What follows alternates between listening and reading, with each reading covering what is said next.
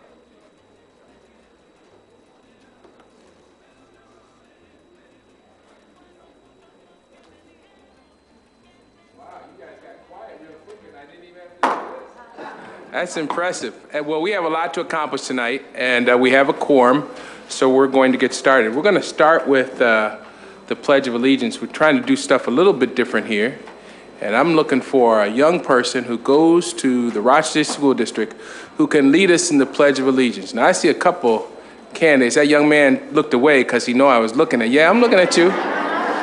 Yeah, you. Come over here. Come on. First of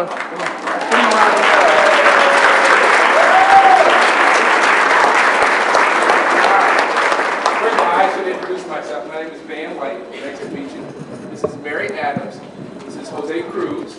This young lady over here is Willa Powell. This is Sophie Gallo. All right? We're all members of the Board of Education, but we need somebody to lead us in the Pledge of Allegiance. Now, where's the flag? See the flag over there? Now, what's your name? Josiah. Josiah, bless you. What school do you go to? 29. 29. I assume you say the Pledge of Allegiance in schools, right? So you got this down pat. You know how to lead us, right? Yes. All right, now give me a second to get back over there so I can get my spot and put my hand on my heart, all right? Yes. And then it's all yours, all right? Hold on now. Not as fast as I used to be. All right, we're all going to stand. We're all going to stand for Josiah. You ready? I pledge allegiance To the flag of the United States of America and to the republic for which it stands, one nation, under God, indivisible, and liberty and justice for all. Let's give Josiah a round of applause. Nice job, sir. Josiah, is that your mom over there? Let's give Josiah's mom a round of applause, too. You know, he did that without any practice. We do appreciate that. All right, one more round of applause for this young man. All right, now we got to take care of some more mundane stuff. We got to approve minutes from prior meetings. Can I get a motion to approve May 22nd, May 8th, and June 9th special meeting? So moved. I get a second? All those in favor? Aye. All right, the ayes have it. Now we move on to the more exciting part, and it begins with, I got to take my agenda here because otherwise I'll forget everything Sinead tells me I'm supposed to say. Right, Sinead? That's we don't introduce her too often. That's Sinead Lee. She's our board clerk. All right, let's give Sinead a round. About her and all the staff in the district writing these notes and telling us what to do and how to proceed. So we want to thank them once again for all their hard work. The first thing we do, I want you guys to see something here. If you'd ever come to board meetings over the last 10 years, 15, 20 years, lined up all along here, you would see these pictures of kids that were taken from 10, 15 years ago. These kids, the pictures that were up here, where each of these stars are, they graduated 10, 15 years ago. And when I got sworn in as president, one of the things the board said to me is, man, let's do something with this. Let's change this. And one of the ideas we had is we said, well, let's start taking pictures of staff and students today that are making contributions to our district, right? So we alternate every other month. Hey, let's give our superintendent a round of applause. That's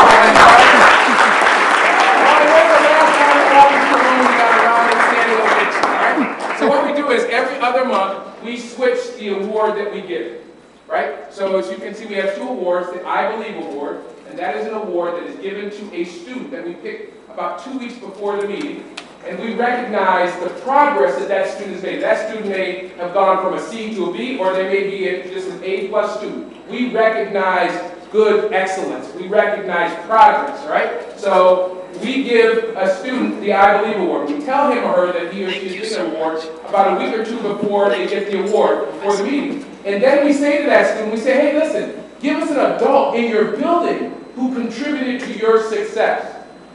Who was it? Was it a cafeteria lady? Was it a principal? Was it a teacher? Was it a paraprofessional? Tell us who in your building contributed to your success. Who believed in you? And that student will come up here every Thursday, once a month, on the third Thursday of the month, and we will recognize that student. And then the student gives an award to the teacher or the principal or the cafeteria lady.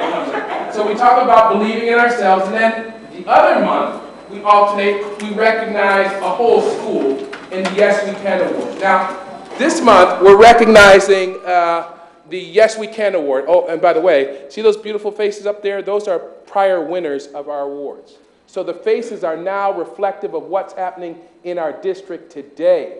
These are the folks that you all should be looking up to, right? So let's give these folks, some of them may not be here, give them a round of applause.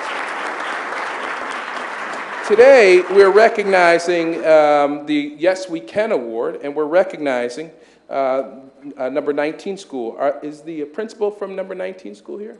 Or someone from come on up.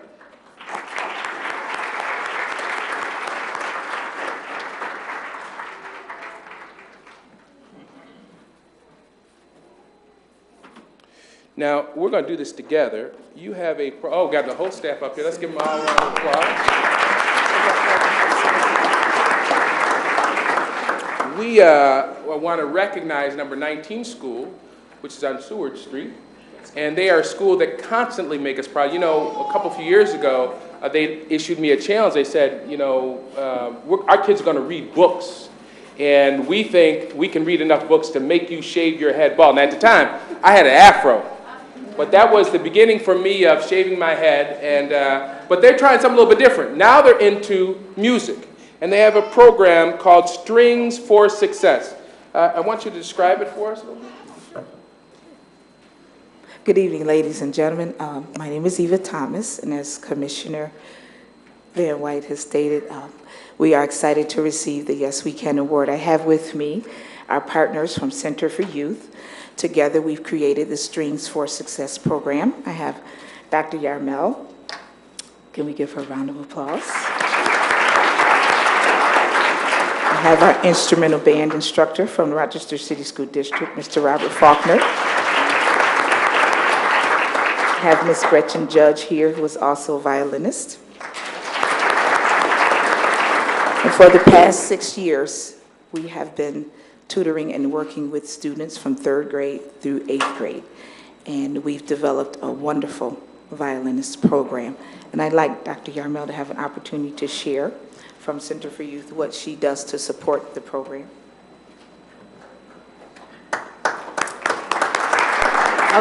I didn't know I was going to be in front of a mic. This is great. Well, what we do is we actually have created a violin ensemble where we have over 100 students in the program, and they all receive private lessons as well as group ensemble lessons 2 to 3 times a week. This year we dreamed really big, and we decided to take the kids to Washington, D.C. We took 36 kids on the road in April for a 3-day trip, so we stayed in hotels 2 nights. When we started in the fall, we thought this would be a great idea, didn't quite know how we were going to accomplish it, but we believed in the kids. We knew they could do it. They were a young group to be traveling overnight. We had kids from 9 to 13, ages 9 to 13 on our trip, so that's fairly young to be going as far as Washington. To stay in hotels without parents, but we did it. We had many parent chaperones. We had many teachers that went with us. It was extraordinary. We worked with Louise Slaughter's office. Congresswoman Louise Slaughter helped us with some of the arrangements, and we ended up playing at a briefing on the arts put on by Louise Slaughter's office. We played all over the city in front of the White House. We played in front of the Martin Luther King Memorial, on the steps of the Capitol. And we saw everything in Washington that you could possibly see. So it was an extraordinary experience for all of us. We now know that we can do anything. We know that we can travel anywhere with a group like this. They carry themselves like professionals, and it was a trip of a lifetime for all of us. So we are grateful. Thank you for this award and recognizing our program. It is our pleasure and our honor to serve these children. And we wanted to give a special thank you to our own Rochester City School District for supporting us and for providing transportation, and also to the Rochester community. Many of you helped with donations. We fundraised. We had a Zumba class.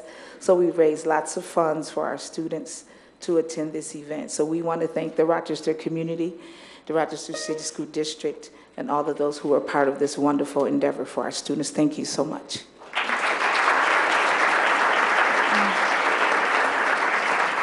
Now, I want to say, let's give them another round of applause. A lot of good things are happening in this district. You just don't read about it in the papers. A lot of good things are happening at number 19 school. Like, for example, this summer, this is a quick little plug, you have a Freedom School. Tell us about it real quick. I know we're running short on time, but this is important. Okay. All right, this is our 2nd year. Last year it was a pilot program. Freedom School is a program that focuses on literacy enrichment. And this program is developed to help our students understand who they are, where they come from.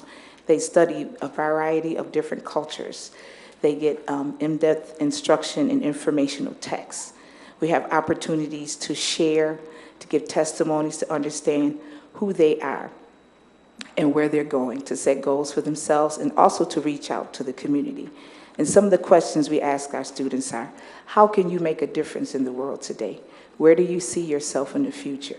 What can you contribute to your community? So all of these questions are centered around the Freedom School program. We're normally at my school, at School 19, but this year we're at school number 10. So if you're in the area around July 7th through August 8th, stop in and visit with us and see what we're doing. We have an awesome time. This year we have about 95 students, and we have a long waiting list. So we're excited about starting this program again this year. Thank you.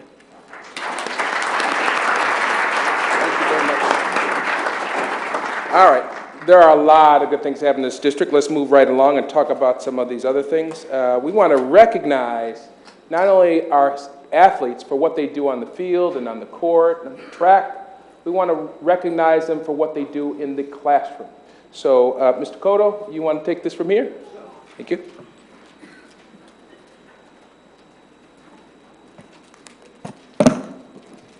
Good evening.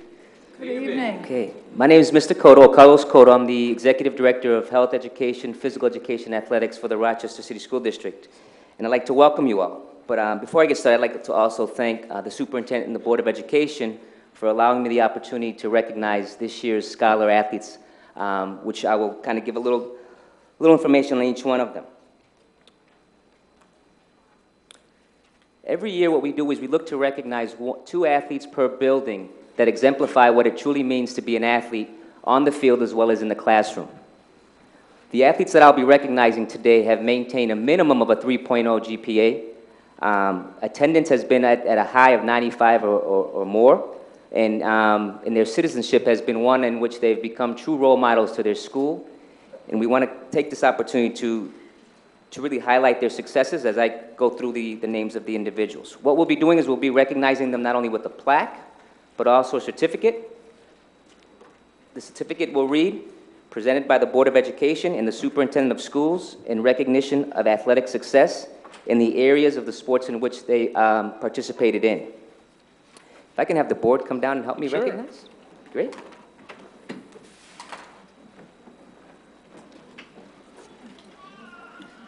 First athlete to be recognized, Larry Winkie from Charlotte High School.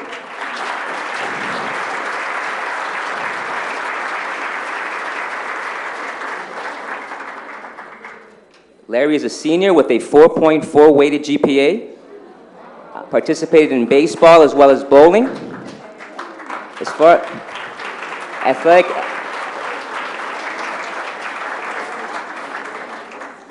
Larry has also represented the Rochester City School District in state bowling competition for the last 3 years. So that's a huge accomplishment.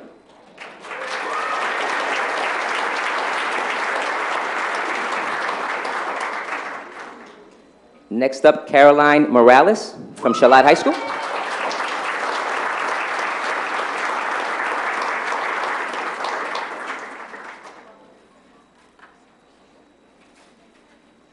Caroline is a junior with a 3.2 GPA. She participated in volleyball and softball this year. High honor roll, outstanding high school chemist student, and is looking to attend St. John Fisher College.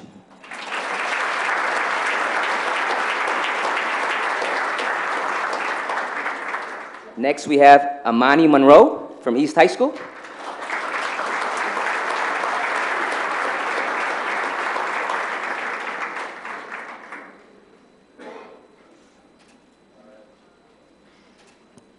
Amani is a senior with a 3.0 GPA, participated in tennis and softball, and college of interest is Nazareth College in the fall.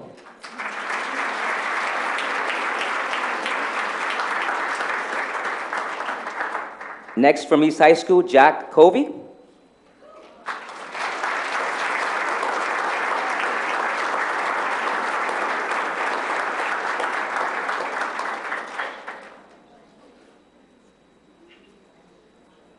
Chuck is a senior with a 3.3 GPA, participated in soccer, swimming, and track. Some academic accolades, RIT computer science recognition this past year, and is looking to attend the U of R to major in biomedical engineering.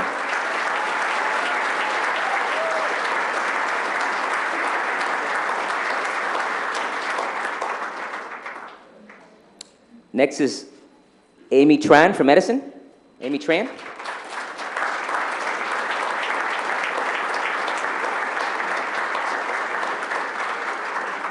Amy's a junior with a 4.31 GPA.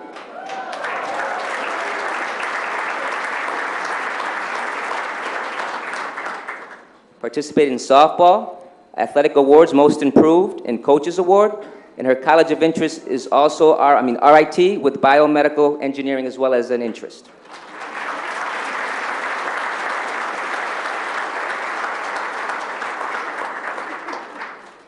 Next up is Richard Cowan from Edison. Richard Cowan, I'm not sure if he's here though. If I can have the athletic director come up to receive his award. Richard Cowan's a senior with a 4.17 GPA, participated in football, indoor track, and outdoor track, and is looking to attend, well, he's got quite a few colleges of interest, Brockport, Buffalo, with a major in business management.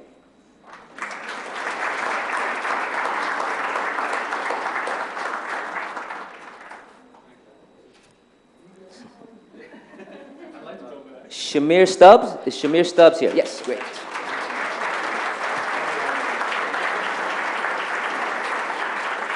Shamir Stubbs is a senior at the Franklin campus, Vanguard.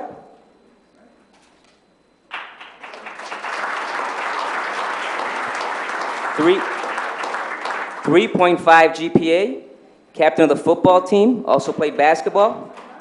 Colleges of interest are St. John Fisher and Syracuse University.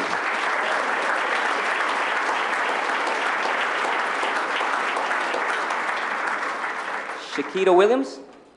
Shakita Williams.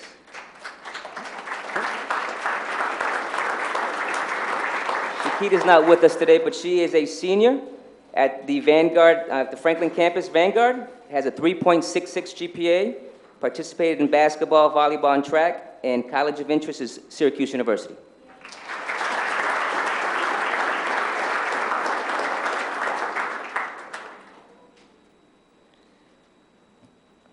Gary Whiteside.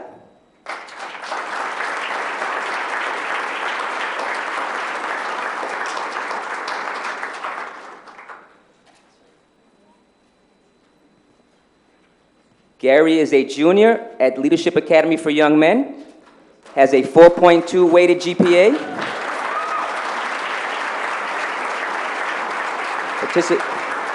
participates in football and basketball, in college of interest, so West Point, Yale, University of Maine.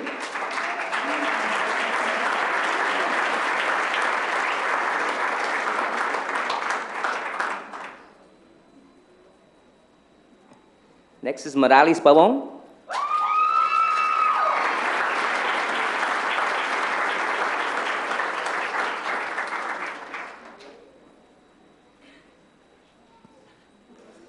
Morales is a senior. She participated in volleyball, cheerleading, and softball.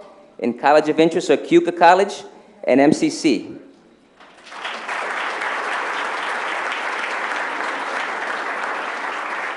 Ahmad Ellis.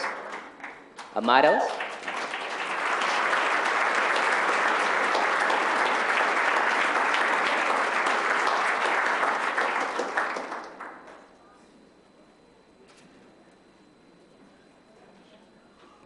Ahmad is a junior with a 3.0 GPA, participated in football, basketball, and baseball this past year, and college of interest is UB.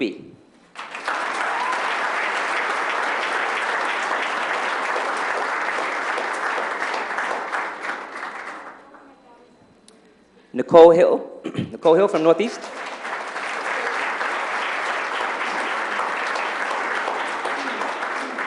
Nicole is a senior with a 3.0 GPA, participated in cheerleading and softball. College of interest is Genesee Community College for Business Administration.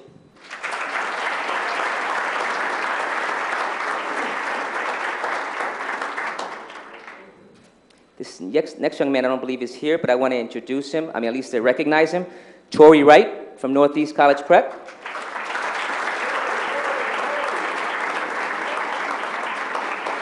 We'll have the athletic director come up. Torrey's a senior with a 3.14 GPA. Torrey also broke 1,000 points this year in the sport of basketball and is looking to attend FLCC.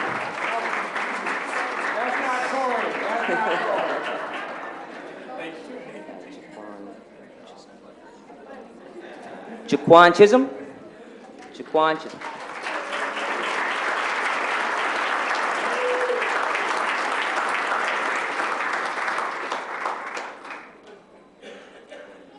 Jaquan is an 8th grader at school number 2, GPA of 3.06, and this year participated in boys modified volleyball.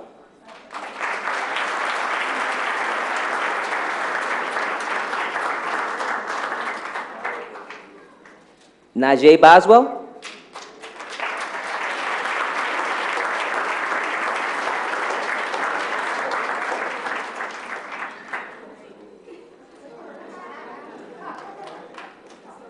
Najee is an 8th grader at school number 3, GPA of a 3.56, and participated in modified swimming this year.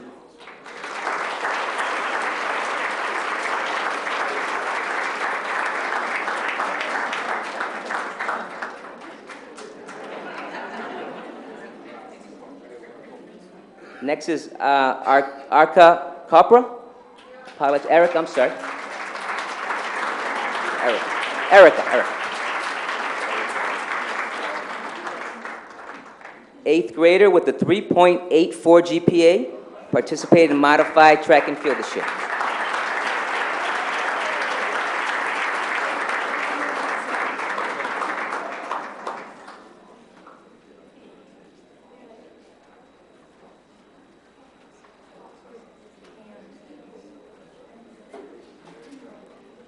Next is Quentin Holloway. Quentin Holloway.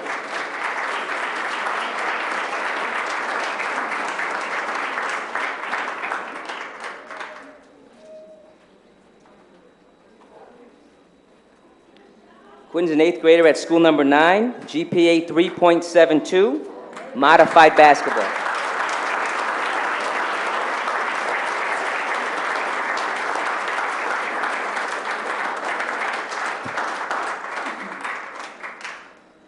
Next is Shanique Sims. Shanique Sims.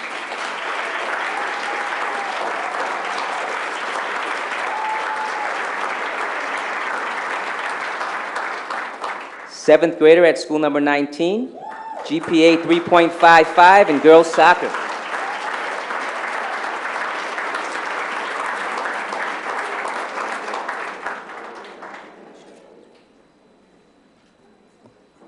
Next is Bishnu Biswa.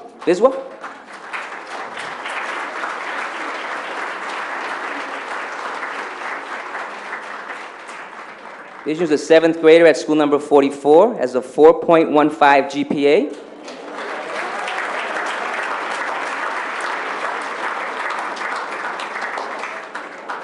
Participated in volleyball and tennis this year.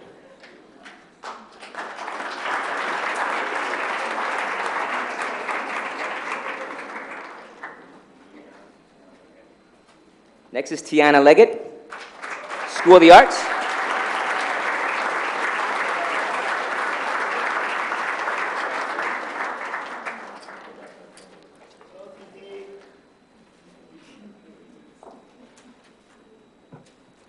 Tiana is a senior at School of the Arts with a 4.0 GPA, participated in volleyball and softball,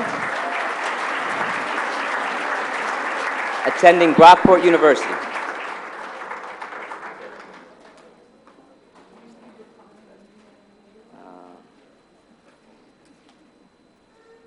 Next is Owen Gabby, Wilson High School.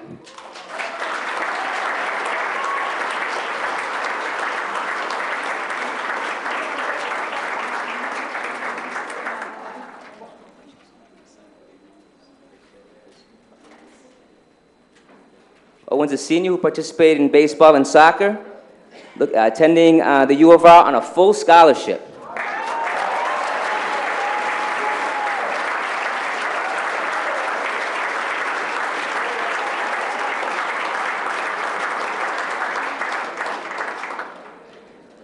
This next young lady is the fastest 100-meter runner in the state of New York. Katara Burrows.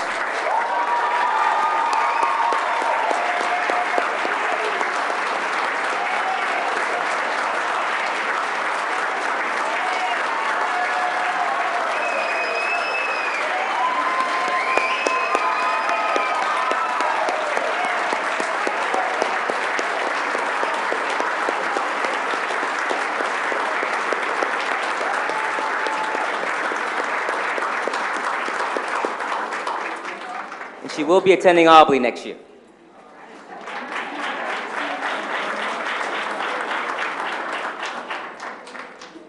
Next is Precious Harris, Rochester Early College.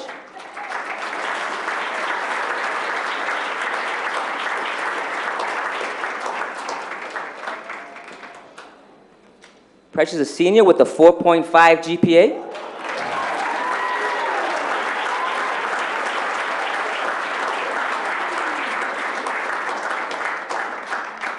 Participated in volleyball, bowling, and softball. And her college of interest right now are MCC, Geneseo, or Buffalo.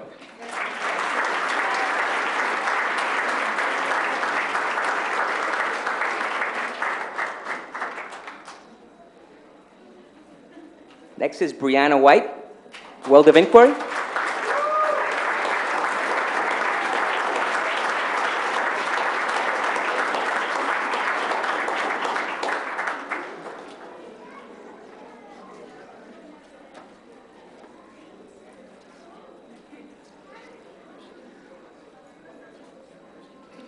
Brianna's a junior with a 3.27 GPA.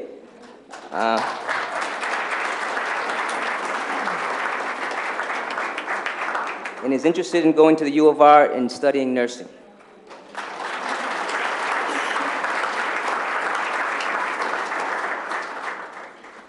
That concludes the awards. I know that we did do a little sign-in early. I'm hoping I didn't miss anybody. We did. Jared Lowe? Okay. Okay, Jared Lowe from World of Inquiry.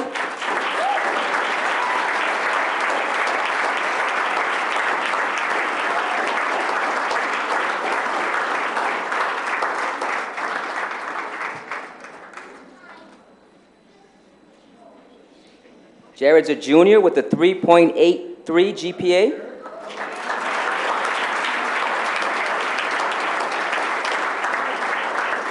Participated in football and track and field, and college of interest are RIT or the U of R.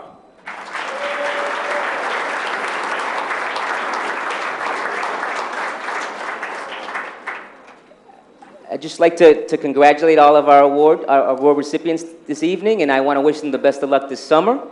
Again, continue to do what you've done this year to be recognized. You are true role models, and we need you as you come back. Oh, you got another one? Katora, what school? What school? School 4. 44. Katora Kerr. Katora Kerr, come up.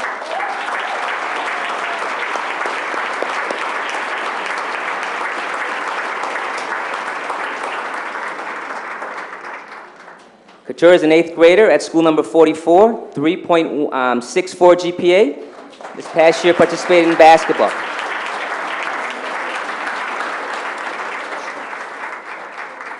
What school? Early college.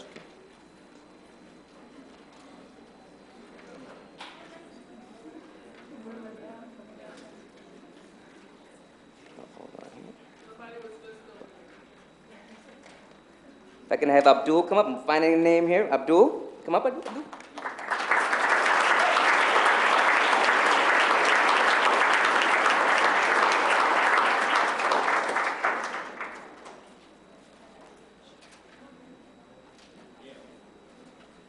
Abdul Nagos is in the 11th grade at Rochester Early College. He has a 3.5 GPA.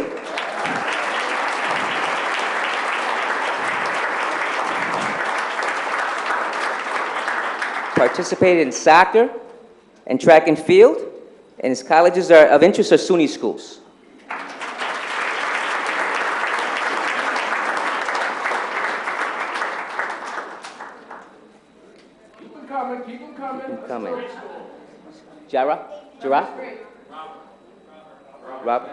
Robert Smith, school number 3.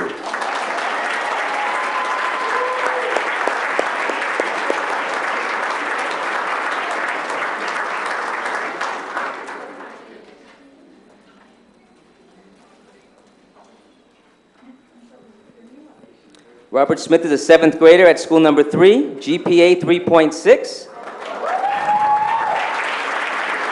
Modified track and field. Did I miss anyone else? All right. If I can have all our scholars come up for one quick picture, and I'd like to thank you all.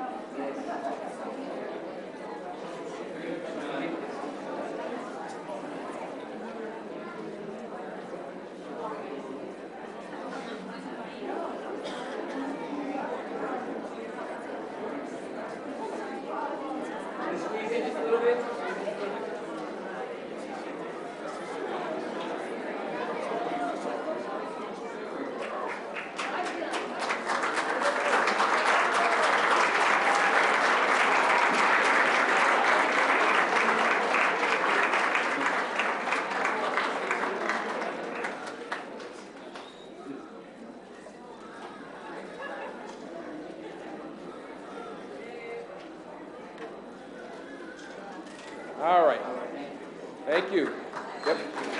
Now, hello.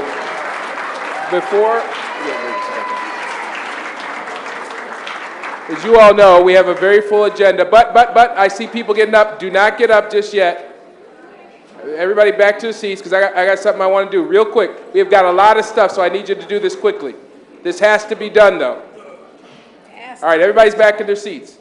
Now, we gave the students and for the recognition that they deserve for what they do in the courtroom, in the classroom, and in the basketball court, and in the football field, right? I'm thinking it's a professional hazard. It's just, my mind is on the courtroom. But you know what I want us to do? I saw a couple parents stand up, and grandparents and aunts and uncles that were very proud of these young people. I want all of us to give a standing ovation to the families that supported these kids. All right, come on, let's give them a standing ovation. Hey. We thank you so very much as a district for all you do. Thank you. All right, this is a day of awards and recognition. This is a good thing. I can't even describe for you how I'm feeling, and I don't need to, because I know you feel very positive about this district and the things that people are doing. Remember this when you read the next negative headline, right? Right? Remember this.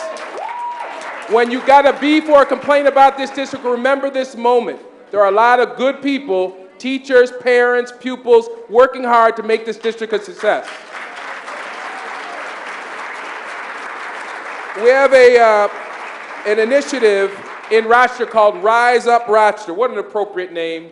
It is an effort by this district and by people from the community to recognize students who can speak out against violence. And we have a Pastor James Simmons is going to recognize, once again, excellence in our community. Pastor Simmons, let's give him a round of applause.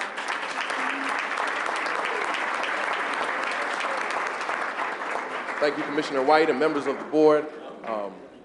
I'm just excited to be present to witness all these scholar athletes and for their excellence, and for also the opportunity to present on behalf of Rise Up Rochester Incorporated, the winners of our annual billboard contest. In response to the numerous amounts of homicides that have taken place in our community repeatedly year after year, Rise Up Rochester, in partnership with the school district, has created a billboard contest in which we invite students at each of our schools to create artwork that speaks against violence, that speaks to their peers and speaks to the community, messages of anti-violence like eye for an eye makes the whole world blind, messages such as family members have been victims of homicide and crimes, and speak peace and speak life, so that that might not happen as much. And each year, those winners, the winners of those particular artwork pieces, are made into billboards that are placed or near the student's school who has won. And we are excited that on this particular year, we have 8 young persons whose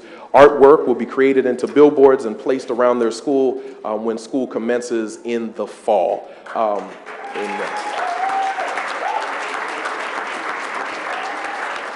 I'd like to especially thank Ms. Beverly Burrell-Moore and Ms. Lydia Bodie-Rice and her staff for their hard work in making this come to pass and making this happen in this particular year. I'm the Reverend James C. Simmons. I pastor Baber AME Church, and I'm the chairman of Rise Up Rochester, and this is the Reverend Dolores Simpson of the Clergy Police Partnership, and she will present the winners. Also ask that if you have not signed a consent or release form, if you'll see me afterwards so that we can ensure that your artwork is placed upon the board. Good afternoon. Good afternoon. Please forgive me if I do not say your name right. You can throw a shoe at me. Our first winner is Brianna Williams. Come on down, Brianna. School 28, and she's in grade 6. I wish you did. Miss Antonio is her teacher. Come here, let me give you a hug, baby.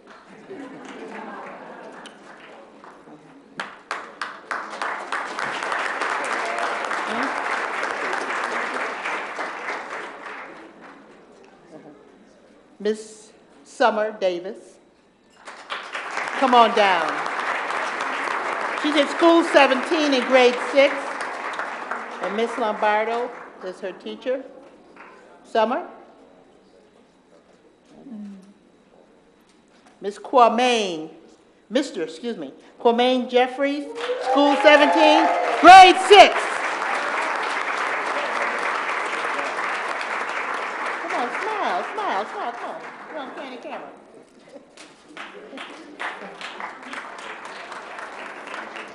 Miss Malaysia Polk, school 35, grade 6.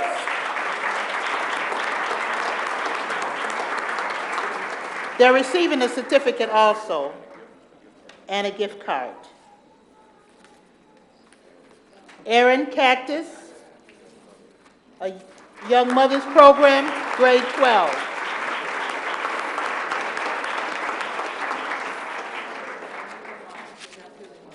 Okay, Brooke.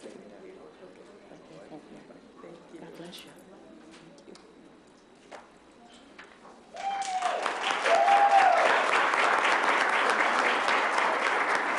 Famano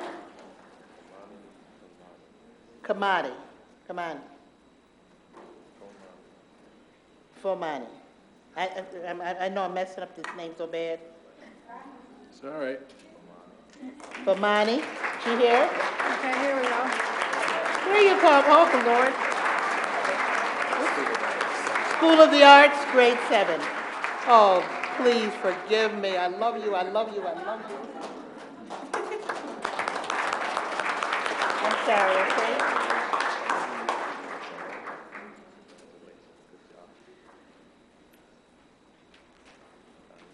Miss Colleen Alfonso, School of the Arts, grade 7.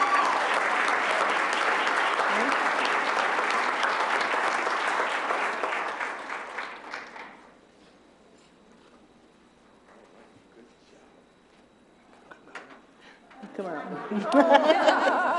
Try again.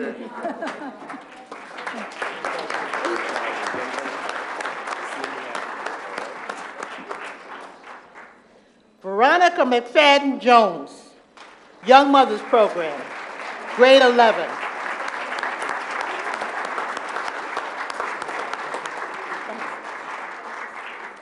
That's your mother. Oh, yeah, shit, they told me about the,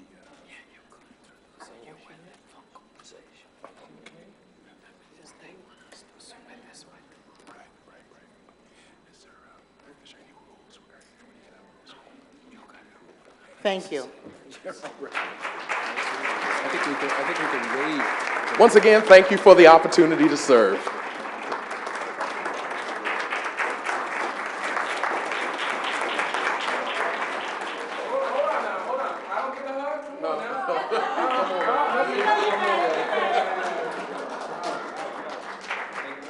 You gotta let me go, sister.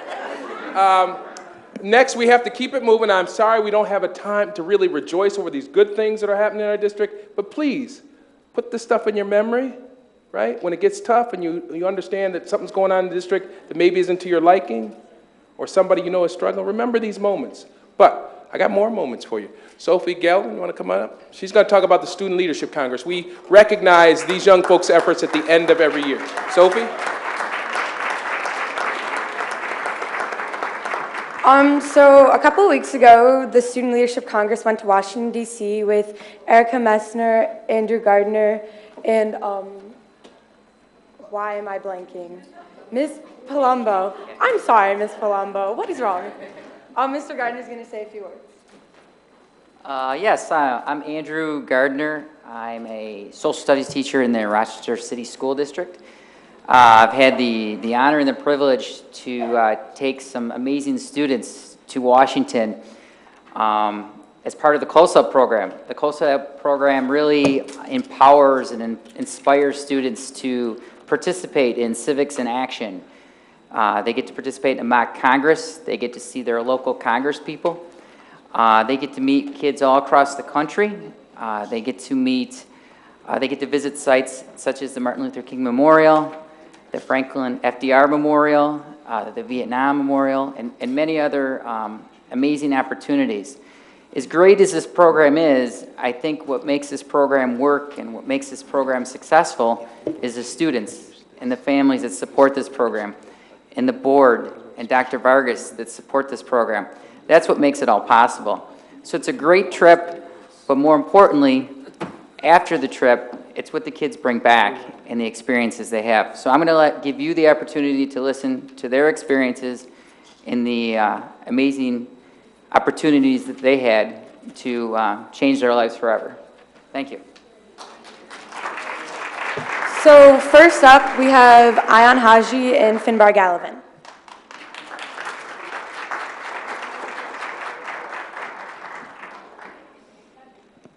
All right, so the most interesting thing that I learned while on the trip was that regardless of our different backgrounds, we all share a similar concern for the well-being of our nation. We all want to see our nation prosper and are willing to assert our opinions in regards to changes we wish to see. However, in order to implement these changes, we must also be willing to actively express our views.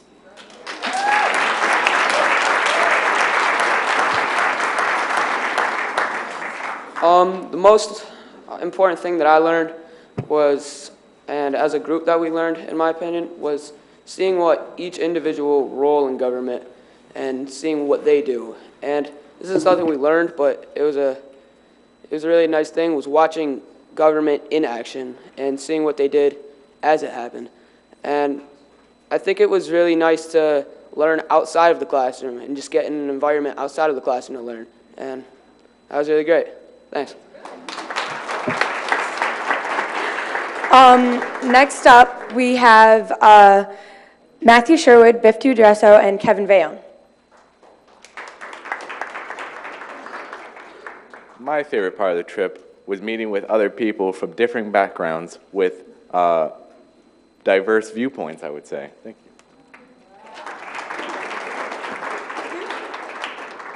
Well, my favorite part of the trip was that it was educational, but also it was fun. We went to Capitol Hills and we went to monuments around Washington, D.C. And through study visits, we learned about these monuments and about Washington, D.C. But at the same time, even though we were learning, it was still very fun. We were able to be with friends, and we were able to meet new people from all over the country.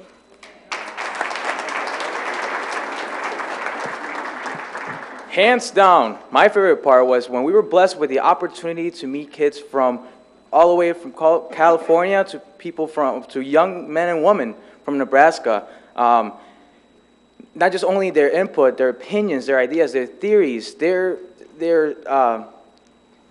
resolutions proposed for all types of ethical issues that we are encountering at the moment. Not to forget, it's a very, very educational trip where we learn, as my fellow brothers and sisters shared here, we learn a lot about our representatives and those who speak for us at the Capitol. We learn about the very, very historic monuments, and we went more in deeper in thought about what does it mean for us and why they're of existence. And I have to say it was a very, very amazing trip. Thank you. Lastly, I'd like to invite up Unique Fair to talk about why it's important for the Rochester City School District to keep sending students on this trip. Hello, everyone. A vision of the Rochester City School District is that every child is a work of art, create a masterpiece. The Close-Up program is vital to that purpose because it offers participants a wider perspective. As previously mentioned, one opportunity is that you get to meet people from across the nation and see their views on issues that you also face, and maybe their views on issues you don't, and you learn to appreciate different things, maybe things you have here that you don't have, that other people may not. Also, this experience develops skills that members of SLC can apply to their work improving the Rochester City School District for students when they return. This is an annual project, so when you have high school students who continually return, they come back better and better, and that improves the district as a whole. And that's why this is vital. Thank you.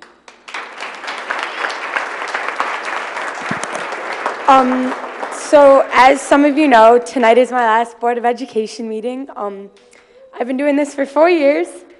And, sorry. And, thank you.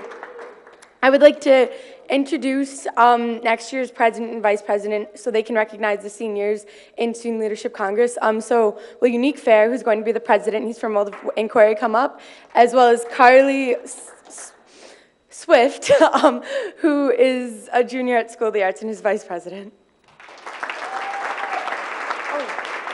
As well as Erica Messner, who is one of our advisors along with Nydia, but Nydia's mother just passed. And before you guys come up, I just want to give Erica a thank you present. She's actually from the West Coast, and she's going to grad school back over in California. So she won't forget her time in Rochester. We got her a Rochester sweatshirt and then some earrings. So thank you, Erica.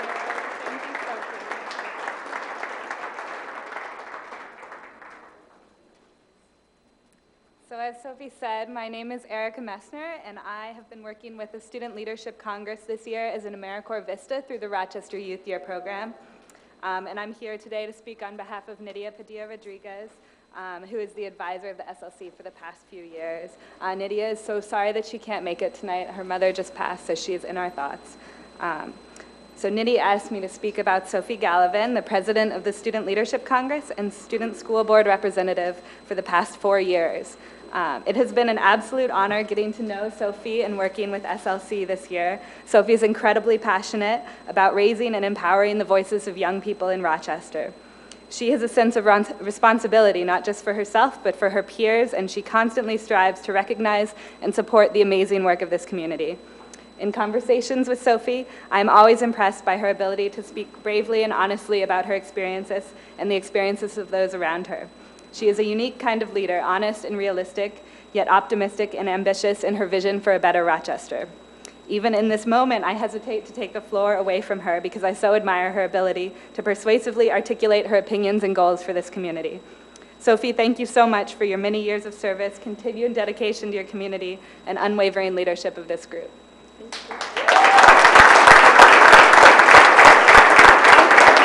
And I would also like to invite Malik Evans to say a few words about Sophie's dedication to the board.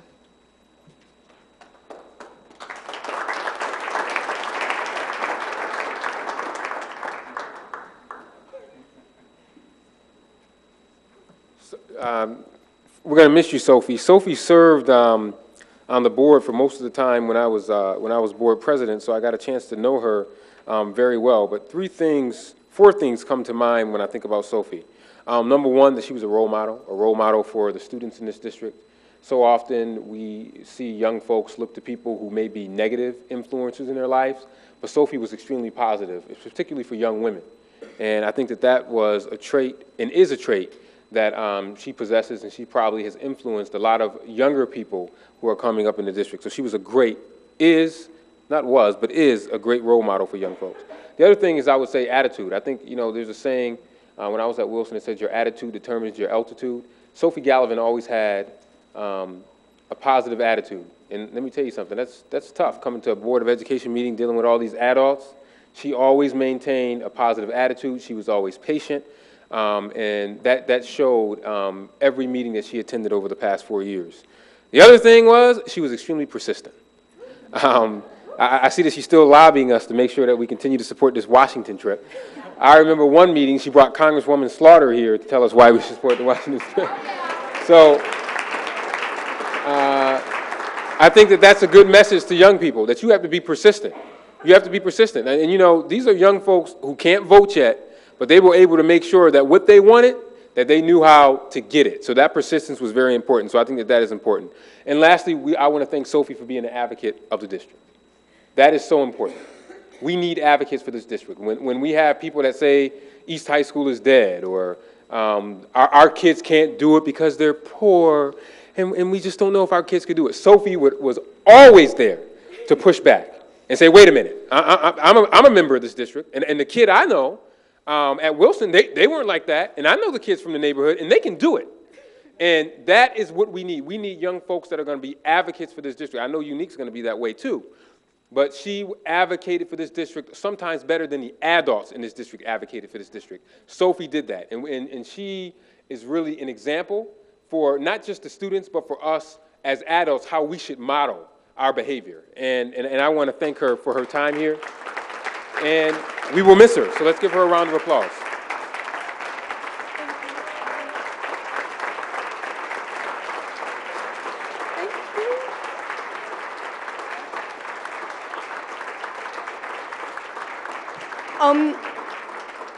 Wow. I don't know if I can speak.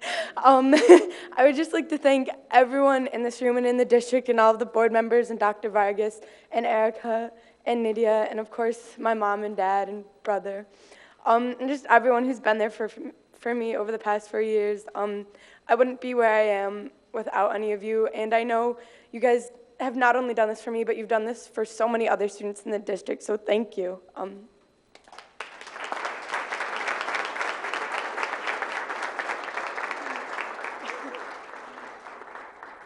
And if we can get the seniors to step over here, we'd like to say some words about you as well.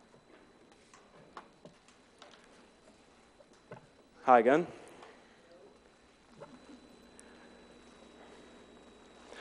We are all stories in the end. Because of this, it is clear that the nearest thing to immortality is being remembered by those around you after you're gone, or after you graduate. The graduating class of 2014 will be remembered for their passion, leadership, fortitude, and abundant friendship, and the abundant friendship that they have given their peers and underclassmen. In conclusion, as you finish your 12-year prologue with us, I can speak for every parent, teacher, and friend when I say that we cannot wait to read Chapter 1.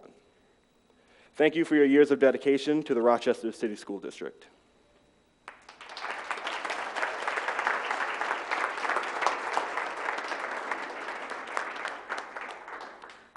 These guys have been just beyond amazing. They've played such a huge part in making SLC the way it is today. So we want to thank you guys for that. And as sad as we are to see you guys go, we know that you'll excel in whatever your next step in your life is. So thank you for all that you've done. All of your hard work and enthusiasm have been wonderful. So congratulations on this transition in your life. I just want to formally introduce the two other seniors. This is Ayan Haji. She's going to Columbia next year. She's from Wilson. And this is Matthew Sherwood. He's going to U of R next year, and he's also from Wilson.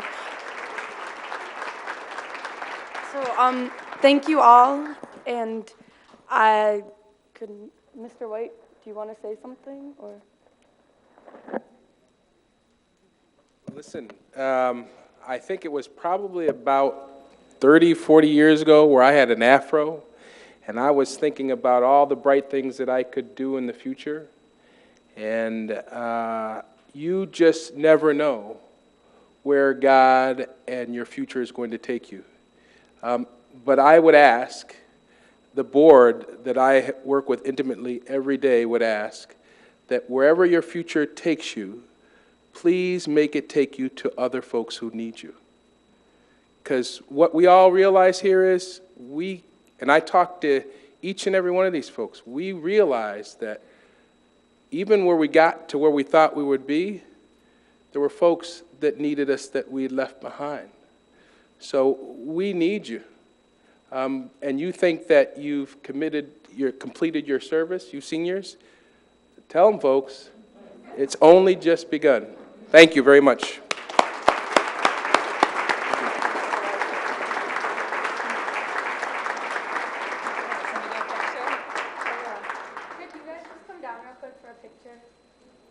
Thank you.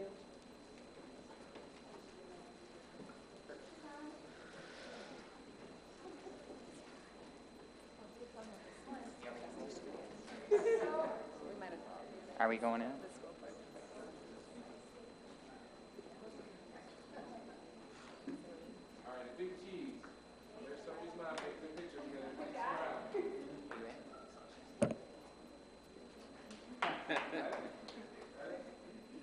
Oh, just like my wife. Oh, my goodness. All right, thank you. We're going to take a 5-minute break at the most because we got to clear the room. I'm sure some folks will know. And then there are folks out there that want to go in. 5 minutes at the most. I look forward to working.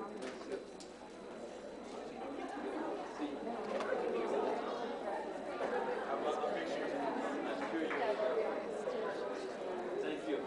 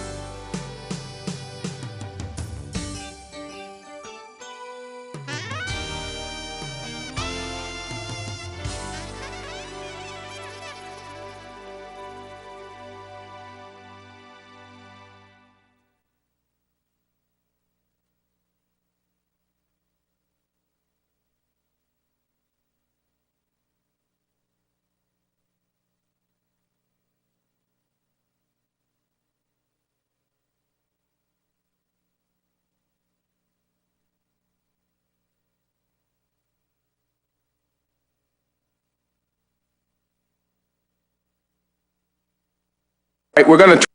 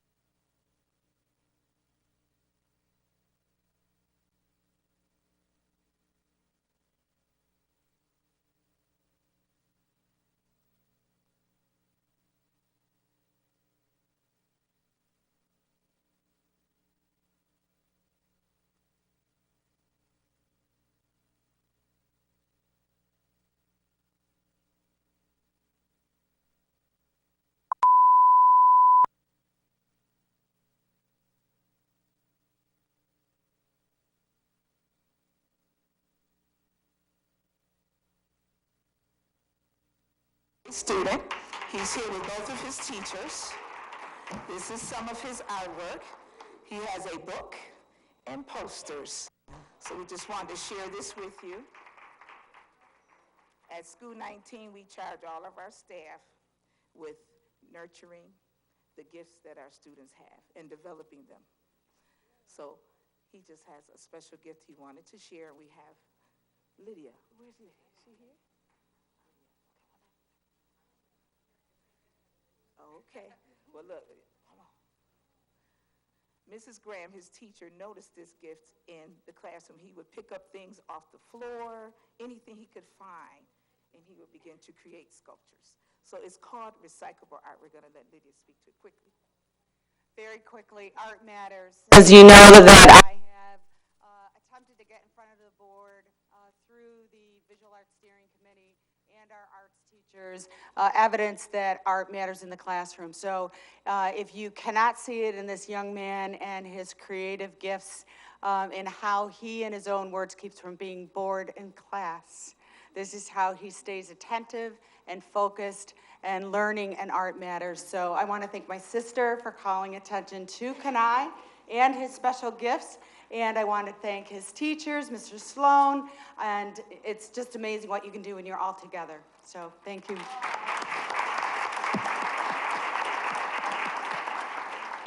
Hello, I would like to thank my teachers and my classmates for helping me with these sculptures of what I made.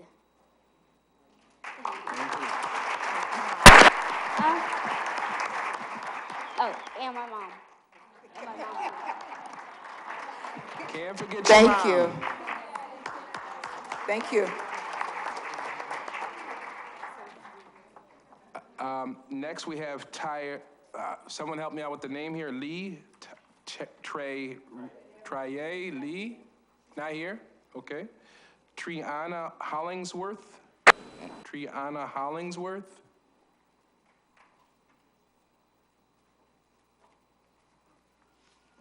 Hi, I'm Triana Hollingsworth. I'm from school No. 45, and I'm here for the 7th, 8th graders. They bully me, they torture me, and they curse me out sometimes when I'm walking through the halls, and I just want them out to school. Thank you.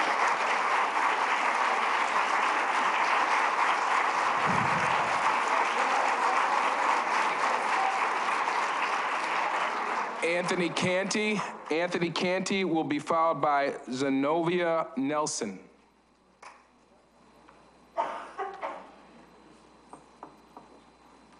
Hello, board members. Hello. Parents, teachers, thank you for coming tonight. My name is Anthony Canty Sr. This is my son, Anthony Canty Jr. He goes to Edison Tech. He's in a work experience program at Edison Tech, and he's in a special ed. So basically, I'm just here to say that my child here is in the work experience program at Edison Tech, and the students there, they learn at their own pace. They're special ed students, and the Rochester City School District thinks that the teachers are not pushing the kids hard enough to learn. But these kids can only learn these kids can only learn that so much. They want to put inexperienced teachers and the students that don't know the place very well, but veteran teachers are being put in different areas that they shouldn't be in. But teachers of the RCSD are very dedicated professionals who love their students. They go above and beyond their jobs as teachers. They are not only teachers, they are counselors, parents, psychiatrists. They also come out of their own pockets just for school supplies and helping students out with money and food. And I just would like the politics to stop and just concentrate on students, basically.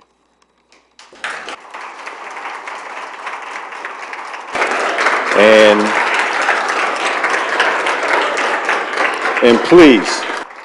please, we all must remember, teachers are not the enemy. Teachers are not the enemy. Teachers are the solution to a very big problem. And they shouldn't be, castigated and, and put a blame upon by anyone. It hurts to see, it hurts as a parent, and that the authorities don't listen to the teachers. It seems that the RCSD is more important than teaching teaching kids is very important. The RCSD should listen to the teachers who are in the trenches every day. The RCSD needs to stop looking at numbers and schemes to meet graduation rates. And as a U.S. Navy Persian Gulf veteran, I fought for this country. I wish that the RCSD in Washington, D.C. fight for our kids.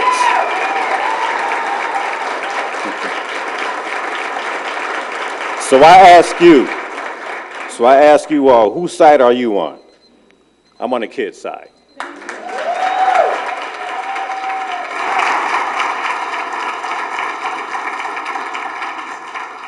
Mr. Canty, thank you for your service and your comments.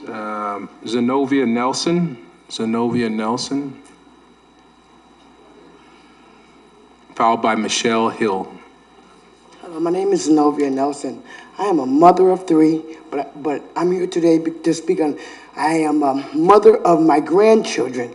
All my grandchildren have IEPs. I have one's 5, 6, and 10. When my kindergarten went to start going to school 36, the special behavior teacher there by the name of Miss Mentor helped me out so much. I'm talking about things that I didn't know for the 4 years that my other grandson has attended special ed. Miss Mentor has helped me out from day one up until today. When I found out, when I was asking her the other day about next year, and she told me she wouldn't be here, it hurt me. Because this lady I have seen her go out her way. I have seen children scream her name, Miss Mentor, I need you. I need to talk to you. To take her job away from her when these kids need her. Because some of them don't have a good home to go to. Some of them got broken homes. They depend on her. They depend on these special education behavior specialists. Please do not take her away from her job. Give these kids give her another chance. Give her another chance. Because she has helped me.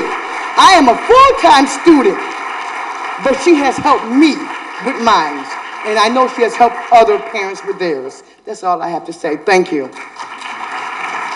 Michelle Hill, who will be followed by Barbara King. Hello. My name is Michelle Hill. I'm here to represent 45 School. I've been going to 45 School with my grandchildren for the last 6 years. Now, this school today is unacceptable. I'm going to give you a little example. I want the 7th and 8th graders and the Boys and Girl Club out of the school. The Boys and Girl Club has changed things in the school. Monday, I went to go pick up my granddaughters at 2 o'clock, 2:30. They could not find my granddaughters nowhere in the building. Now, they could have been, an 8th grader could have had one of my granddaughters somewhere. I couldn't understand why they couldn't find them. Why they can't find them? Because the teachers that they have from 7:30 to 2:30 is finished with the children. And they have extended the days, and with them extending the days, that's the Boys and Girl Club, and it's unacceptable. Unacceptable. They have no discipline. They don't know what to do with the children. It's just unreal. I go in that school, I have seen the 7th and 8th graders having sex. I have seen them cursing out the teachers.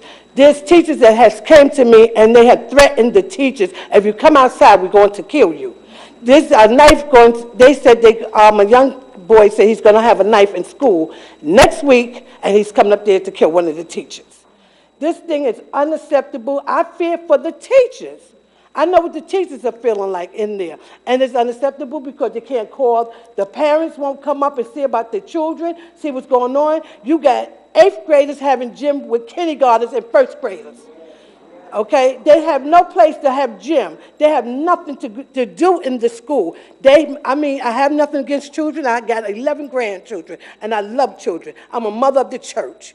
But I would not accept not being able to find my granddaughters in school. They couldn't find them nowhere. They was in the classroom, but they was calling for them, but they couldn't find them. And they did not know which classroom they was in the school. I have a grandson that's in kindergarten. His grade he's a 3rd grade smartness, and he's in kindergarten. But, I'm going to go, because I'm a talker. But he came home and said, Grandma, I feel like killing somebody. I don't know who I'm going to kill. That's unacceptable in my house. Kids cannot talk like that in my house. My grandchildren goes to church. And what they're picking up is unacceptable in the school because they're hearing the other children curse and run the hallways. Y'all, God bless you.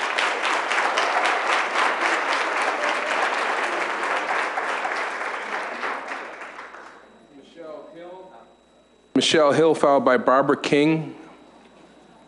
Michelle, oh, I'm sorry. Thank you. Barbara King, followed by Lori Thomas. Barbara King, followed by Lori Thomas.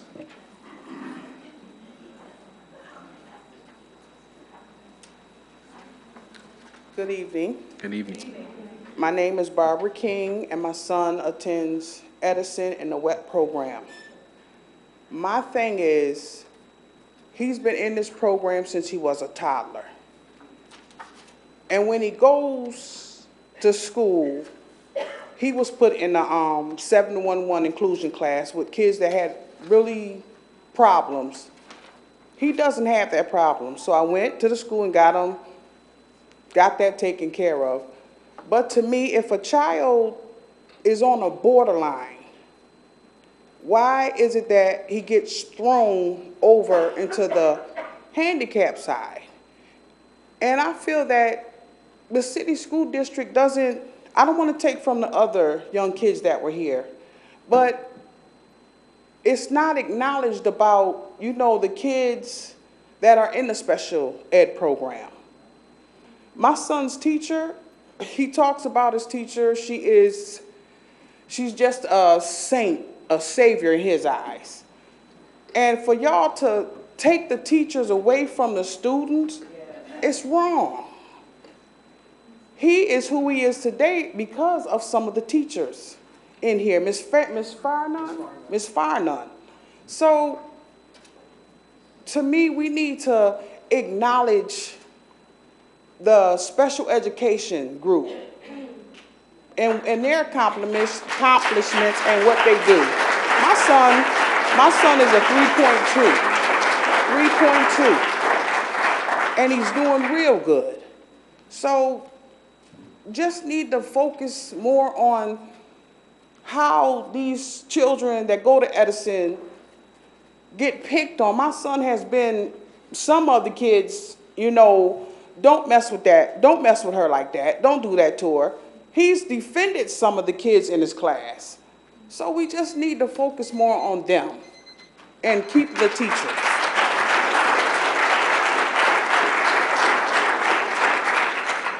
Lori Thomas will be followed by Van L. Smith, Jr.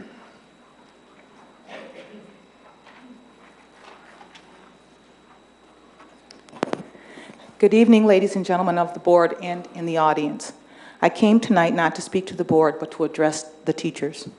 In 1996, I received my first full-time contract with the Rochester City School District. I was hired by an administrator who truly cared about and loved children. She hired me on the spot because she knew and understood that I cared about and loved children. Her school was successful, and she was removed. I was successful, and I was removed. We as educators have entered a time in educational history when a perfect storm exists. The information highway has opened up a wealth of knowledge about the hijacking of the system of education. Across the nation, parents, students, and educators are stepping up and speaking out against the dehumanizing effects of Common Core. The fight, however, must not be about testing or evaluations. The fight must be about children. It must be about respect. The fight to change the conditions in education must be about changing the focus of education so that it concentrates on discovering, developing, and directing the gifts and talents of every child. To do that, teachers must change their focus as well. Teachers must look deep inside themselves to find the passion that led them to teaching. Teachers must focus, as Howard Eagle would say, with laser-like precision on their own gifts and talents and use them to guide their students to and then on the path to personal success. Teachers must demand, not request, but demand respect by defending their profession with integrity and righteousness, and then role model those qualities for their students while making them the expectation for and of all stakeholders in their school community. The focus of education must be on the children that we educate, not the cost of education or the color, sex, area code, or socioeconomic condition of the teacher or the student. The focus must be on the gifts and talents of every child, who the child is and their possibility of becoming. Changing the focus of education means learning how to play again, and then how to guide that play towards gaining knowledge about the child and their world, discovering their gifts and talents. Changing the focus of education means relearning the elements of music and dance, color and art, and how to connect them to the learning environment to engage and inspire each child toward becoming a lifelong learner. Focusing on the child and the developmentally appropriate approach to educating each child means ending standardized testing, Common Core, data mining, the school-to-prison pipeline, dropouts, truancies. It means the end of the educational failure of our children. There can be no better time than right now to fight to change education, the conditions it perpetuates. But let's be clear about what we want to focus on. The focus is the children. The focus is the children and nothing else. It's the only way we will truly achieve educational success. Thank you.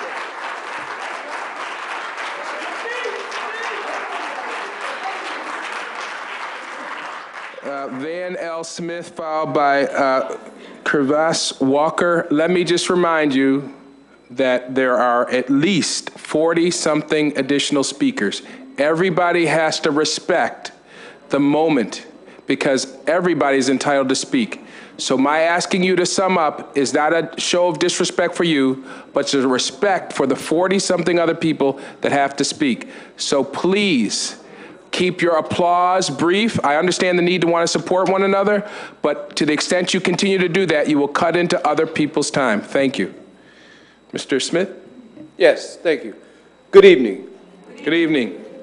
First of all, I want to congratulate all the students that went earlier in receiving their recognitions and all the encouraging words that were shared with their families. And I want to ask all the teachers to please stand. Please.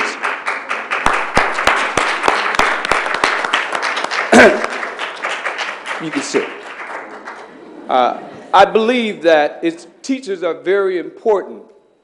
Let me say this. First of all, Dr. Vargas and I served on school-based planning over 20 years ago together. But I just want to say that I believe that education first starts at home, right? And that the teachers, we work alongside the teachers in regards to educating our children. But education starts at home, right? I want to say that I'm here as a concerned citizen speaking to the East High situation. I went to East High. I did not graduate from East High, and I did not graduate from East High not because of East High, not because of my parents, but because of me. I was hard-headed, okay? And a hard head, you know, you make a soft behind. But anyhow, today, over 24 years ago, the Lord changed my life. And today, I'm not just a successful black man, but I'm also a change agent, right? It's about being about the change. So here's a couple of things that I want to suggest. We used to have the pencil program. This pencil program was about entrepreneurs and professional business people working along with the schools to assist in whatever way we could. I want to suggest something like that. I also want to suggest that we be about the solution and not the problem. We all have feelings and emotions, and thank you very much. Thank you. Thank you, Mr. Smith. Ms. Cuevas Walker, sorry about that. Malik's had a little more experience calling out your name, so thank you, Malik. You went to the same school together? Hello, everybody. My name is Cuevas Walker. Basically, my main concern when it comes to the city and school district is more so the safety, and not so much, you know, oddly enough, not so much of the children, the students, or the surrounding gangs that's in the school. It's the security guards in the school. it's sad to see when I see folks who are given such a high responsibility to keep the schools safe take it for granted. You know, sometimes I hear the way they speak, and I think it's really good that the security guards do develop a relationship with the children. But at the same time, you're still a leadership inside of that school, and you held to a higher standard than all the other students. And the line has to be drawn when I hear them swearing, when I see them sagging, when, you know, some of them even outside the school, you know, seeing them getting high. It's like, what are you contributing to the school to ensure safety? And even working for the district for years, up until I left, I watched some of the security guards get fights started and, you know, break it up right in time and instigate things because they didn't like certain students. And one thing I want to encourage you guys, if you can, is to do surprise drug tests or surprise walkthroughs through some of the schools just to see what I'm talking about. There's plenty of times where I'll go up to the school now. I'm a youth pastor now, and I got some of my children in the school, and I'll go up to them I'll go up to the schools during the day and have lunch with them, meet their friends, so I can help the whole person. And I see some of the centers, you know, I see what they be doing, and it bugs me because it's like if one of my students get into a fight, there's no real security, even though they're getting paid for it. So I would just encourage you guys, so those surprise things, you know, a drug test, walk in on them, do thorough background checks on them, making sure their tattoos or something is covered up so all the gang affiliation stuff can leave. So that's just some encouragement I would like to give you guys, and y'all be cool. Thank you. Thank you, Mr. Walker. Gina Cordero. She will be followed by Paul Hetland.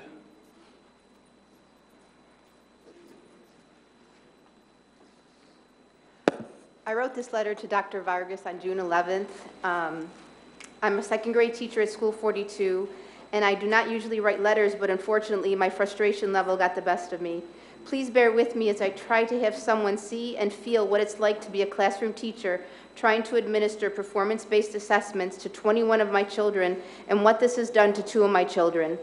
May 27th, I received a packet of information for math testing. I somewhat knew from the sample test what to expect, but I didn't realize the amount. The test contained 28 tasks. 18 of those tasks had to be administered one-on-one. Just to give you a glimpse, one math test took me an entire afternoon after lunch to the end of the day and the very next morning upon arrival up until lunch to complete the assessment. That's just 1 out of 28 tasks.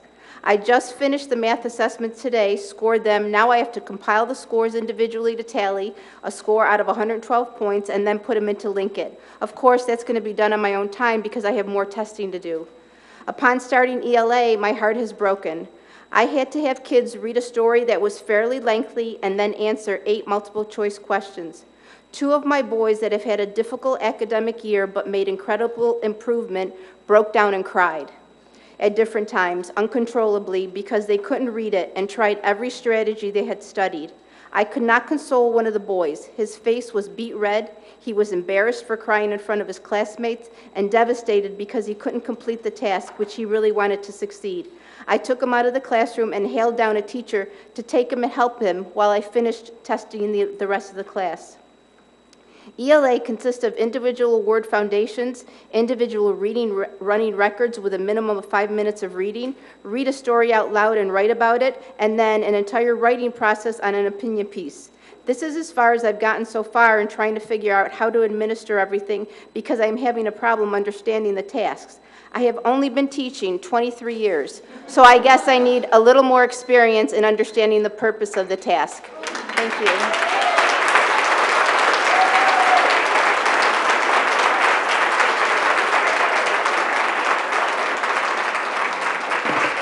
Paul Hetland, to be followed by Dawn Homan.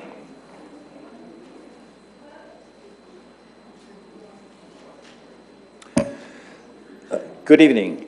The testing that's being inflicted on our students has little to do with them. It's largely aimed at their teachers, specifically at identifying bad teachers. Any school reform proposal, we think, needs at least to make it easy to fire bad teachers. So we need to identify them, and testing students is our solution. But let's look at this more carefully. Of course, we should not passively accept bad teaching, but even saying what that is not so simple. Teachers help and harm our students in many ways. How in the world can we devise an algorithm to calculate the goodness or badness of all of the effects of a teacher on a student? Teaching and learning are messy business. But let's look at this another way. How big is the job of teaching?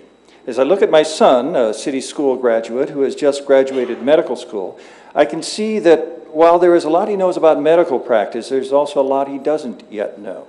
Developing himself into a good doctor will be a long-term project. When I became a teacher, the same was true. When we think carefully about teaching, we realize that the job is maybe 10 to 50 times greater than what any new teacher, or maybe old teacher, can do.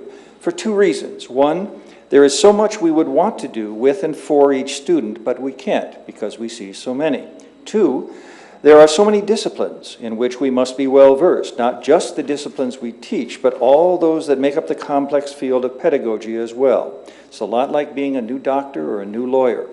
With new doctors and lawyers, though, we don't expect them to have mastered their fields yet. We expect them to develop much further under the long mentorship of senior practitioners. Yet with teachers, we expect them to be good or bad right out of the gate. A teacher who can't do something, anything, is a bad teacher.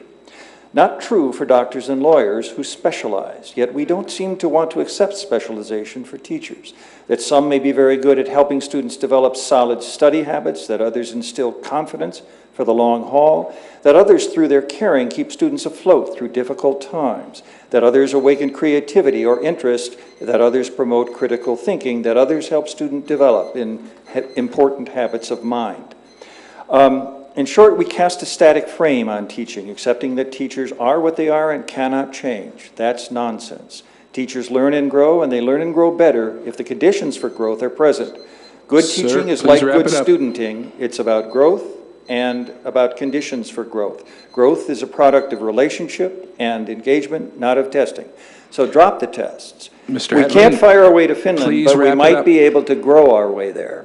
Thank you.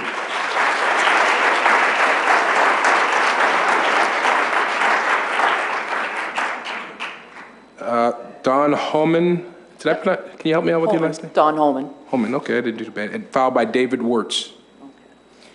My first point is about excessive testing. A whole day of instruction was wasted for a reference test for Common Core and for our students to be guinea pigs for the Piercing Testing Corporation that happened on June 3rd in the secondary schools.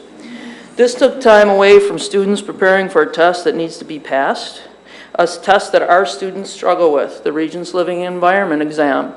In December, we had 40 students retake the exam who had failed it the year before.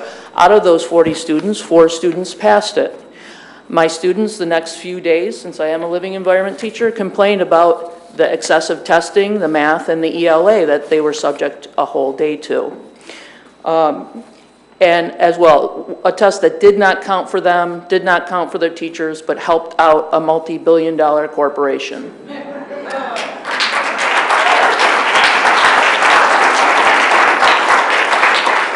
My second point is about special education teachers, a subject near and dear to my heart, as I had a special needs student, one of my sons. You talk about increasing the graduation rate, yet you cut over 50 special education teachers this year. There's a stigma surrounding special education that needs to stop in this district. In the suburbs, the parents demand that their students get every advantage and every help. Here, our students, 4 IEPs have been, this year they've been reworked. It's not only unethical, it's ethical, it's educational malpractice. Everyone learns differently and some kids need extra help. These teachers keep kids engaged in school and help them to graduate. It's plain and simple. I had a special education teacher that came to me who cried and told me, please don't tell my students because I will be okay, but I worry about them and their future.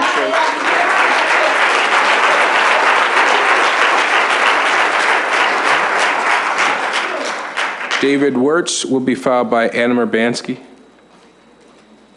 Hi, with your permission, I'd like to cede my time to Kelly Lalonde, full-time classroom teacher that needs to get home to her child. That's fine. Thanks. Thank you. Thank you, Dave. My name is Kelly Lalonde, and I'm an ESL teacher at East High School, which, you know, everybody knows about now. I'm here to ask for everybody's help, everybody in this room. I'm one of the teachers who started the grievances concerning the unfair evaluation practices, including the local and state APPR evaluations. I followed all proper building and union procedures and was very hopeful when the union filed their recent unfair testing class action grievance. For the board to then come back and say that that grievance was politically motivated is demeaning to all of my hard work. Politically motivated, what does that even mean? I'm sure I'm a teacher and I am not appointed. I go to college for my job. I work hard for my job. I am not elected. I am here to speak for the people who cannot speak for themselves and don't know how to speak for themselves. My motivation is simple. It's doing what's best for my students to learn. We do not have a teaching issue in Rochester City School District. We do not have a learning issue or a union issue. That's Albany's sleight of hand to take the focus off of our real problems. Our failing schools are a civil rights issue caused by de facto segregation and the unwillingness of key players to say that to Albany. I know you're afraid, because there's a lot of money tied up in giving these evaluations. So I am asking every person in this room to believe in me if you can't believe in each other, and say no to Albany, because it is for our kids. Say no with me. We need your help. I am no one, but you are the elected officials who are supposed to help all of us. Please help us. We need you.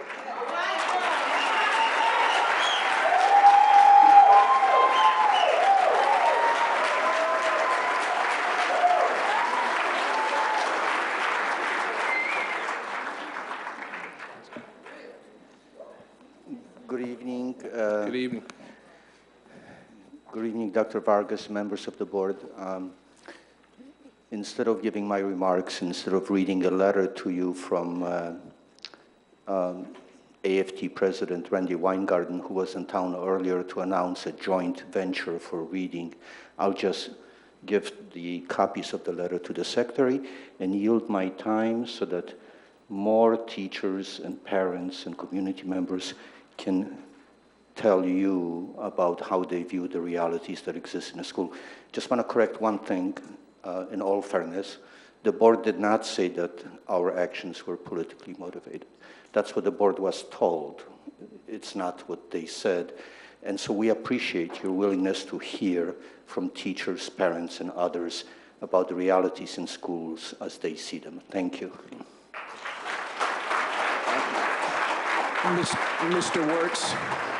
Mr. Wirtz, you had yielded your time. Did you want to say something?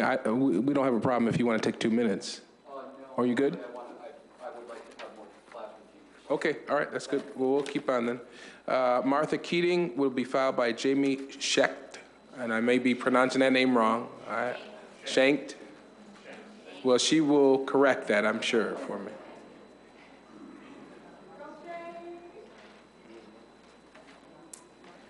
For 15 years, I have dispelled the myth of RCSD for worried, anxious, and apprehensive parents. For 15 years, children have bloomed in my room, nearly all reading at or above grade level, according to DRA, knowing an average of 67 sight words. For 15 years, I have spent several hours on the weekends planning and preparing for the week ahead, which I never minded doing. It made me a better teacher, until this year. Here's my year in review. A master schedule for kindergarten is completely inappropriate. You took away our crucial time for meetings on Wednesdays. This time is necessary to share information, procedures, and the myriad of new expectations that you have placed upon us. Staff meetings are now voluntary. 6 hours of my personal time. You changed the start time of school 5 minutes earlier. 15 hours of my time. P.S. The 5 minutes made no difference in instructional time.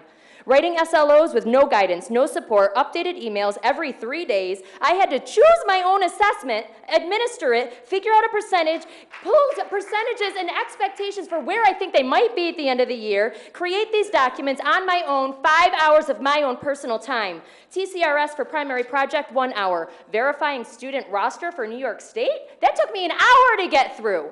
But this is where it gets crazy. Since May 27th, I have spent 1 hour reading and trying to understand how to administer a test to kindergarten children.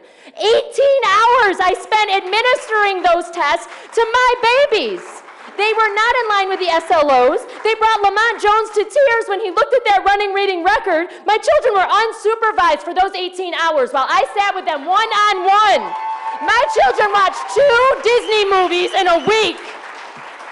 I have spent 2 hours grading those tests, 2 hours navigating Linkit because I couldn't get in. I have spent 2 hours giving Ames Webb's assessments, by the way, 2 hours in January also. 1.5 hours of NWEA testing, 1.5 also in January. 1.5 hours completing the kindergarten core assessment, child observation record. Also another hour and a half, I had to do that on my time in October.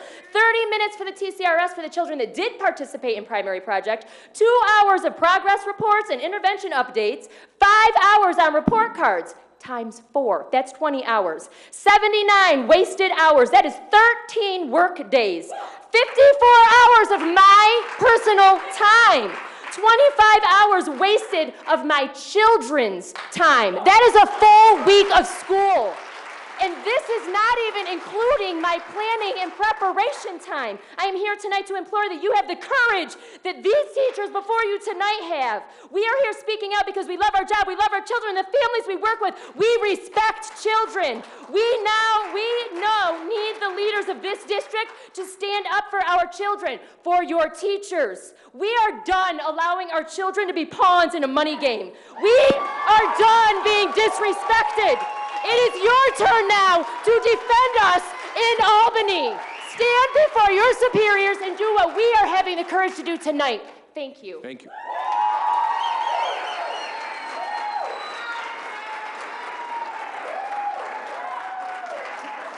Well, I gotta say, hold on now. I gotta say, I make my living talking, and she talked up a storm. That was quite impressive. My hat's off to you. That's all right. That's all right. You got to give credit where credit is due. She did her thing. That was a lot of information in 2 minutes. All right. Gina Porter, followed by Kristen French. Thank you. Board members, I am Gina Porter, and I'm a math teacher at Monroe High School. I'm here to be the voice for our students. I want to focus on 2 things: safety at Monroe and the wasteful spending of our school improvement grant. First, the safety of our students. In the past 2 years, under the current principal, our building has become extremely unsafe for our children.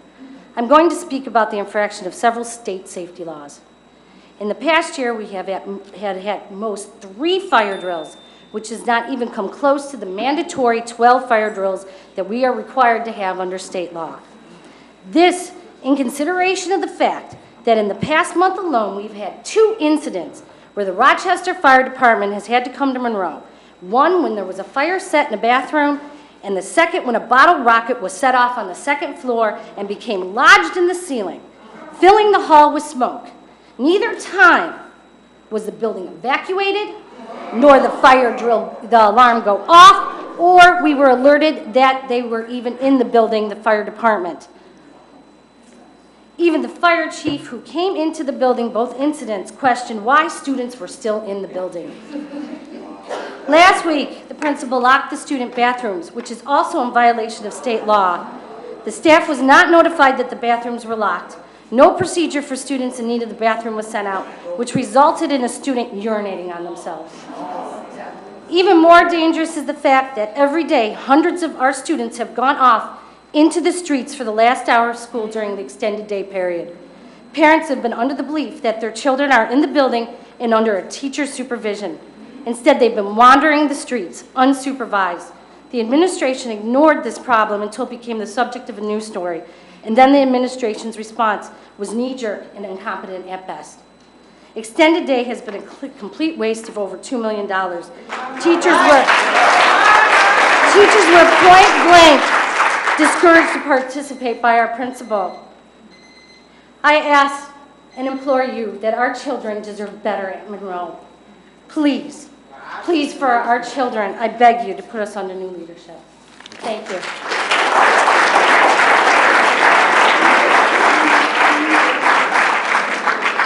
Kristen French, followed by Donald Murphy. Hello, my name is Kristen French. I've been working in the district for 12 years. I've been at 7 different schools in those 12 years. I love the city school district, and I keep coming back. Even though I get laid off the last day of school and I don't get paid some summers, some years, and whatever, but what makes me keep coming back are you guys, the teachers, and the students. When I wanted to speak today, I was wondering, like, what's the topic? And I was like, what's being taught to us, the teachers and the students, when we stop teaching and start testing? And I have my 2nd grade students I had last year, I'm a 1st grade teacher / speech pathologist, write some letters. And one of them said, number one, I thought the test was hard and we could have been doing science. I thought it was long and we could have been doing the Paths Kid of the Day. I thought the test was very frustrating. We could have been doing recess. It was making me mad.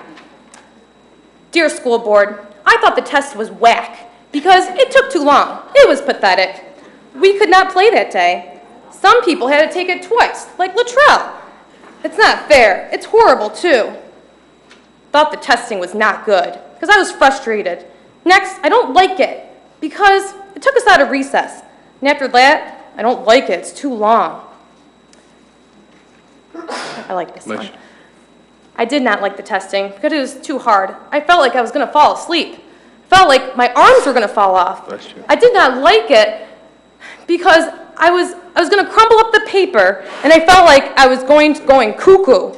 So these are students that are taking the test. I am a special education teacher also, and I have spent hours outside of the classroom at the end of the year when we should be celebrating and building our relationships. These are kids that don't know how to say goodbye at the end of the year. I don't know if I'll be back at that school. Who knows? Maybe I'll be on to my 8th school in 13 years. These are times where I should be in the classroom, servicing them. They have their IEP. They should have their IEP until June 25th. I stopped a month ago. Thank you.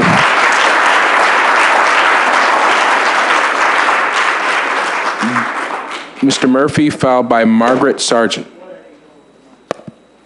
Many of you know me. This is the end of my 30th year in the city school district, my 35th year in public education in New York State. This has been the most amazing and the most frustrating and the most horrendous year I have ever seen. I am at Links Insane Asylum. All the kids that you mentioned that are disruptive, violent, and everything else, I get them. You talk about closing the WET program. These are my IEPs for one semester. I teach technology courses, year-long courses. I see kids for 6 weeks, 3 weeks, 3 days. None of them are going to qualify for state credit. They're not there for 158 hours of time. Simply not there. My attendance rate is about 20% on a good day.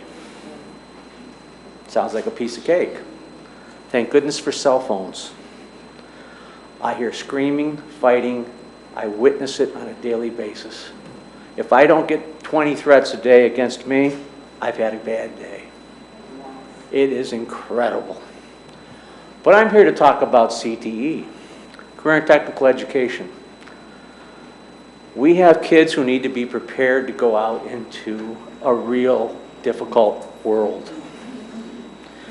They are being taught, and Mr. Vargas, we go back 20 plus years. My wife still says you're the best ballroom dancer she ever had the pleasure to deal with.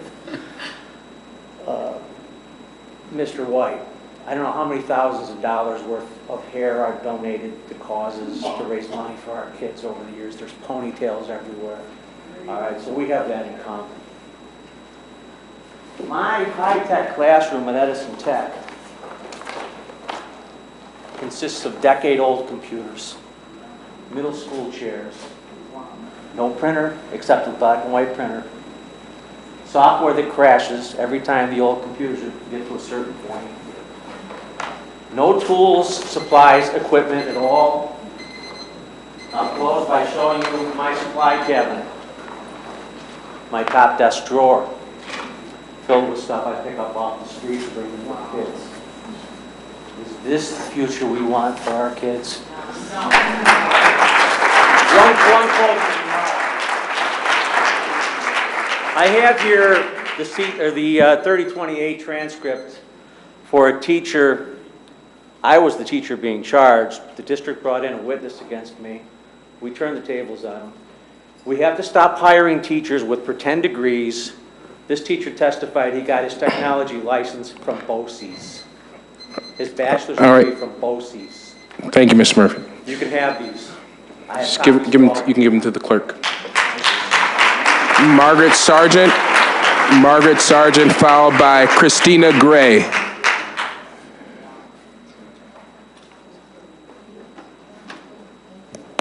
Good evening. I yield my spot to Jennifer Hunt, a special education teacher from number 39 school. Okay. Good evening. Good evening. I'm not speaking for the teachers, I'm speaking for the students in our city school district. I currently teach second grade, so my comments are reflective of that role. All year as a teacher, we knew we had to give these children a final exam. Problem is, we weren't allowed to see it. As a teacher, we need to know what we are working towards. What key concepts are the most important for them to master? What concepts are essential for a second grader to know? What is going to prepare them for the next grade and advance their knowledge? The children in my class are 6, 7, and some are 8. That's a baby. They were just born a few years ago. They love school. They come to school to learn. They come to school to play. The problem is, I haven't taught them anything in 3 weeks. I have not taught one lesson, not one, nothing, because I have to give this test, and here's a copy for all of you. I do want to say I believe in giving tests. I believe in the value of knowing how much have you learned and what should I teach next, and who should I pull to practice what they've learned. These exams are a different story. They do not reflect everything we taught. Some items we've never taught. Some items we taught in the fall. Remember, they're 6 and 7. The tests are not developmentally appropriate. Would you ask a 6-month-old to walk and if they can't, say, your mother is terrible? These tests are given in pieces. They are not a complete exam. You have to do some part individually. That means as a teacher, we stop teaching, we sit in the room or we sit in the hallway, and we pull one kid at a time, and we give them their test. Meanwhile, the 23 other kids are in there doing independent work. Frankly, asking a kindergartner through second grade age child to do this, it's close to impossible. Research shows that the attention span of an average child is their age plus 1. For a 6-year-old, that's 7 minutes. Oh, I'm out of time. I just want to say this is a crime against the littlest kids. They need to be stimulated. We have to teach them to love school so that when they're in the older grades, they come to school to learn, not be troublemakers.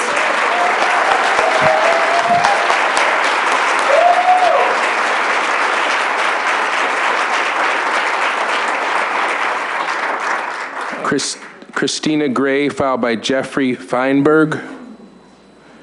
Christina Gray. Is Ms. Gray here? Guess not. Jeffrey Feinberg. And then Betsy Wing Schroeder. Hello, members of the Board of Education of the Rochester City School District. I speak to you tonight with over 30 years of experience in the Rochester City School District, both as an educator of students with disabilities as well as a mentor for over 200 plus teachers. I've seen it all over the years, both the good, the bad, and now the ugly. What is happening to our students in the face of overassessment borders on unethical and abusive practices. Imagine if you will, being a parent and or a teacher of a student with a disability, sitting through hours and hours of assessments, pre-tests, post-tests based on SLOs, Regents, RCTs, Common Core tests, not to mention the multitude of assessments based at the elementary level. The majority of our students with disabilities have extended time, separate location, and small group settings for test mods. Do you know why they have these mods? For the most part, because they have test anxiety.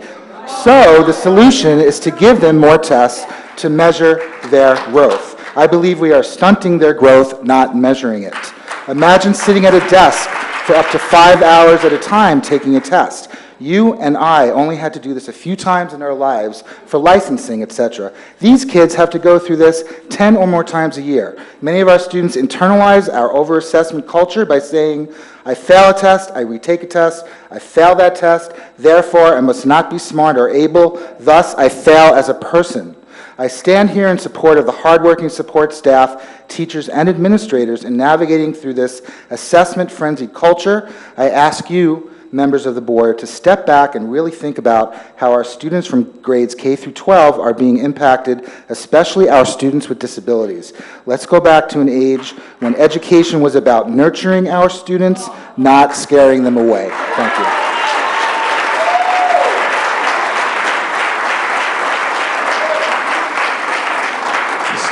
Betsy Wing Schroeder, followed by Kalandra Yardi. Good evening. I'm saying this is the year of the assessment. The kindergarten curriculum, there are math application tasks, exit tickets, mid and end of module assessments. ELA has pausing points, skills unit assessments. Listening learning has pausing points and domain assessments. Overwhelmed is the word that both teachers and kindergarten students are feeling. Kindergartners are assessed before they understand what a row or a column is. We spend hours assessing, scoring, posting, and looking at data. When the kindergarten teachers met with Dr. Vargas in end of January, one of their main concerns was the quantity of assessments in our youngest learners. One kindergarten teacher shared her 5-inch thick binder full of first semester assessments of her children. 5 inches thick in one semester. Kindergarten teachers also assess children with Ames Web. Some schools do NWEA. We do the child observation record fall and spring. We do the teacher-child rating scales fall and spring. We do report cards 4 times a year. Our youngest learners are becoming test takers, not engaged active learners. This spring we were given a testing schedule. The ELA and math final assessments were to be given between May 27th and June 20th. We felt that it was going to be similar to an assessment that we were given at the end for ELA of the last Skills Unit 8. My professional training for the Linkit site was a PowerPoint presentation. It took 3 emails to retrieve my password. It took 4 teachers at a grade level meeting with the PowerPoint in hand to figure out how to get into the Linkit system. Then we turnkeyed the training to the remainder teachers of the school. On the May 27th, the day the testing was to begin, the Linkit system crashed. No one was able to access their assessments until the end of the day. Problem number 2 at our building, the copier broke for 2 days. We couldn't print our assessments. There's a high-powered printer in this district. All those tests should have been printed and given to the schools before testing dates. The power of a group. These children are 5 years and 6 years old. We should be playing, learning how to get along with each other, learning lifelong skills. At the end, these testing results, when I scanned them, were no surprise to me. I know my children, where their developmental levels are, and what they are capable of. The only good part of the entire assessment, every day for the math, I got to spend one-to-one time with my children for 10 minutes. For the first time this year, we had one-on-one assessments. Please reconsider these assessments. Cleanda Yardi, she's not here. Wendy Sitter, followed by Tamara Minter. Allison, I always have a tough time with your last name. Come on up. Allison? Scavarla. okay. I'm Ms. Minter. Tamara Minter, Tamara Minter. Oh, I'm sorry. Yes. Thank you for the letter you wrote when we had our Black History program. Thank you. Dr. Vargas, I believed you when you said build relationships. I've done that with several hundred children at School 36. Every 812 classroom student has a one-to-one relationship with me. I can tell you where everybody lives, if they live with the parent or the grandmother. I believed you. I've done it. I spoke to the board in February. In February, the new director of special education said to me, he smiled and said, "We need more behavior support specialists, Mrs. Minter." I believed him as well. You can imagine that I was shocked when I received a displacement notice that the behavior support specialist position was that I was displaced. I will have a job. This is 41 years in education, 33 years. It's not about my job. It's about providing the social and emotional support for children. But I signed up to tell you about due process, because if you gentlemen don't turn it back and make it right, and you can make it right, because I'm needed at that school and I'm needed at other schools, split me between two buildings. But I'm going to tell you what's happening, because you've heard some shocking things. I hope to work just one more year. That's all you had to do. One more year. It would have been 42. There are children that are not getting what they need. Due process. Children are placed in the ATS for 5, 10, 15, 20 days. How in the world can they do their schoolwork if you allow administrators to put them in ATS for 25 days? You can check the records. This is the last shocker I give you. I know for a fact a little boy was placed into special education without a CSE. It is absolutely unlawful.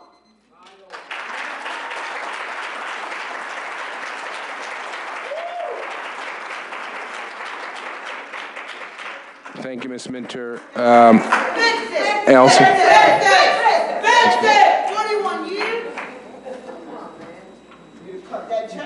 Good evening, members of the Board of Education. My name is Allison Scavarla, and as you know, I'm the very proud, but today the very frustrated music teacher at school number 54, and I'm here to speak on behalf of my students, as well as all elementary special subject teachers who find themselves in the same position as I am. Let me give you some statistics.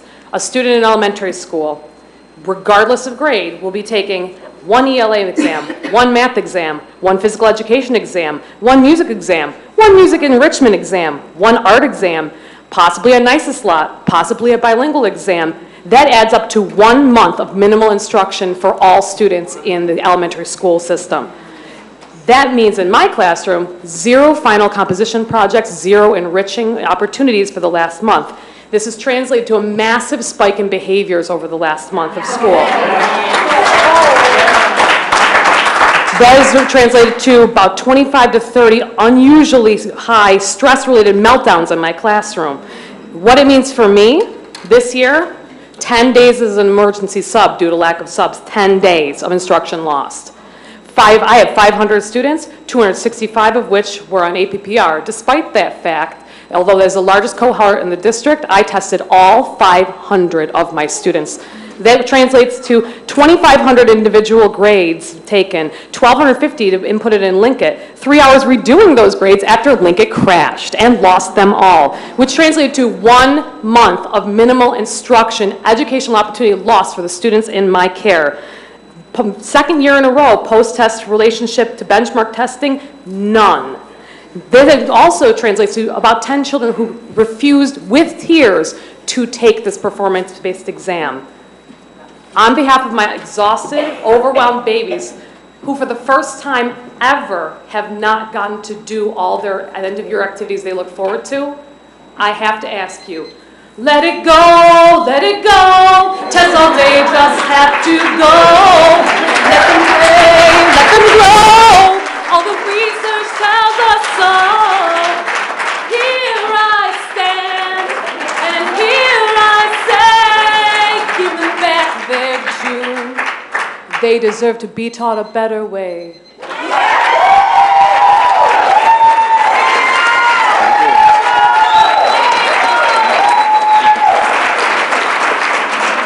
That's pretty good, too. Paula Givens and Ms. Kenny Parmalee. My name is Paula Gibbons. I'm a kindergarten teacher at number 16 school, and I'm here on behalf of one of my colleagues. This is what she wrote.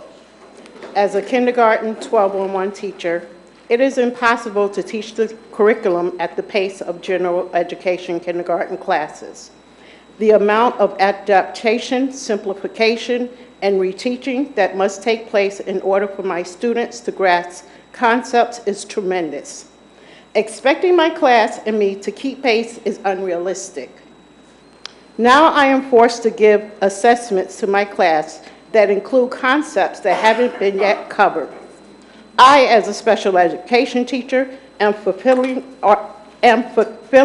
my responsibilities of meeting students' individual needs as I cover the curriculum.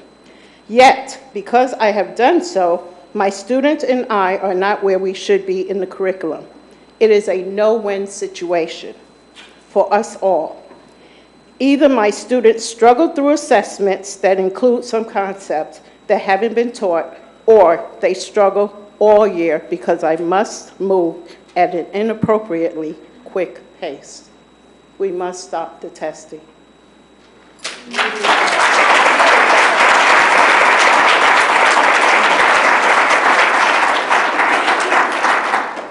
Ma'am, could you make sure I pronounce your name correctly? How do you pronounce it? It's Marnie. Marnie, thank you. Yeah. Good evening. Good evening. I'm here to talk about testing as well, but I have a little bit different angle. Most teachers since May 27th, just like me, we have not written a lesson plan. We've planned a way to somehow engage our students while we could pull one child at a time to test. I've added it up, and I spent about 2 hours after school today really thoughtfully adding it up. I came up just for math with 6,686 minutes of testing. That equates to 111.43 hours since May 27th. Now, most teachers can divide this by 15 days, so that's 7.42 hours per day of testing. Our school day isn't even that long. But I only had 10 days because I had to leave the state for a relative that passed away. So when you divide mine by 10, it's 11.14 hours per day of testing for me to get through these. I'm not through it. I probably will not get through it tomorrow, honestly. And I paid both my daughters to come in and help me with anything they could. I've had teachers bending over backwards at school to take my kids so that I could test. How ridiculous is this? And common sense tells any parent, any human being, that this is absolutely wrong, and there's absolutely no point in it. It's not getting us anywhere. It's not getting our kids anywhere. So tomorrow is Friday. If I'm lucky, I have 3 one-on-one assessments I have to give. And yes, they have to be one-on-one because I have to get individual answers. 726 minutes of testing. That equates to 12.1 hours. I have maybe 5. Thank you. Thank you. Dawn Jones, to be followed by Candace Rubin. Good evening. Good evening. I'm here to express my concern that our students are hurting from fatigue and testing burnout. On Tuesday, June 3rd, students at our school took the Algebra 1 and English Common Core tests. The post-assessment for our class, the ELA SLO, the Student Learning Objective, was scheduled for June 4th, 5th, and 6th, respectively Wednesday, Thursday, and Friday. On Wednesday, June 4th, Our students expressed that they were tired and distressed from being overly tested and that their finals and Regents exams were to take place in the next few weeks. The students stated that they had to, and I quote, go from one room to the next to test, test, test.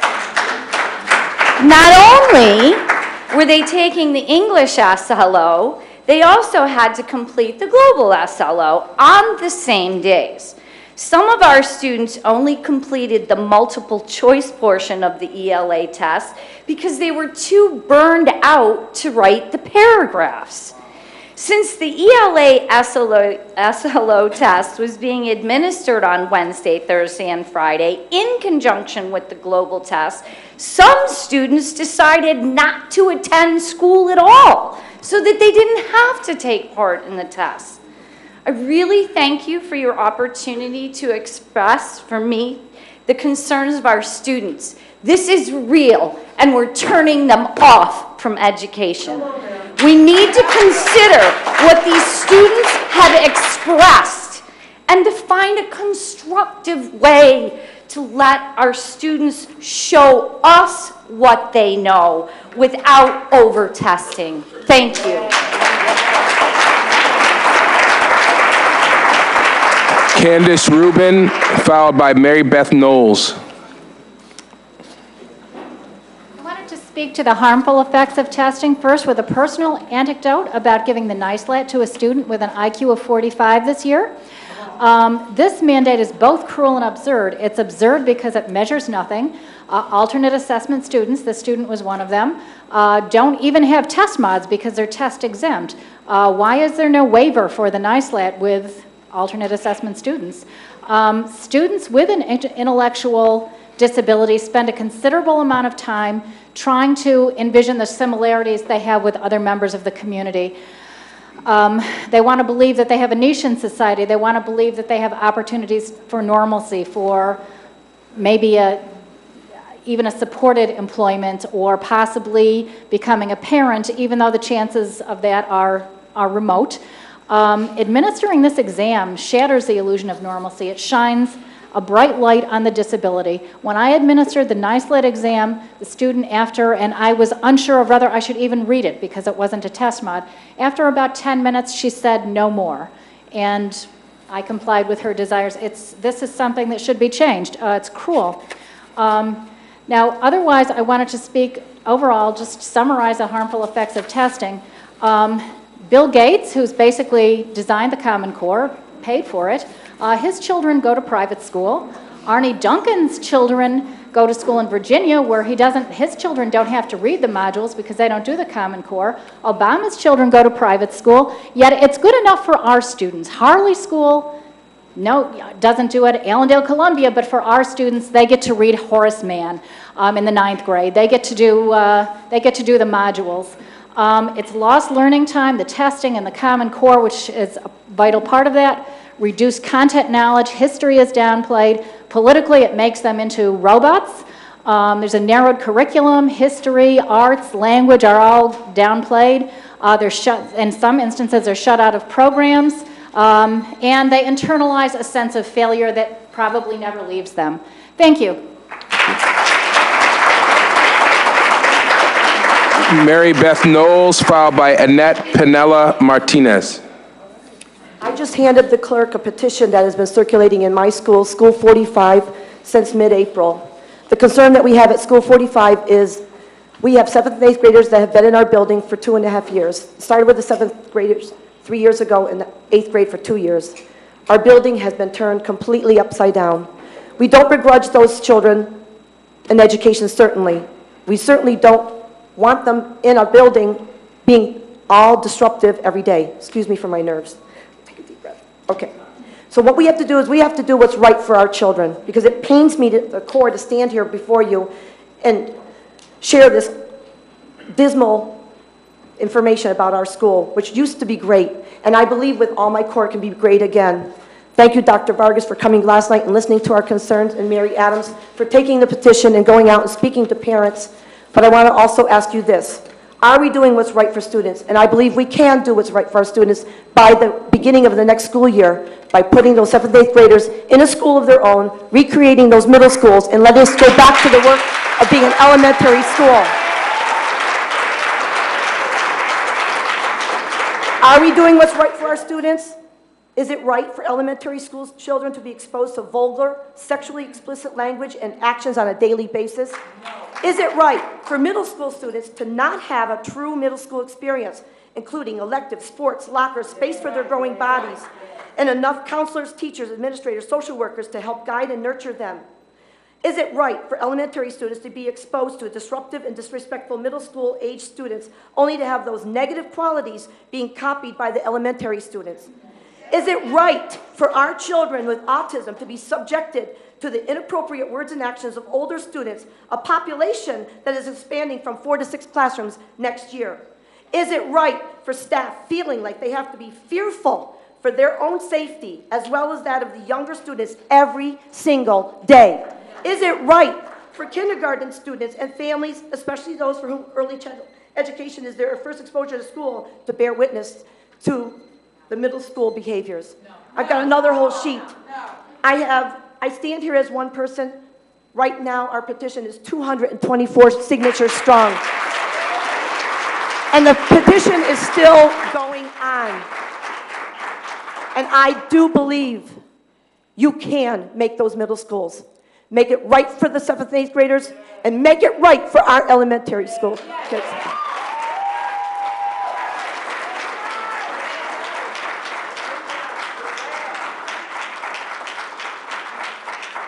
Good evening. I feel wholeheartedly for the elementary teachers and staff. I'm here to speak for the high school, for the lack of course selection, the effect on the students, the effect on the exam scores and graduation rate. The scheduling, when I started in the district, it used to be called social promotion. Now it's called scheduling students forward. In every subject, except for math this year, did it in the past couple of years, students, counselors are directed to schedule students forward.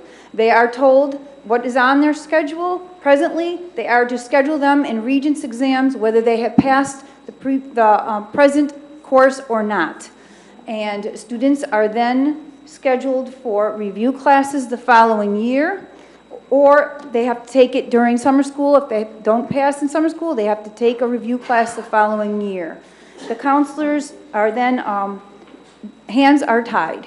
Their course selections are given, the review classes are non-credit bearing, and the students lose opportunity to receive credits where we used to have opportunities such as general chemistry, and environmental science, essentials to algebra and essentials to geometry. These students don't have any of these course selections available to them to receive credit, class-bearing credits.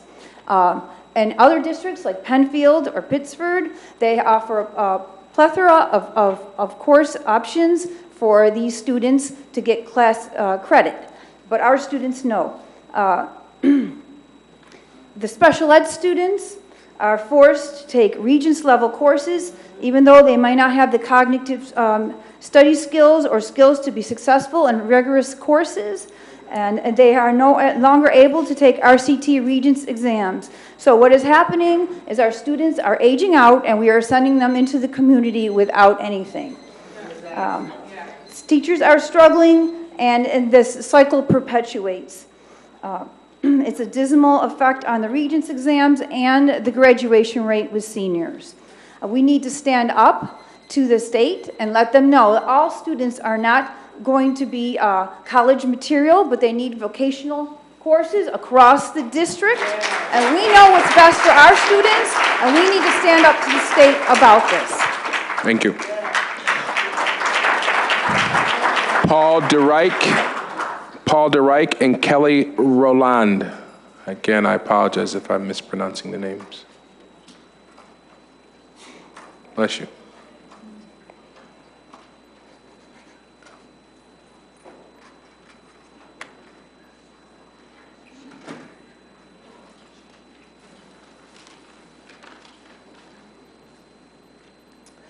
My name is Paul DeRicki. I'm a science teacher at the Leadership Academy for Young Men at Charlotte.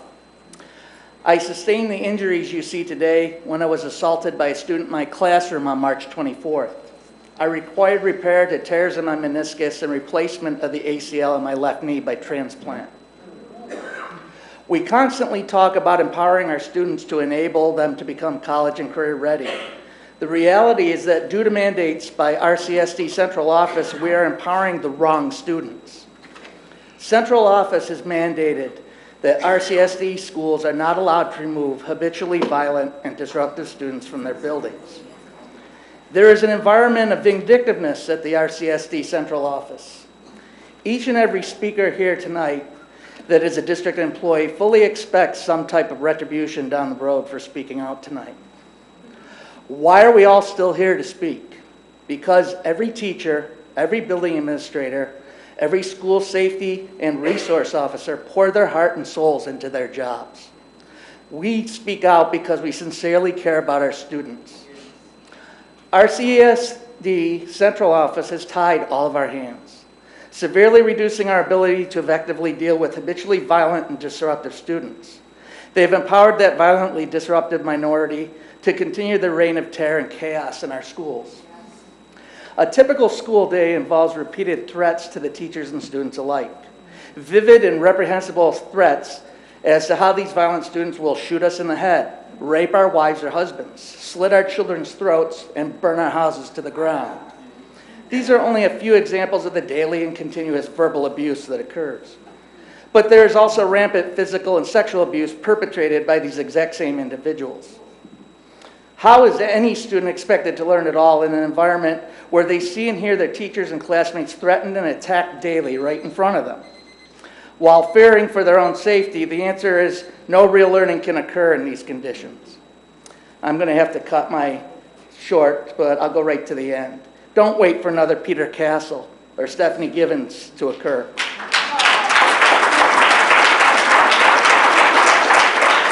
This was a teacher and student who unfortunately were murdered in our city schools. As a school board trustee myself in my own home school district, I implore you to take action. Now is not the time for words or simply going through the motions in front of the cameras. Now is the time to make Rochester City Schools truly safe.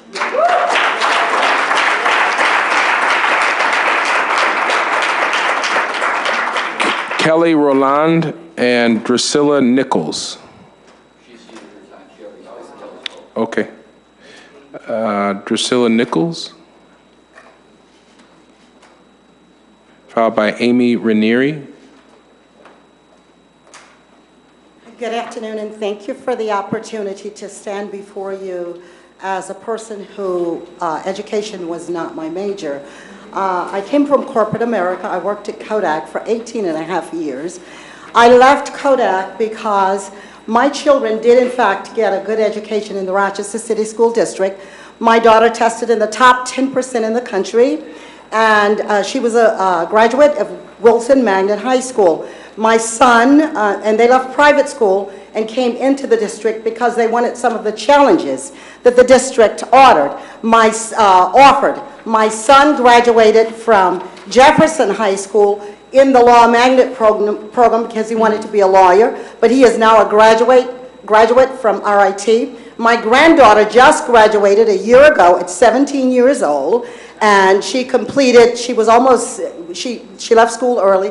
She has a full ride at RIT. The reason I came into teaching is because I had a passion for urban education, and I wanted to do something different. I have to apologize to the teachers that are sitting here because I was like many of the people who were on the outside, and I thought teachers were the problem to education. I apologize to you tonight, for I have been in the trenches with you, and I have seen some of the conditions that exist in teaching, and in corporate America, it would never be allowed. If business were run this way, we would be bankrupt. And I think that we're educating the most precious things in our lives, our children. And I think that the dollar has nothing to do with it. The thing that I want to talk about is testing. What I want to tell you is that I became a teacher as a grandmother. I want you to know that I got my master's degree free because my supervisor looked at me and said, I like what you do with children. Before I even became a teacher, the Rochester City School District presented at least 3 of my projects that I did just as a student because of what I did with kids in the classroom. So what I want to say to you tonight is that my children have tested consistently at the top in the district. We have even received $2,500 for what our kids did in the 4th grade team. And this is the first year that I know for a fact that my children will never do as well as they have done before. I ask you to think again about the way we test children.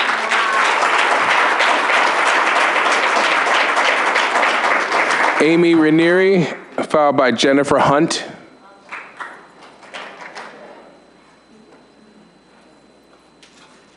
Hi, my name is Amy Ranier. I'm going to yield my time to Valerie Berrettini, who is chairperson of the primary teachers. Good evening. My name is Valerie Berrettini, and I'm a kindergarten teacher. The word kindergarten means a child's garden or garden of children.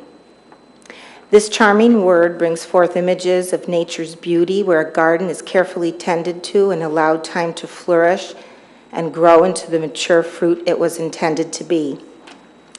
A successful gardener is thoughtful about the treatment of her garden. She plants her seedlings in fertile soil, observes their growth, supplying whatever is needed for optimal success, and keeps a careful watch to see when her fruit is mature enough to harvest, because she knows that plucking something before it is ready will cause irreparable bruising and damage. My garden of children is no less important than any master gardener's. My students need fertile soil. They need a teacher whose time is completely devoted to watching them learn and grow as individuals and is not distracted by meaningless assessments. After all, a garden doesn't grow just because it is incessantly measured. My students need to have time to grow at their own rate. They need to enjoy the beauty of learning without fear of making mistakes. 5-year-olds are not ready to be harvested. They need to be protected. They need to be protected from testing so they will not have their spirits shattered and will grow into the wonderful learners they are meant to be. Dr. Vargas and members of the school board, please take a stand on what the K-2 year-end assessments are doing to our youngest students. Approximately 1 month has been wasted on testing. This is 1 month lost of teaching and learning. Children who are willing to take risks, make mistakes, and grow as learners are being faced with taking tests that can potentially hinder their development. Let me tend to my garden. Let me teach.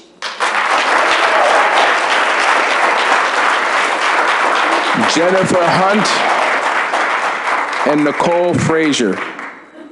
Jennifer Hunt and Nicole Frazier. She spoke earlier. Which Jennifer? Okay, both already spoke. All right. Howard Krug and Vicki Buckley. Howard Krug and Vicki Buckley.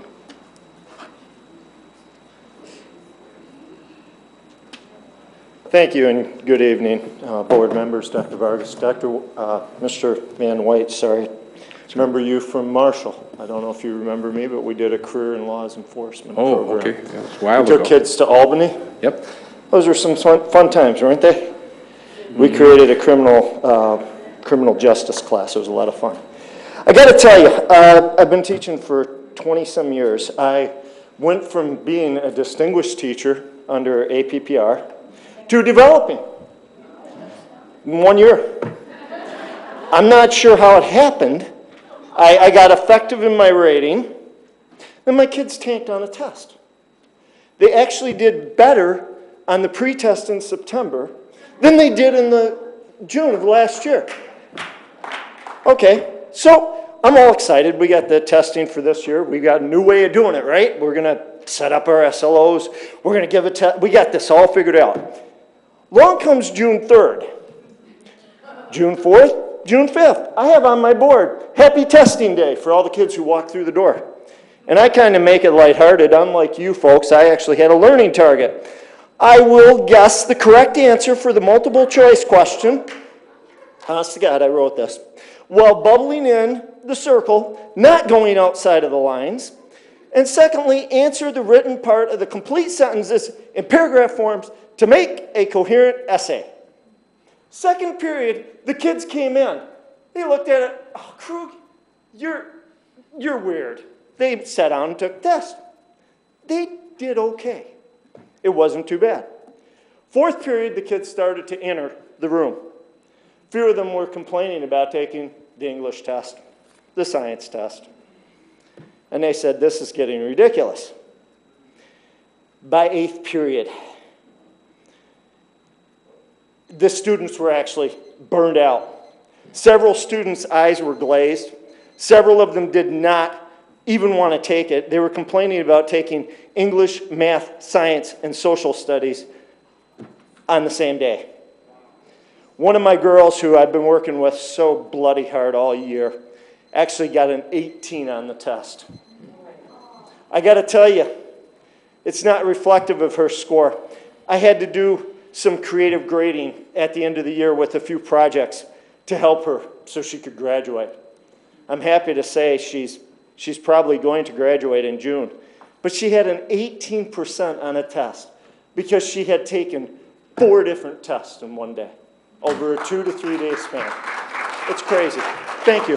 Thank you.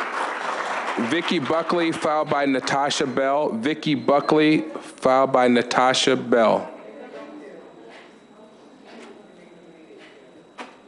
Hello, I'm Vicky Buckley. I am a special education integrated co-teacher of English at Northeast. And though my principal has not informed me, I have found out through other means that I am on the layoff list again this year. This will be the 6th year in a row since I have been full-time in the district. Prior to that, I was a substitute for 5 years. So I've been working with these kids for a long time. I just want to go over some things. I know you know this already, but I want to go over some things so you know that what we're feeling about what happens when you're laid off. You can't plan with your co-teachers. This is something I would do as a special education teacher. You get thrown into a situation where you don't know the curriculum yet because you had no summer to plan, and you don't know the teachers. You don't know the content. You have to learn that quickly. You're about 2 months behind the students, 2 months behind, and you're 1 step ahead of the students the entire time. This makes me a less effective teacher. I'm always playing catch-up. I've been in 6 different buildings. I can't participate in a summer PD, especially if it's tied to a school that I'm working at.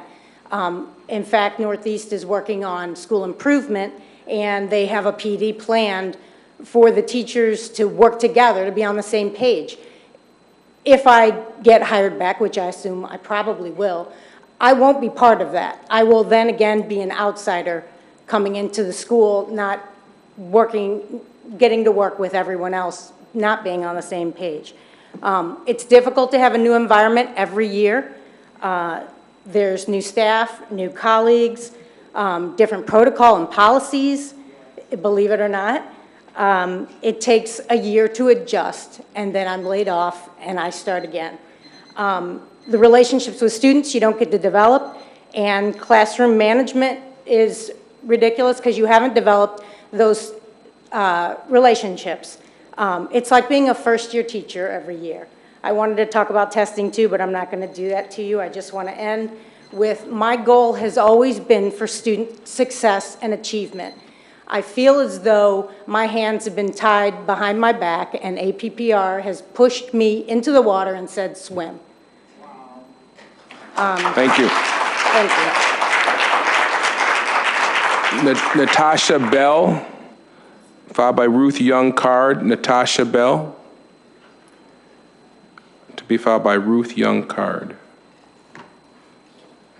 Good evening. Good evening. My name is Natasha Bell. I'm a graduate of Rochester area colleges. I'm a city homeowner. I'm a science teacher at Monroe High. I'm a parent of a city school student in the elementary schools. I'm a frustrated member of my school-based planning team. I'm emotional because our school is in trouble. We need to have your support so that we can be meaningfully involved in the decision-making processes that allow us to be an effective school. We've spent 2 years being badgered, being demeaned, being talked to with disrespect when we fought professionally to participate in the improvement of our school. I want Monroe to exist for my son. He's in the OLA program at number 12, and he's a good student. And there are lots of good students at the school and across the district, and their parents want a high school to function in that same capacity that number 12 does, so that it functions for our students. It grieves my heart every day I go into work to see my colleagues stressed out, to see my students stressed out because we have poor management in our building. We need to have the opportunity to do what we do. I have 29 years experience in this district, 19 of them at Lofton. I know what we need to do for our kids. You have experts in your midst. You have teachers, paraprofessionals, TAs, SSOs, secretaries, cafeteria staff, custodial staff, and they all want to do the right thing for our kids. And what happens is, when we try to be a part of the process, we are shut out. We do not have the opportunity to make meaningful decision-making. It's token. We don't have extra budget in Monroe. We have no idea how things are implemented. We're told. When last I checked, this is New York State. We have shared decision-making. We should have the opportunity to meaningfully and thoroughly participate in the things that make that school function well. And it won't happen as long as people give lip service to the concept of decision-making. Thank you for your time, and please help us. Thank you. Ruth Young-Card and Maureen Duhan. Ruth Young-Card and Maureen Duhan. All right. Renee, help me out here. Reifer? Okay. Help me out. Come to the mic and tell me how to pronounce it correctly. Thank you. Sorry about that.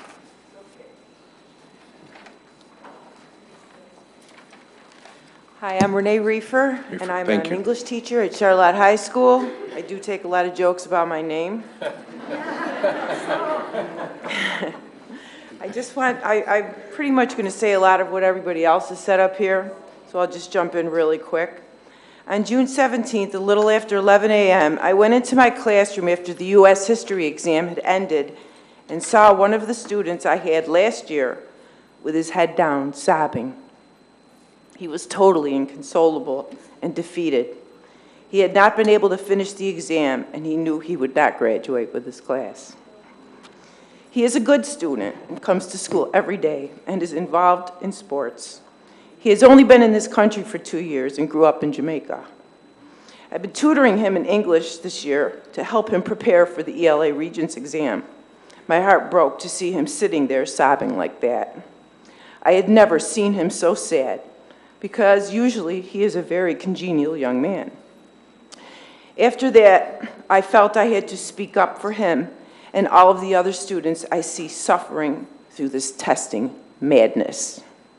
It is the sheer amount of testing that is crushing the spirit of these kids. In September, we begin the madness with a pre-test in every subject, including art and music. Then in January, there are Regents exams. Starting in April, we have the New York State ESLAT. Then in May, AP English, composition, history, field tests in geometry, algebra and U.S. history, Common Core and algebra and ELA, performance-based testing in art, PE, music, post-assessments in social studies, ELA, math and science, post-assessments in CTE, health. Then in June, we are back to the Common Regents exams. And I haven't even gotten into the L testing or special ed testing. All these tests I just mentioned are in excess to the basic testing teachers do in their own classes just to assess students as the year goes on.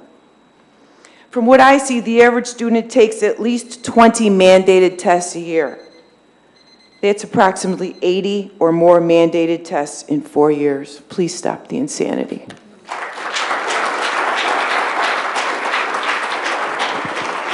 Michael Mollering, to be filed by Valerie Berrettini. Okay, thank you.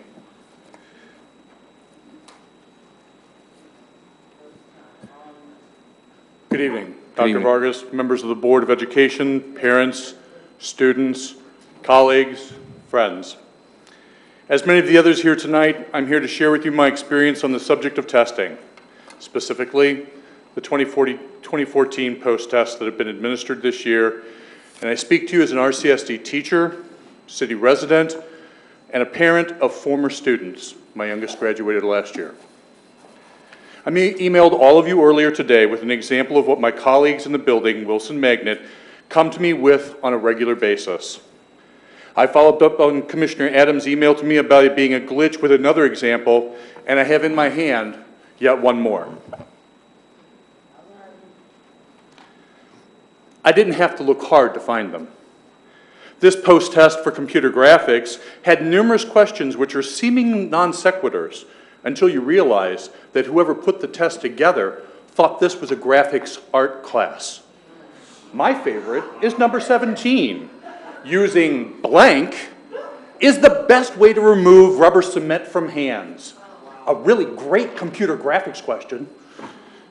My own travails with APPR and the validity of post-tests centers around the fact that advanced courses scores were not curved last year.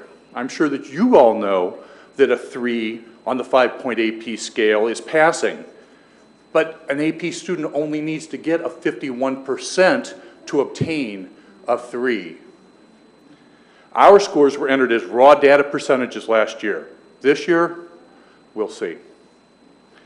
There is a saying amongst those of us employed by the district at the building level that whenever some new directive or action by CO comes along that is nonsensical or bad for students, we say, was it purposeful or incompetence? The very fact that this saying exists lends credence to the accusation of persistent and pervasive culture of incompetence at central office. Thank you.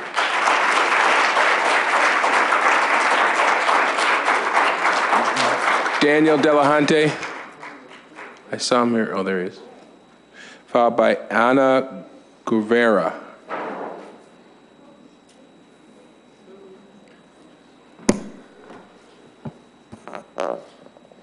Good evening, Board. Good evening. My name is Daniel Delahanty. I am a teacher and parent in the school district. Please stop testing my children. Please stop testing kindergarten, in first grade, and second grade for APPR. Get rid of the testing that our younger children find oppressive and our older children find a joke. The effect on our children and teachers is degrading, and it's unnecessary. There is a better way to measure teachers' growth.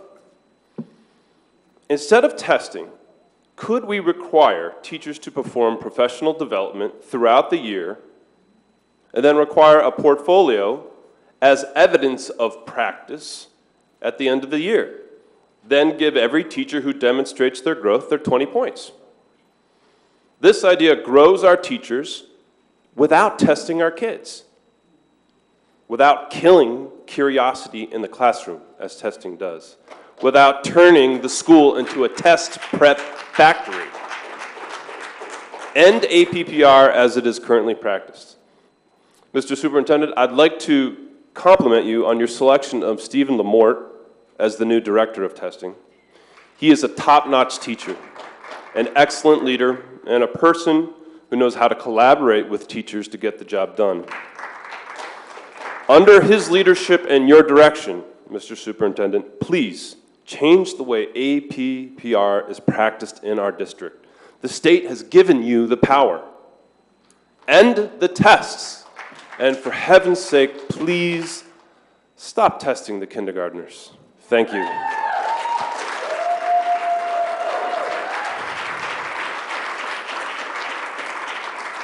Ana Guevara, to be filed by Matt Lavonis.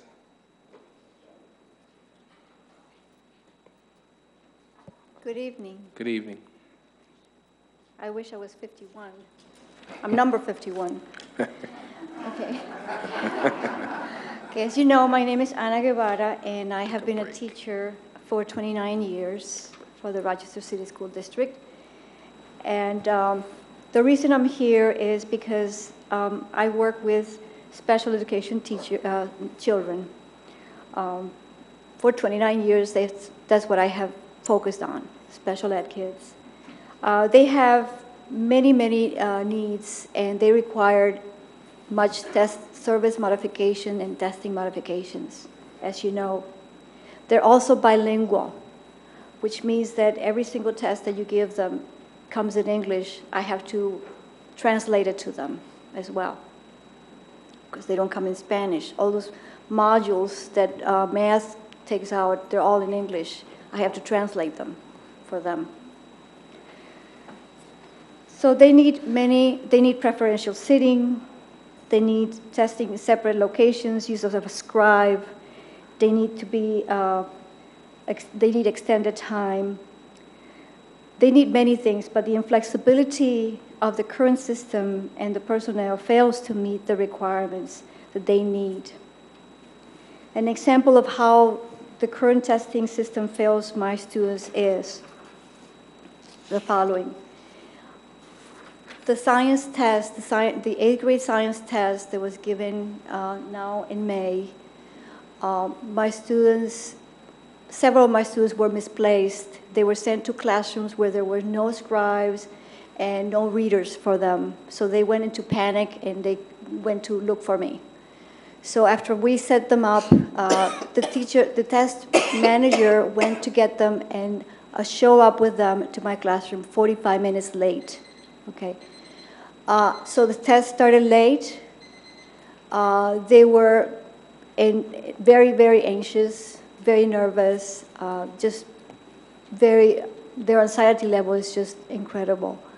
I handed out the test late on that day, the test when they finished at 12:40 at noon, and the test manager picked them up all one by one in the afternoon and had them take the test all over again because I failed to supply the tests back to her earlier. These are children with extended time. But despite of the fact that they said to her, we already took this test, we completed this test, she wouldn't believe them. And she had them take them all over again. So the next morning when we had to take the post-assessment test in social studies, which count for our APPR, they said no. They tried, but they said no, we're not doing this. Thank you. Thank you. Matt Lavonis. Ladies and gentlemen, that concludes our list of speakers not addressing an agenda item. We thank you for your attention to detail with respect to time. I must also tell you that how this process works is we don't respond because we want to listen to folks. There's a number of people up here taking notes, and in fact, I should remind you all, because I think sometimes folks think we're not paying attention, and well, hear me out now.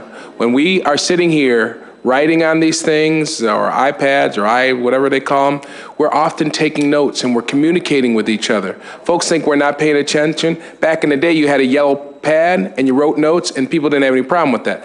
But please understand and respect that sometimes what we're doing is we're communicating with each other because we don't want to interrupt, and we're taking notes. Okay, so thank you very much. Much more needs to be done. Certainly much more needs to be said, but we're going to take a break and come back in about 5 minutes. Thank you very much.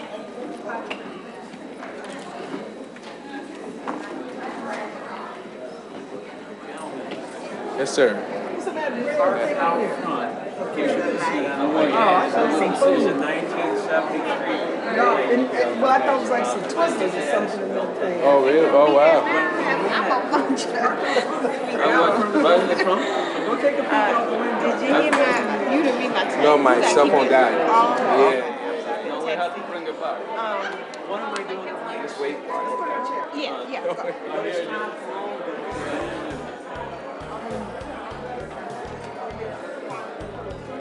This is go by. Hopefully the other part will go by.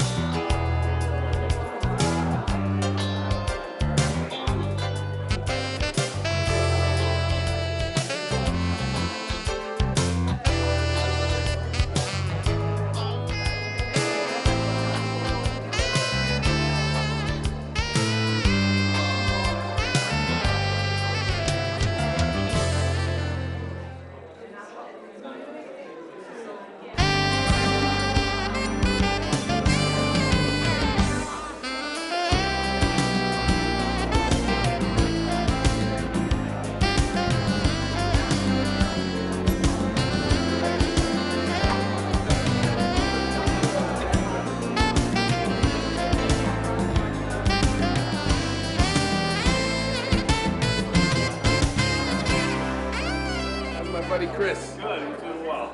I haven't talked to him in a while. Matter of fact, I think I called him about a month ago, and he did call me back. Yeah, tell him to give me, actually, I was looking for some practical advice on a case I had. So how you doing? Wow.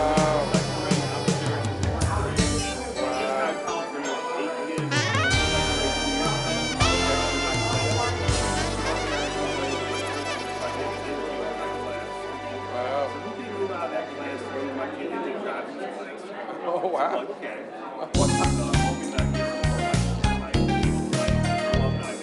Now, your dad was a principal or teacher?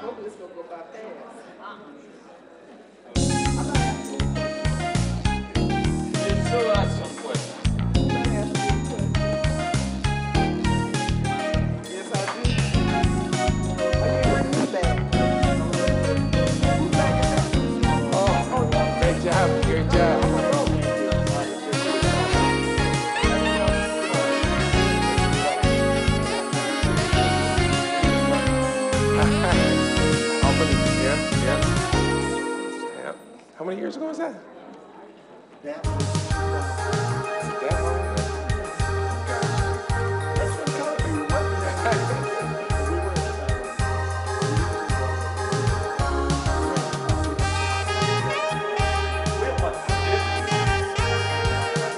You know, remember, trying to think of his name. Jack Kirk, well, he's sort of retired, right? He's no longer doing it, and they moved him over to another school. He's doing it at School Without Walls. I thought he left. I saw him this last year. Do you remember Angelique Gonzalez? Yes. And Kiama Barnes? Yep. Kiama Barnes worked with me in my law practice for a good 7, 8 years. Yeah. This is my CD, my good old days. Oh, this is yours? Yeah. Oh. Yeah, no. Yeah, yeah. Did you go to the vending machine and pay for it? Wow.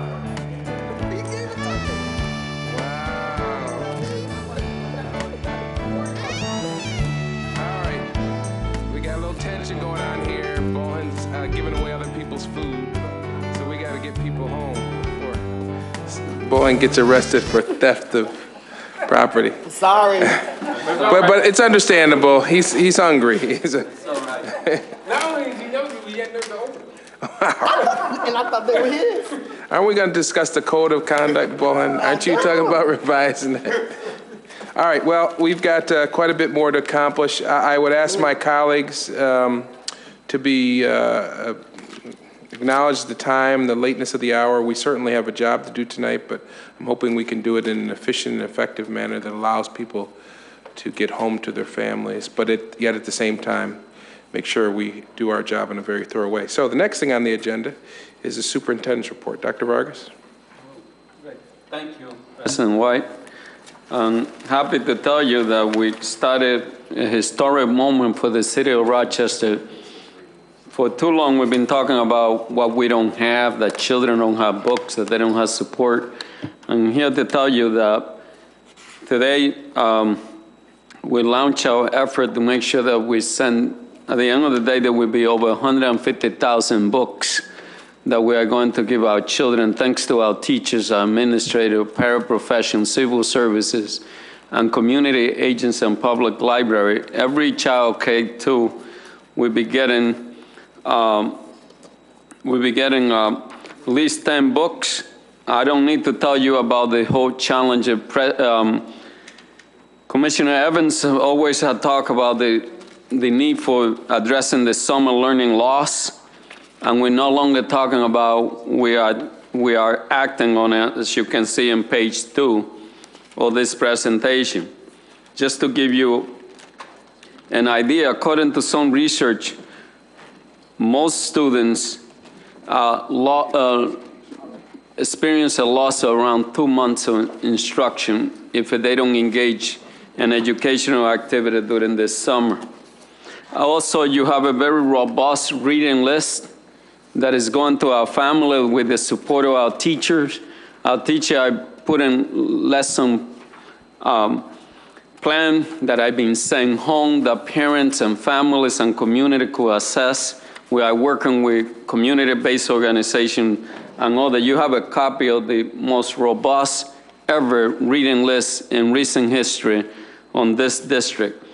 When you say, President White, that our children can, and this, yes, they can succeed, but they need the support and the opportunity year-round, and it cannot just be 6 hours during the school day. So our aiming in here is more and better learning time during the summer. Summer reading of 2014, you can see in there some of the lists. And this summer, as you go throughout the community, you hopefully will see the momentum building that we started 3 years ago with RAC-RE.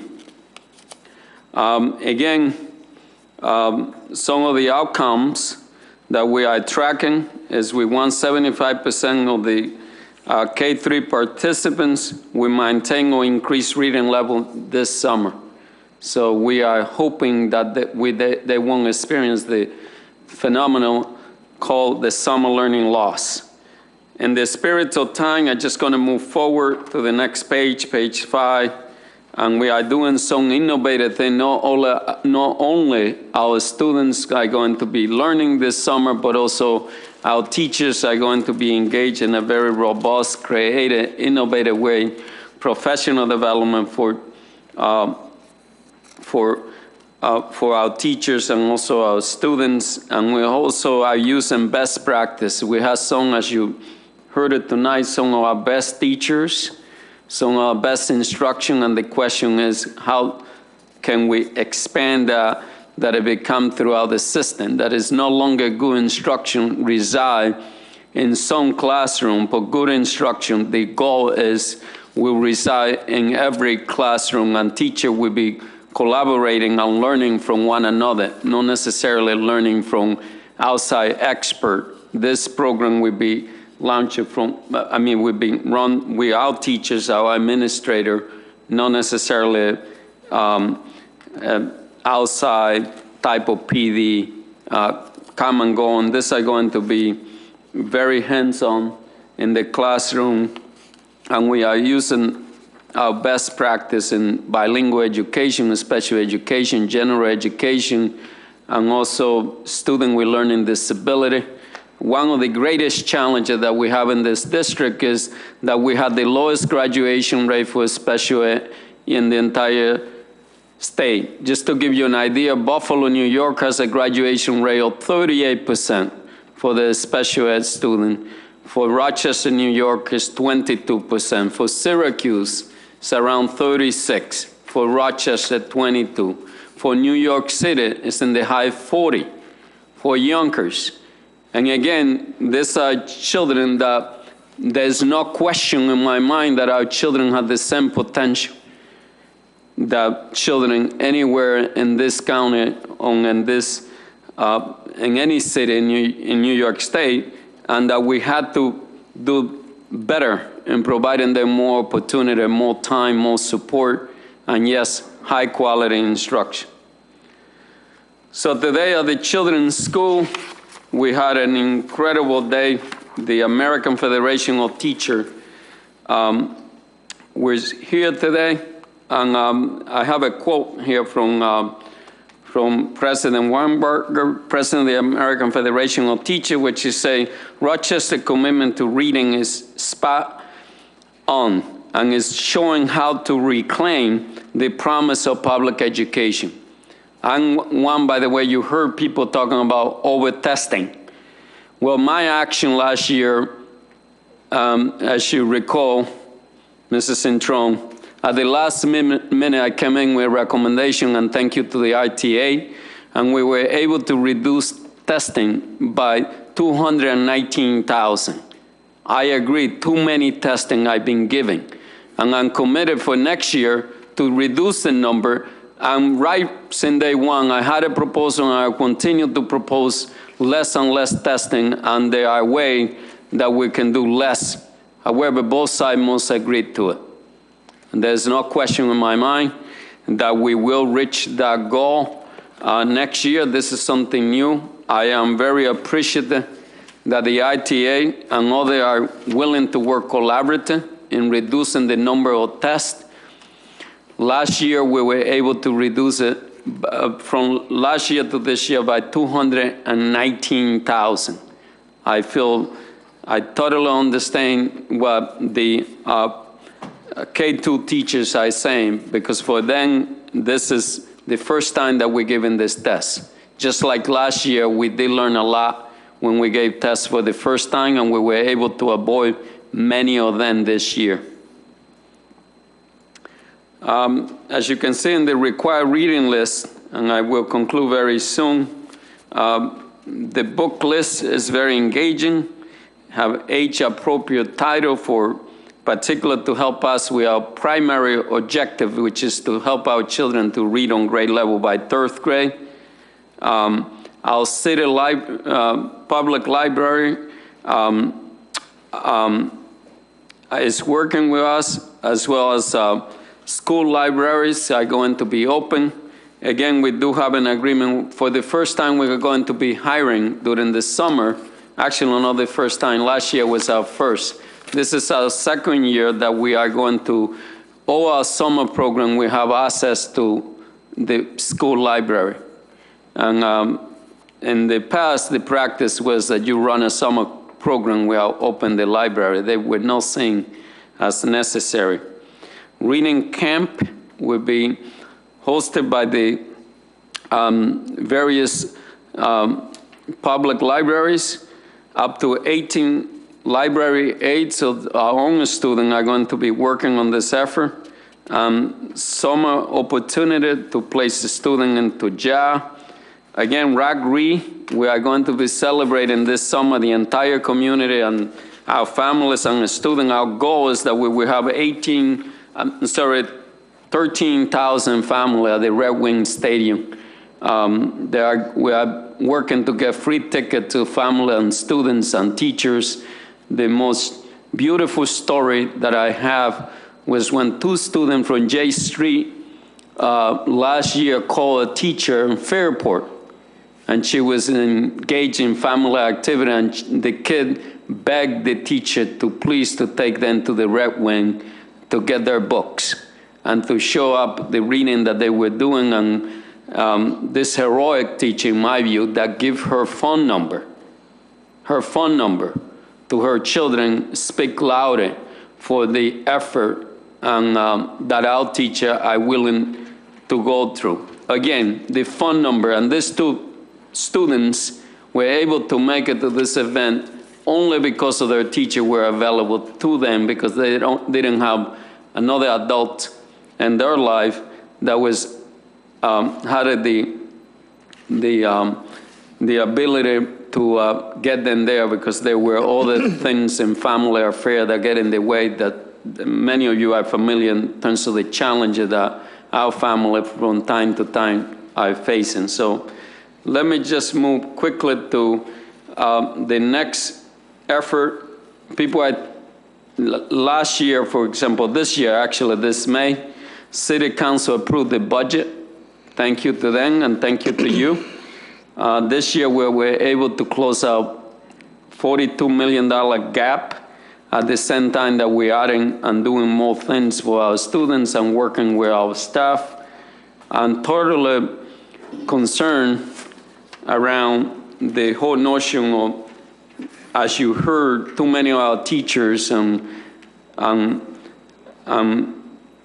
personnel, although less than 3 years ago, there were 804 people on the layoff list, 600, close to 700, which were teachers. We have made significant progress, but I won't rest in making every effort, and this is something that I'm asking of everyone in this organization, to spend our money wise so that we can fund our priority. Every person in here, people who have asked me, when you grant tenure, what are some of the criteria? Well, I check on how we spend our resources. I think that that's a fair commitment. Let me repeat. When I grant tenure, I watch how people spend their resources. Everyone from the cafeteria lady to my office could spend the money much smarter so that we can support our teachers and our students and our administrators, because that's what matters most. We have made significant progress, but not close enough.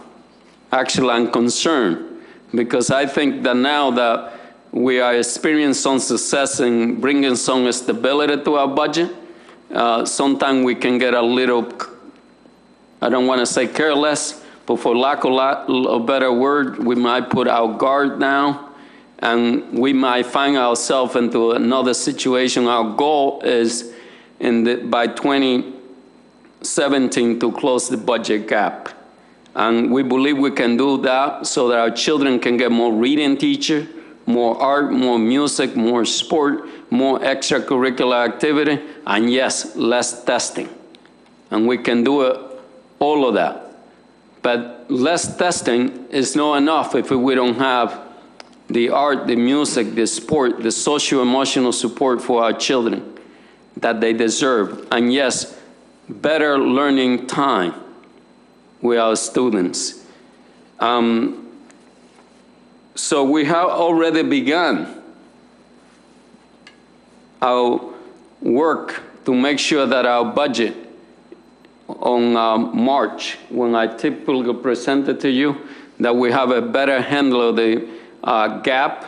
Bill and Bethany, the entire team, there's too many of you to thank by name, but thank you to each one of you and to the entire district. Because as I said, it has to be every person who works here, 6,000 people, need to pay attention how we spend our money and make sure that we spend it in a way that is responsible and in a way that responds to the needs of our students. So I thank you. I know that it's late, but I think that this is a very exciting time for the school district. Very soon, it is my hope that we change the language from being last in terms of performance in the state to be at least ahead of somebody. And I will submit to you that we can do it. We have the talent, we have the resources, we have the community, we have that if we put out talent and energy and resources, that we can accomplish the most important task for this city, which is the education of our children. Thank you. Any questions or comments? Dr. Vargas, let me just, I heard teachers and others talk about the fact that, and probably some board members who don't believe in testing for K through 3. But there are some people in the community who support the idea of testing for kindergarten through grades 3. And the reason being that because our students come in behind in the beginning, that we need to know where they are academically so that we can provide the kinds of supports for future grades. How do you respond to that, Mr. Superintendent?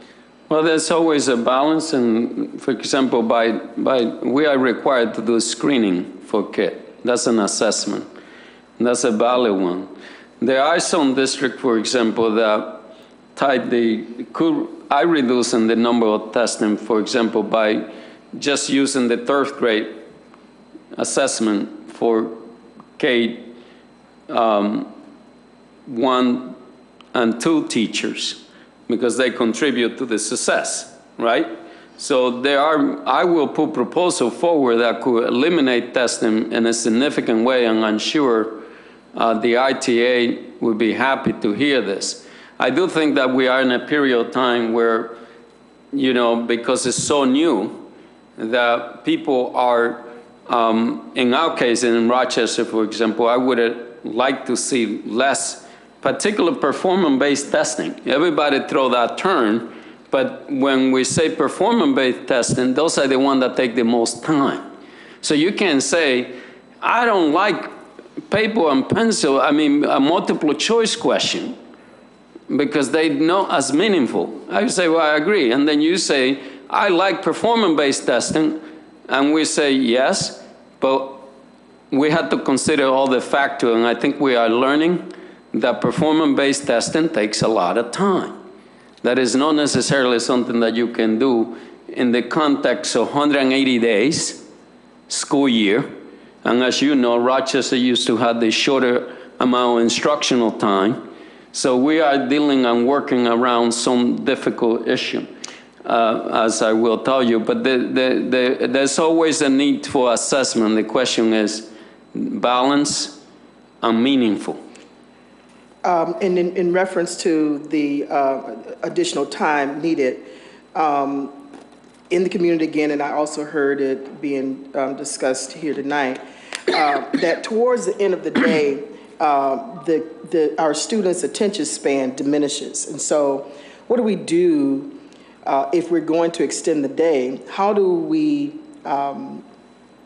in some way, counteract the attention span being diminished?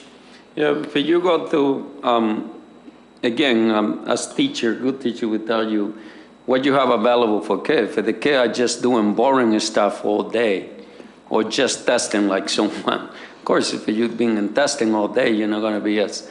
But I could show you good practice throughout this county. Like, for example, my colleagues and Deputy Superintendent Burrell Moore used to work in Henrietta. In Henrietta, some family had to pay $75 a week to get their children the kind of enrichment program that we're trying to provide our kids. That's something our family don't have. If you cross the border to Brighton, there are even kindergarten class that go half a day here, then they send the kid for another half a day because the family want to see the kid engage in the entire day. This is, I must say to you that in Rochester, this is very new in terms of the expanded learning. Middle and upper income class, just like this summer, is new to us. Normally they put the kid in a very highly well-functional summer camp. We're reading and all this stuff. I don't subscribe to the notion that the kid, you know, should you be giving cookies and milk to children in kindergarten? Some of us, including me, believe that we should. And they like the 20, 30-minute nap so that we have enough time to do that. And what does you do? If you constantly, all you do with your kid is just that you engage them, let's say, on physical activity. They will get tired. The same thing if all you do is cognitive activity. But if you have a well-balanced, well-designed, and there are plenty, anywhere from California to Maine, you find excellent, well-run program, and actually you don't have to go too far.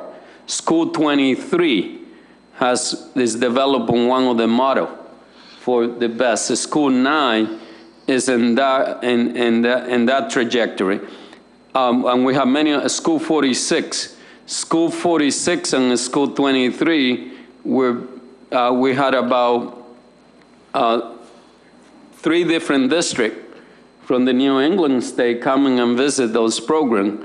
And for example, tomorrow, if you go to School 23 in the afternoon, the children are on their way walking to the art gallery to do artwork. Many of them are much happier going to the art gallery to do something that they love than going home. And that's something that I will invite the board to see it. Now, the program is not perfect, and we have multiple sites, and you should never expect something in the beginning. Even music is something that you have to introduce it with fidelity. You have to work at it. And it doesn't mean that you get it right the first time, but the research is well grounded around expanded learning, and there's not something that is new. It's not the flavor of the month. This is something that middle class children experience often, and I think it would be good for the board and for myself to visit. You know, how is it done in a middle-class district in this county? And how is it being done in Rochester? And I just have one last question, and I think I'm done for the night, I believe. Long answer. But in terms of summer school, did we see an increase in ELA and math for summer school last year? And let me just add on to that. How many students started in our summer program last year, summer school last year, and how many actually completed? Percentage would be fine. That's an excellent question. And back to assessment. In this district, we're still debating, should you have metric for summer school? And I believe that we should, because it's a significant investment. And we have in some area, but not in other, the board should receive, excuse me, Carolina, when will we have this study from the Wallace Foundation available? We have annual reports, and we'll have one available at the end of this summer, probably by November or December. Yep. The answer, Commissioner Elliott, is that for some program we had those metric. One which is we had the $6 million grant from the Wallace Foundation. That's a study nationwide that is being conducted by the RAND Corporation, and that had a more rigorous assessment process in there. Then the other one that where I can tell you that where we are getting our best investment today is in the Horizon program. They had shown consistent reading. We also saw a good program from Baden Street that they show some growth working with Nazareth College. I mean, Mrs. Mangieri and I were there last summer, and I saw kids doing math pretty much like using some techniques that is utilized through the algebra project on Harvard, which has been developed in the civil rights movement for poor children. My skills, but we don't have it in a systemic way, and we are moving to have it systemically so that when you ask me the question, I'm not giving you fragmented answer about this program does it, this program doesn't do it, but once again, we are debating, even should we have metric. Not everybody agree that we should have metric in terms of our summer program, and my view is that we should, although we cannot be carried away where you have excessive assessment, in terms of metric. Any other questions or comments? Just follow up on Vice President Elliott's question about retention, meaning how many start summer school and complete, because that would be one important measure. And I would think that we could also do some, comparative analysis of the following school year. Yeah. Those who attended and those who did not attend, especially for the programs that are not required because a student failed a course, but like the elementary things that are being, students are being encouraged to attend to quote unquote stem the summer learning loss. So you could do analysis the following year. We are looking into that, and like I said, Rochester is going to be look nationwide because we're doing something that is not often done in education, which is randomized sample study about the summer learning, and it's addressing the summer learning loss through the Wallace Foundation. And so we will be able to have enough data to guide us.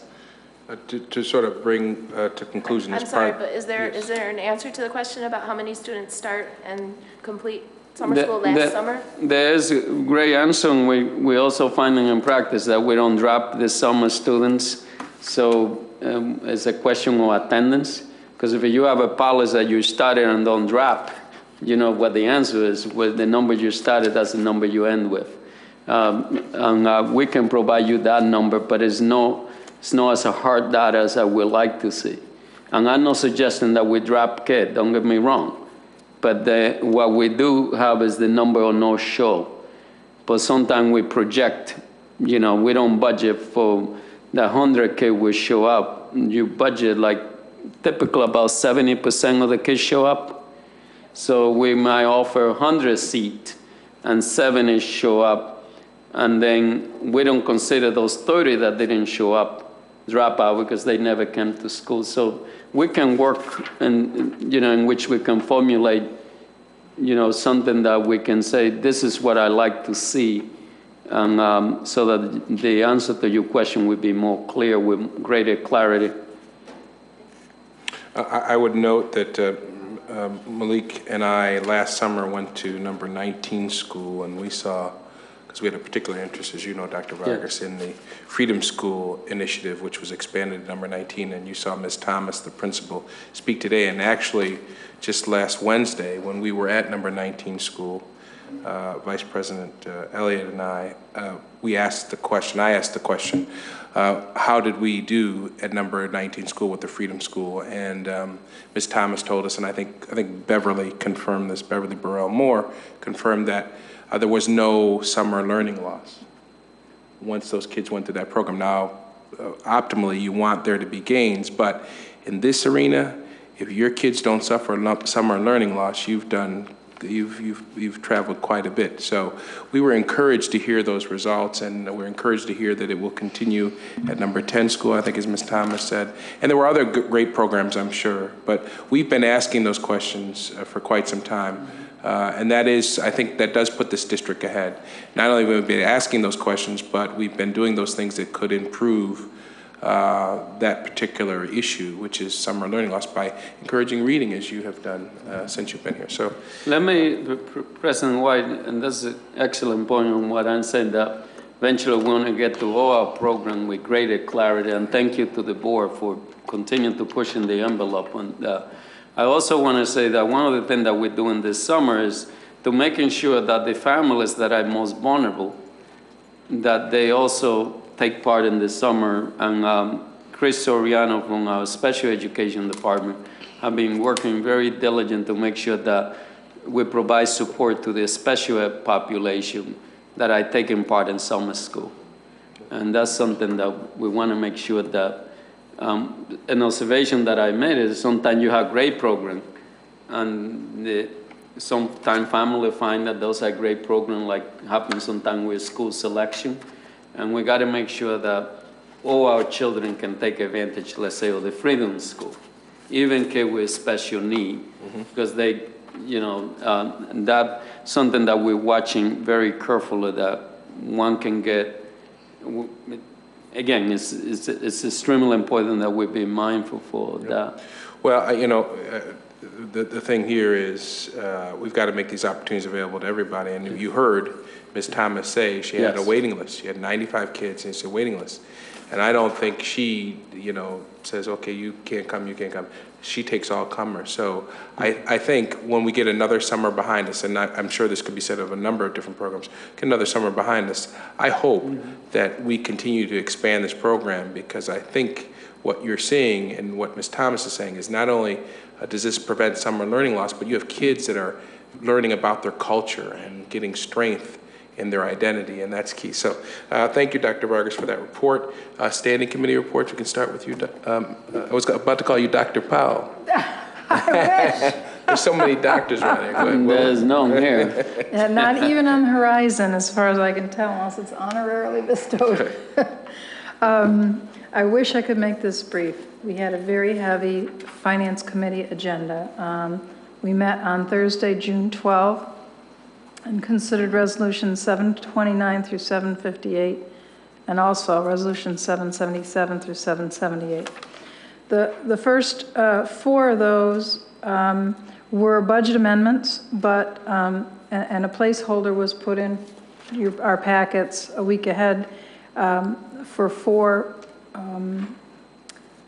budget amendments, but there were no changes to food service, so you'll see that Resolution 731 is void. There were no changes to food service budget. The committee did recommend that the budget amendments be passed. Part and parcel of the amended budget was the May financial reports, and at this time I would move that the full board receive those reports. Moved. Is there a second? Second. All those in favor say aye. Aye. Thank you. Again, heavy agenda on the resolutions. We had two resolutions that fit under the category of communications. Resolution 735 is the summer food service resolution. 736 through 739 involved transportation. 740 through 747 were procurement. 748 through 52 were educational facilities, both final payments and new contracts. 753 was IM&T. 754 through 758 fell in the category of miscellaneous or other. Then we received two late resolutions, 777 through, by the way, all the ones I just described, the committee is recommending for approval. We had two late recommendations. One was for transportation, changes to the contract that were necessitated by extended day and expanded day programs. And the second was alcohol and drug-related testing for transportation and food service employees. Because these were late resolutions and the committee didn't have a chance to read them or review them, we opted to advance those without a committee recommendation. Finally, you'll find in your packet a resolution 782. This did not go through the Finance Committee, And there really was no reason for it to bypass the Finance Committee. It is a very large RFP. It's for food service for next year, not summer food service, but for the whole food service. And it is my wish, in the absence of committee discussion, because we didn't receive it in time, I would like to see this resolution tabled, not so that it can go back to Finance Committee, because that would be an unnecessary delay, but that it be taken up in a special meeting of the whole, or joined with any other special meeting that might happen, say, between now and July 1st. It is important that we move quickly on this, but since the board has had no opportunity for dialogue, and tonight surely does not size up to be the night for such a dialogue, I strongly urge that we table this, and the administration is aware that that's what I'm asking, and I think might be somewhat supportive of that. Will you make that motion at the appropriate time? Absolutely. Okay. We could do it now.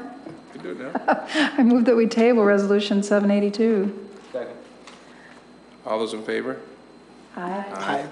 Thank you for your support on that. The next committee meeting will be July 17th.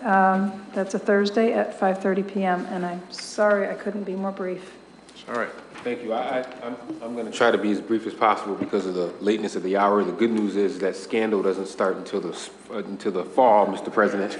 So I am a little bit not as anxious as I usually am. Briefly, I'll just touch on a couple of things. We talked about suspension. As you know, this is a major focus of this board. The board has made it very clear that we are very concerned about the high number of suspensions that we've seen. And discipline in general. Ms. Beverly Burrell Moore touched on it briefly, and we hope at our next meeting to go into further detail. Very important piece of business we took place at the meeting, and they're in your resolutions. 2013-14 781, which is the adoption of the new science textbooks, and we're talking approximately 21,100 books for K-8. We haven't had a science adoption in a long time. I'll just leave it at saying I'm glad we had a science adoption. 774 is in your packet. As you know, we asked that this resolution come to the committee. We started to talk of this continuation of all City High at our last meeting, but we wanted to take it up also in our meeting, and we did discuss that. And then also there's a resolution 770, which is for McKay Consulting, and this will replace what's the current Soups Academy. McKay Consulting will replace Soups Academy. Tentatively, the meeting is scheduled for July 15th, but that may be moved to August, depending on what we have on the agenda. We may take July off. I'm going to confer with staff and have staff confer with the administration to make sure there's not anything pressing that needs to be on the July docket. If there's not, our next meeting will be in August. Otherwise, we'll plan on July 15th, 2014. And Mr. President, that concludes my report. Thank you. Commissioner Elliott. Thank you, Mr. President. I think I just put it somewhere and lost it. Got it here. The Community and Intergovernmental Relations Committee met on Tuesday, June 10th, and we discussed a number of items, including rescheduling the legislative breakfast in light of the conversation that we had at the last legislative breakfast, making sure that the timing was appropriate in order to be able to have some input into the to the following year's budget. So we are talking with Assemblyman David Gantz's office, and we will have some information provided for us at the next meeting. One of the things that we've decided to include on our agenda is whatever some of the legislative issues that are pending or recently adopted on the federal state level. And so what we have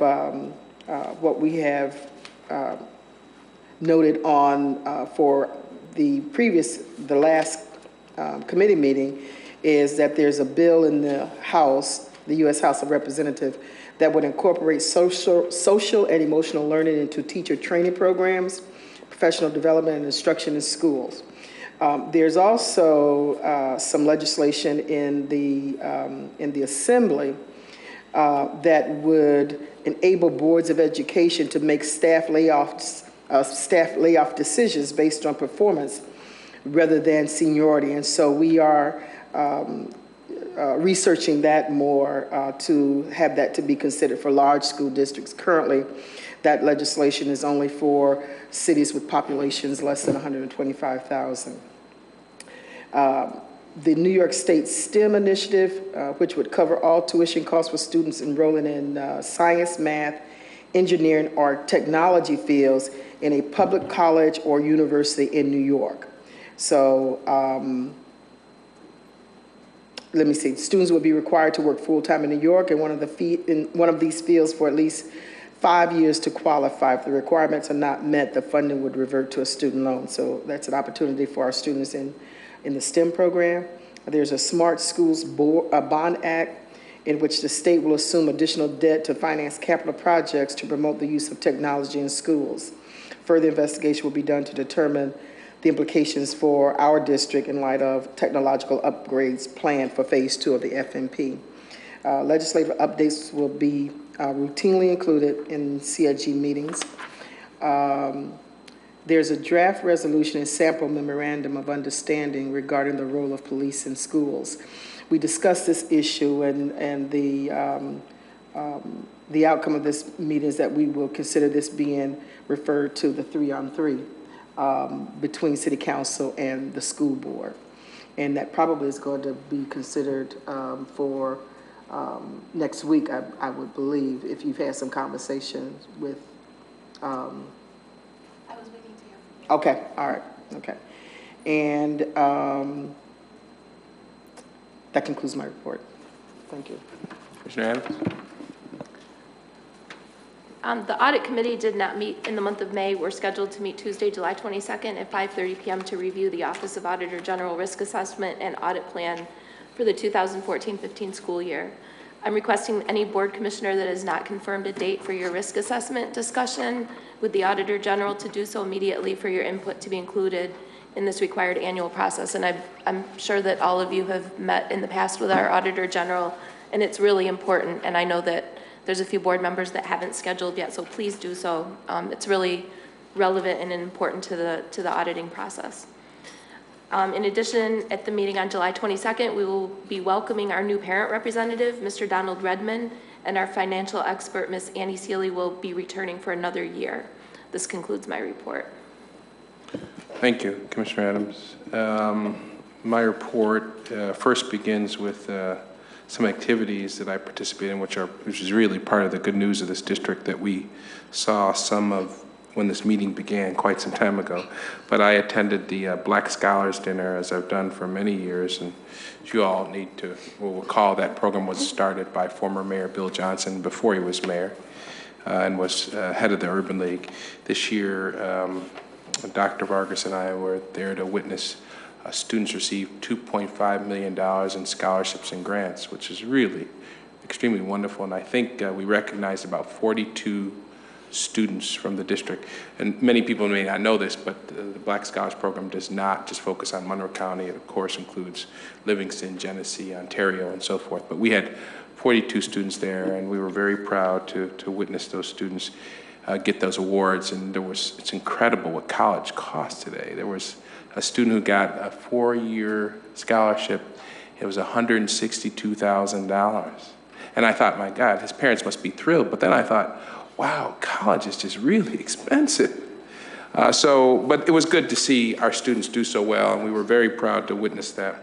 I also, yesterday, attended the OASIS graduation. That is truly one of the most special graduations you can go to. If you've never gone to an OASIS graduation, those folks have been through the fire, and they've come out shining. And I happened to be there with the Mayor Warren.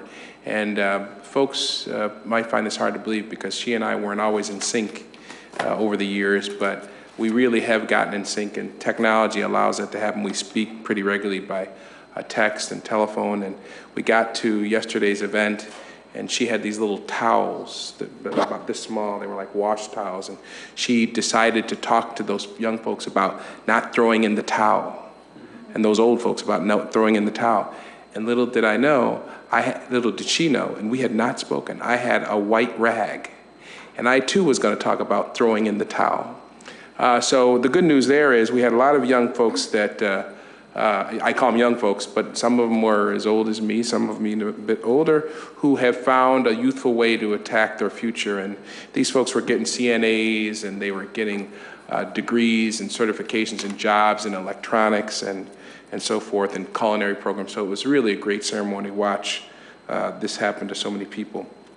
Dr. Vargas, colleagues, has prepared what we're essentially calling a contingency plan. You know we're required, I won't get into all the detail because I know you all are all very familiar with it, to have a contingency plan in the event that the EPO plan that you all know about, that we're working on with East High School, doesn't work out. We've got to have a plan B. And we've had a number of meetings with the state by telephone. They fine-tuned that plan B, that contingency plan. My colleagues will be voting on that today. It was left on your desk. You might want to take a look at it. I apologize. I know Dr. Vargas apologizes for the rush, but we are going to have to waive the 48-hour rule. Someone is going to have to make that motion. This plan will only be necessary if the agreement that we're working on with the U of R and the various unions falls through. So I'd ask that you take a look at that particular resolution. And again, I'm sure if Dr. Vargas could have gotten it to you sooner, he would have, but time just does not allow. Everybody is working under a truncated time frame with this EPO plan. I want to tell you that I met with Hank Rubin of the Rochester Area Community Foundation. You'll have a resolution, I believe it's resolution 783, that relates to us really perhaps addressing some of these issues that were of concern to folks today about school climate and school safety. The Rochester Area Community Foundation has stepped up to the plate as a result of conversations with Dr. Vargas and his team, and they have graciously agreed to sort of provide some leadership to help us refine our practices in an area in terms of school climate. I came to this job as a prosecutor, as a former prosecutor, and having litigated the case of Stephanie Givens, and I got to tell you, I've always felt bad that I've focused on things ironically other than public safety. And I'm really glad to see that some focus and attention will be brought to that. So colleagues, look at resolution 73. We will be voting on that today. Bill and your team, thank you very much. I know Dr. Vargas has already recognized you earlier on, but there aren't really enough thanks for the work that you all put in, and you did it in a very different situation. The board approached this a little bit differently than perhaps we have in the past, and you and your team and Dr. Vargas were very flexible with that approach, and I think we got a good budget, and the proof is City Council passed it. Was it today or yesterday? Tuesday, thank you. Time flies when you're having fun. And finally, I want you all to know that we continue to work very diligently on the U of R EPO plan. I want to thank Bethany. She has been an integral part of that, as have other folks. I want to tell you it has not been easy. I won't give you the details, but a few folks in this room know that, quite honestly, there were some moments where we thought it wasn't going to happen. You all don't even know about those moments. But we are very blessed to have people that are very committed to this very unique idea, unprecedented idea in this community. And when things got kind of tight, rather than have the meeting at the U of R or have the meeting at RTA's office, I invited the principals to my office, and they sat at a table that has quotes inscribed from Frederick Douglass, Susan B. Anthony, and Harriet Tubman. And I firmly believe, we got the job done. We're not George Bush saying mission accomplished on the carrier, but I think the boat is about to set sail, and you all are about to take a good ride that will take us to a place that I think will be better than East High School is currently at. So stay tuned. That concludes my report. Next thing on the agenda is consideration of resolutions. We'll try to do this also as efficiently and as effectively as we can. Can I get a motion to consider Resolution 698 through 719? I got 698. It's a 10-year resolution. We have to do that in executive session. So 699 through 719, I think Commissioner Evans has moved. Is there a second? Second. Any discussion? I'd like to make a brief comment Sure. regarding 713. This is the teacher administrator position abolished and placed on preferred eligibility list. This is, we worked very, very hard with the budget. The board members were collectively very proactive and made some suggestions and adjustments and deliberated extensively in repeated sessions. And one of the things that was painful for all of us, and we really tried to find a way to address, was the loss of some of our assistant principals. And I just want to say how much I regret that this is the consequence of our budget deliberation and our budget decisions, but it is what it is. And I feel that in a district where by any benchmarks or comparisons, we are administratively top-heavy, it's a persistent criticism, that we had to support a budget that did allow these cuts to go through with this consequence. I want to say that I know at my children's school, the loss of Deborah Solomon is a blow, and it's nothing less than a major, major blow to our school community. And I know that that's the case for other schools that are impacted by this. So I just want to say that I regret this, but it's the outcome of a deliberative process that assumed that we take forward the need to not expand administrative positions and, if anything, to bring them down. But it's a blow. Any other comments? All right, all those in favor of passing Resolution 699 to 719, say aye. Aye. Any nays? 705. 705, Madam Clerk, to capture that? Okay, so 699, 719 has been passed. Okay, how about a resolution for Resolution 720, 728, additional pay resolutions? Second. All right, we have a motion and a second. Any discussion? All those in favor of Resolution 720 to 728, say aye. Aye. Any nays? No to all. Oh, is there any abstentions? They've been recorded? Yes. You have them? We have some resolutions. We have some resolutions that do not have. Oh, because of the abstentions? The abstentions that we don't vote. Okay. So you have those, can you tell us which ones those are? So we have for the record. Resolution 721 and resolution 724. Okay, so we can bring those back at another time? Are we meeting, Mr. President, I mean, well, I don't think it's, have we determined the date yet? The clerk sent us, Shanae sent us notices. You might want to make sure you respond so we can pick a date. But yeah, we are meeting, so we'll have a chance, yep. So we'll have a chance to do 721 and 724, is that what it is? Okay, thank you. Resolution 729, 732, can I get a motion? So moved, Mr. President. Is there a second? Second. Thank you, Commissioner Powell. Any discussion? All those in favor of Resolution 729 and 732, say aye. Aye. Aye. Any opposition? The ayes have it. How about the resolution for 733, 734, communications? So moved, Mr. President. Second. Thank you. Any discussion? No, I was just pointing out that these did go to the finance committee. Okay. Yes, in reference to 734. Why do we need an automated automated notification system? Doesn't the current one work? Oh, this is just a pay, we have to pay for it every year? Okay, all right, thank you. Any other comments or questions? All those in favor of Resolution 733, 734, say aye. Aye. Ayes have it. How about a Resolution 735, it's food service resolution? Well, Motion? this is the summer program. This is essentially passes through because the city reimburses us for the summer program. So moved. Second. All those in favor? Say Aye. aye. Any nays? The ayes have it. We're going to talk about 736, 739, if I can get a motion. Move, Mr. President. Second. Any discussions or comments or questions? I know that we've had this discussion, Mike, but help me out again with these resolutions. 736 is for summer, correct? All right. And then 737 is for passes. Okay. And then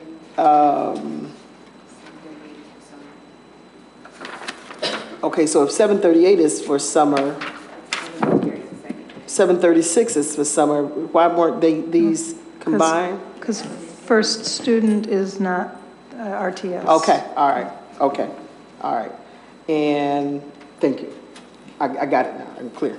Thank you. Any other questions or comments regarding 736, 739? All those in favor of passing resolution 736, 739, say aye. Aye. The ayes have it. How about, can I get a motion for resolution 740, 747, procurement and supply? So moved. For a second? Second. Any discussion or comment? Yeah, just a question around on 743. This gets real convoluted for me. So I see all of these discount items. Talk to me about what this all means. Discount from list price column, so forth and so on. And it goes all the way to the back on the next page. Yes, good evening. That is a facility maintenance bid that covers all of the materials and supplies needed for our maintenance workers to be able to perform their daily duties regarding plumbing and HVAC. The discounts are driven by an assortment of products and/or catalogs of products that local wholesalers and distributors submit their bids for their discounts, and those are the awarded vendors who had the best discount for those particular types or categories of products. All right, just as an example, I'm looking at probably the fourth line from the bottom, section 7 discount from list price column, 51%. Tell me what that means. It means that for that particular category, which I don't have that section in front of me, that vendor offered 51% off of the list pricing for those category of goods supplied under that particular topic. It could range from gaskets to anything related to HVAC and plumbing repairs throughout the district. So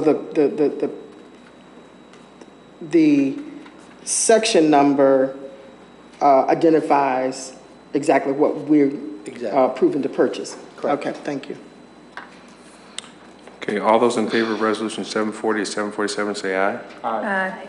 Ayes have it. How about a motion for 748 752 educational facilities? So moved.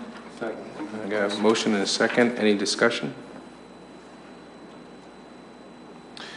All those in favor of resolution 748 752 say aye. Aye. Ayes have it. 752 IM&T. Can I get a motion? So moved. Second. Any discussion? All those in favor of resolution 753 say aye. Aye. Aye. Okay. And finally, resolution 754 to 783 classified as other. Can I get a motion to discuss those? Is it through 758, right? 750, unless 754 through, 783, oh, 783. Okay, with the exception of 782? right, because we've That's already right. tabled that. That was tabled, that's right. There is a motion, and there's a second, I assume? I'll second. What was the range? It's 754 to 783, with the exception of 782, which was previously tabled by Commissioner Powell, or by the board. Okay. So any questions or comments regarding the resolutions from 754 to 783? Yes, ma'am. With regard to the All-City High School. Which resolution is that? So 774. 774. I know we started out, Dr. Vargas, with, when we first started, we had I don't know if it was 1,000 students in the school, but it was a large number, and then that number got reduced. Do we believe that this program, this concept is working? And should we put these other programs over in that school? The intended purpose of City High, is for the phase in, phase out. That's why you see a new resolution. I do believe that, and it would be my recommendation this summer for this board to consider for Rochester to have a high-functioning, non-traditional school that we don't have, and we need to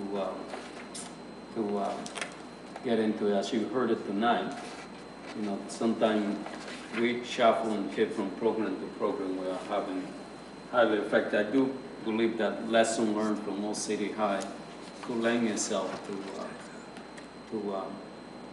establishing a non-traditional school from 7 in the morning to 7 at night with a strong CTE, career and technical education, hands-on, and various approaches. For too many years in Rochester, our so-called alternative programs in the school are run just like they were regular school, and there's no coherent goal or objective to it.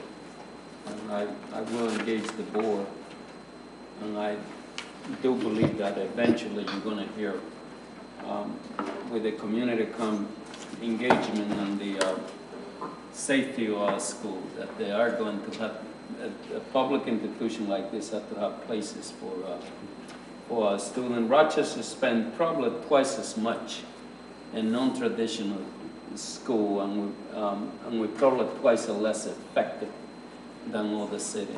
And the reason is that you just run it like, to give you an example,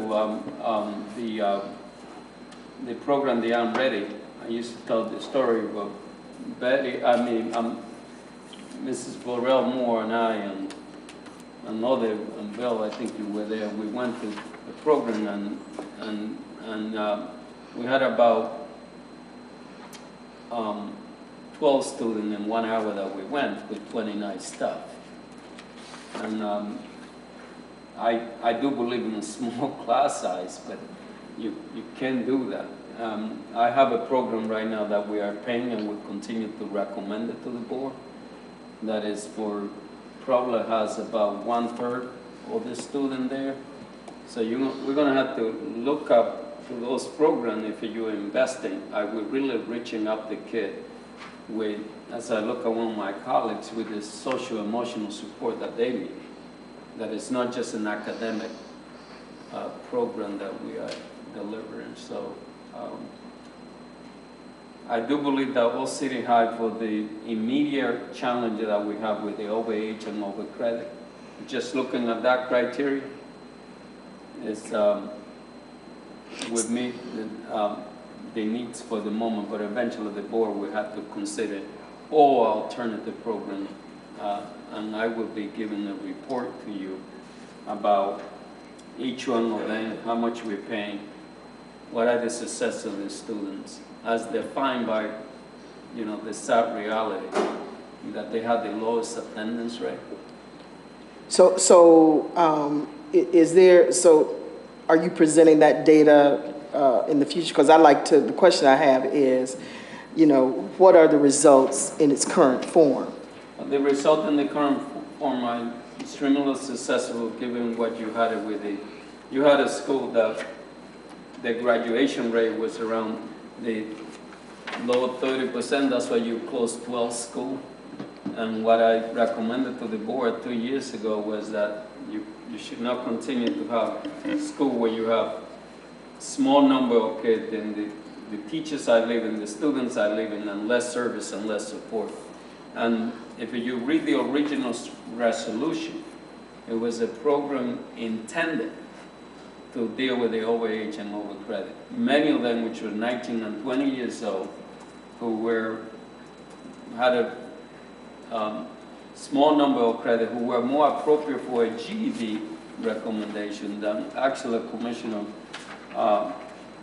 items, and President White could remember when we sat and we look at the list, and I said, well, you know, what's going on in here? That's the low number of credit that we went. I think it was a very good exercise because it gave us an idea about a population that needed to be attended to and continue to.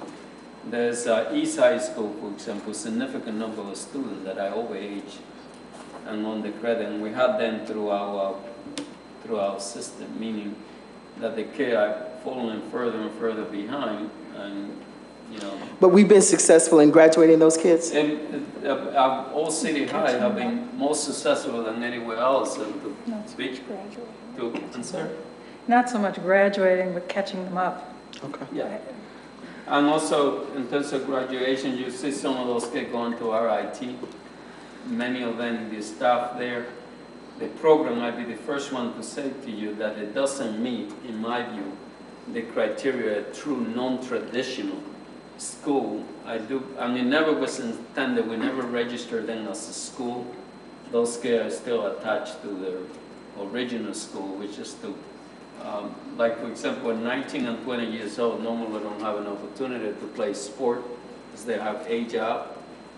All City High, we were able to create sport program for them, so they're like, you know, outside, you know, with some Carlos and all that did some work so that the kid didn't feel neglected or didn't lack those opportunities to play sport.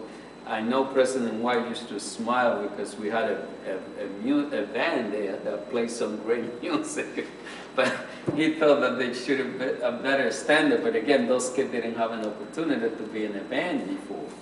And I know also Commissioner Evans said, you got to do better with our music program. But again, it was just to give them that opportunity to play. Well, I just say, Can I ask a question? Because it paints a picture. I think there was an executive session. I don't think it was. No, it was not an executive session. If you know, you could censure me. Maybe it was a bathroom. Anyhow, we're going to have a music program as a result of that conversation with the Salt City-wide band. I'm sorry about that. Quick follow-up on All City. When the presentation was given last board meeting, I emailed a series of questions, and they were answered, and I appreciate it. Thank you for that. One of my questions, given that the current principal is retiring, one of my questions was, have you identified a very strong leadership team? And the answer was that that would be discussed with us, and I was wondering if it would be appropriate to have that discussion in executive session tonight. Yeah, we can answer that question and give you an update in a second. Okay. Okay. Got some more questions? Yep, go ahead. Yeah. Let me, I'm going to vent here for a minute. I'm going to go off. Thank you for the warning. With regard to the book adoption for science, in the ESA committee, we were informed that we had not had a book adoption for science since 2002. And we want to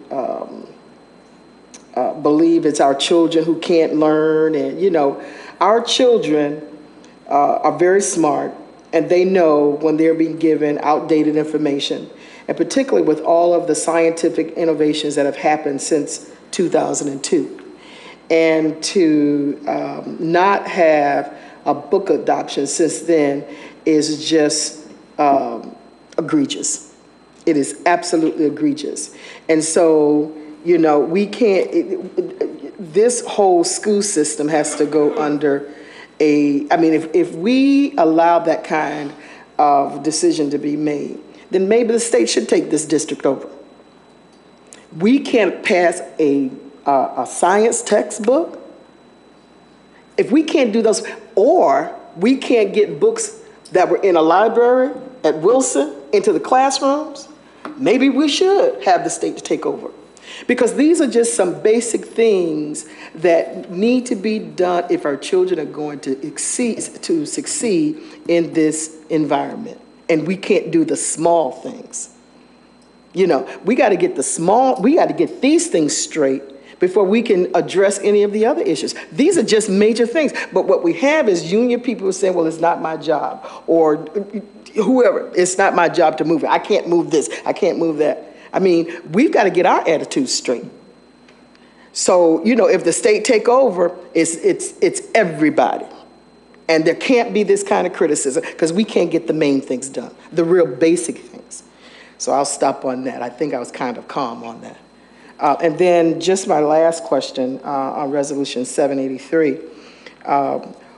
What kind of qualifications does the Rochester Community Foundation have to lead African American students and Hispanic students when it comes to discipline issues?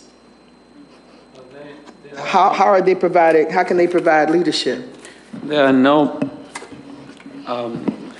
leading as a foundation. Foundation, they have played a crucial role, for example, with ABC and all the bringing attention to this issue of poverty. In other cities, including Baltimore, there have been foundations that lend themselves because they have resources, and also they have certain degree of credibility because they work with various groups, and they, again, they are assembling, it's not they themselves. This would be a year-round comprehensive review where the expectation actually for student discipline and behavior, not just in our school, but in school, home, and community, will be discussed. So if they were here, they would say, this is something that I asked for help.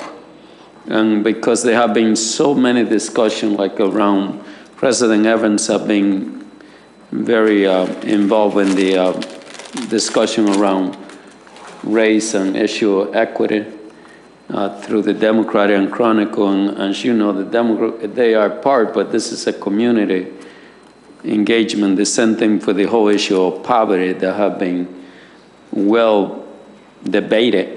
And there been a lot of talk in terms of what to do about the problem as a community. Again, we borrow from other models or cities that have been more successful than we are in engaging the community-wide effort. And no one will have dominance on this, and is the motto that it won't be the superintendent office, so the school board would be part of this. Is done in conjunction with the community, not in isolation. Yeah, I had the opportunity to speak to Hank Rubin about this, and I think the goal of Vice President Elliott is to facilitate the conversation among people who do have direct knowledge about violence and community dysfunction that sometimes enters into our schools. So I think they would agree with you. They do not have the experience to be talking substantively about that, but they do have, as Dr. Vargas says, the tools to engage people in that conversation. So they offered, in response to Dr. Vargas's request, to facilitate and help out in that conversation. So I think it's going to be a good one because it won't be led by them. They'll help bring people to the table. President White, sorry. No, I do have a couple of the resolutions that I wanted to discuss, but did you have Actually, directly following up, because those comments were actually just in time for an amendment, I was actually like to offer to that resolution, which actually was encouraged by Hank Rubin from the Community Foundation to address and make really explicit their philosophy that this is really, they see themselves, I mean, nobody's neutral, we can get into a discussion about that, but they see themselves, and to the extent that it's possible, as neutral conveners.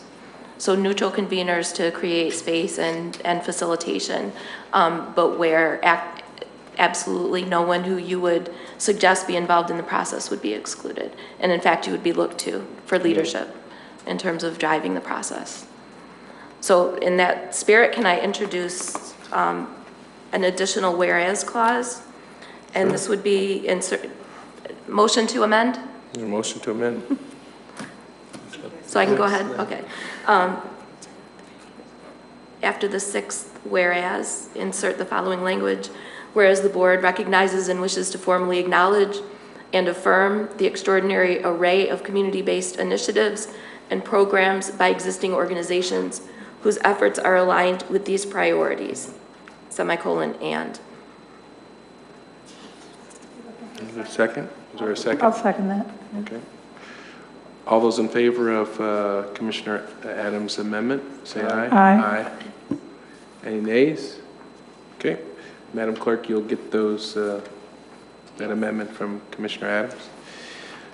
I do have a couple of things. I was going to talk about the Rochester Area Community Foundation 783, but it seems like we've discussed that. 780, I just wanted to let you guys know that is the pledge by America's Great City Schools to basically redirect the pipeline to prison and redirect it towards graduation and success. The initiative, the pledge, is about the disproportionate placement of African American Latino boys in suspension, the special ed, to close the achievement gap that exists between young men of color and other students in districts like Rochester. So I'm glad to see, I'm hoping that you all will support that.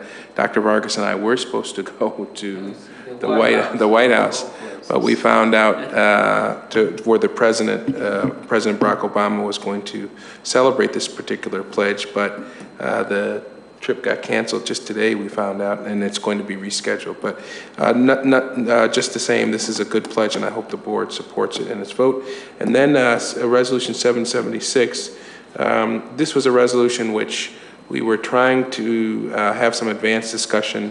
We convened an executive session, and I immediately realized that this was not an appropriate area of conversation for executive session. This particular resolution deals with putting two positions into the SEG group, the Chief of Integrated Learning Career Pathways and the Director of Grants and Financial Management.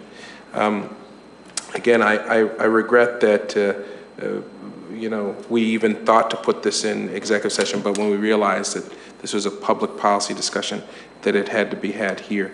My view on this is that this administration and even the prior administration was trying to reduce the size of SEG.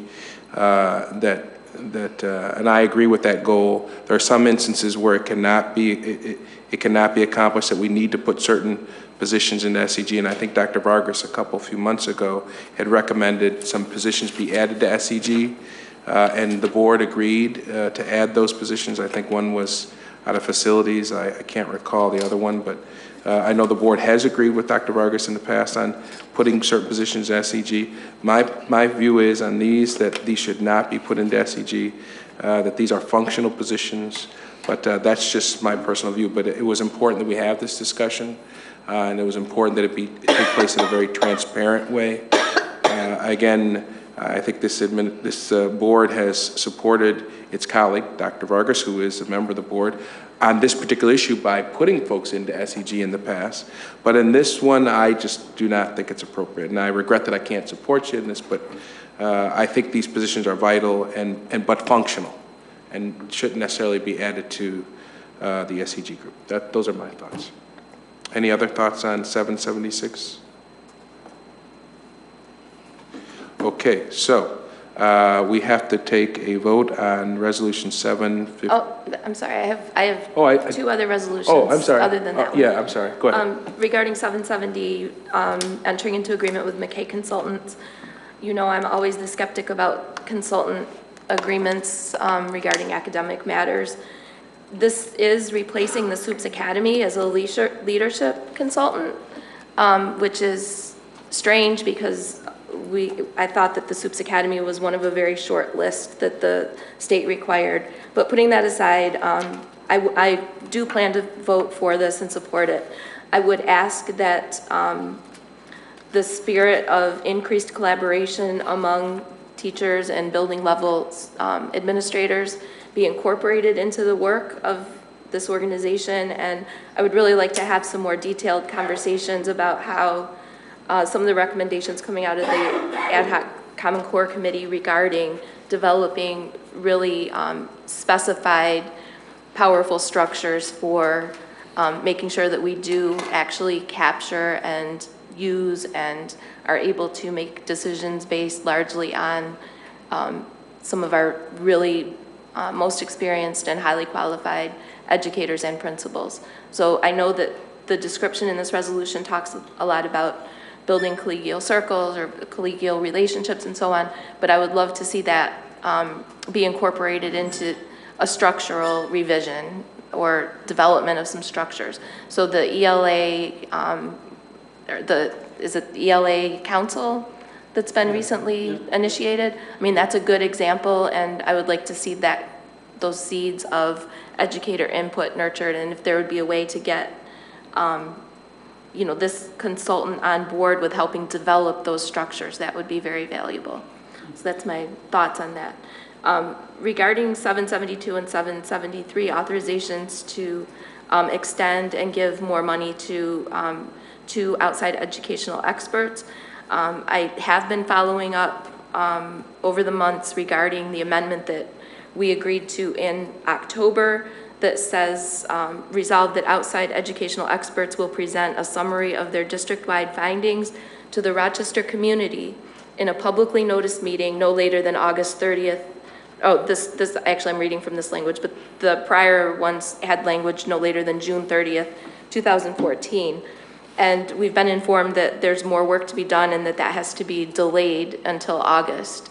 And I just want to put on the record that Daniel Loengard, Ellen O'Donnell, and Michael Melamed are each outside educational experts who we approved $54,000 for the period October 2013 to June 30th, 2014, with the understanding that each of those individuals would give a report in a properly noticed public meeting. And, I'm not belaboring this just for the point of, although I do think it is important, absolutely important that we do what we say we're going to do, but also because we need to start acting as if we mean it when we say that we want parent, community, student, general, academic, school-interested people involved in our school improvement programs.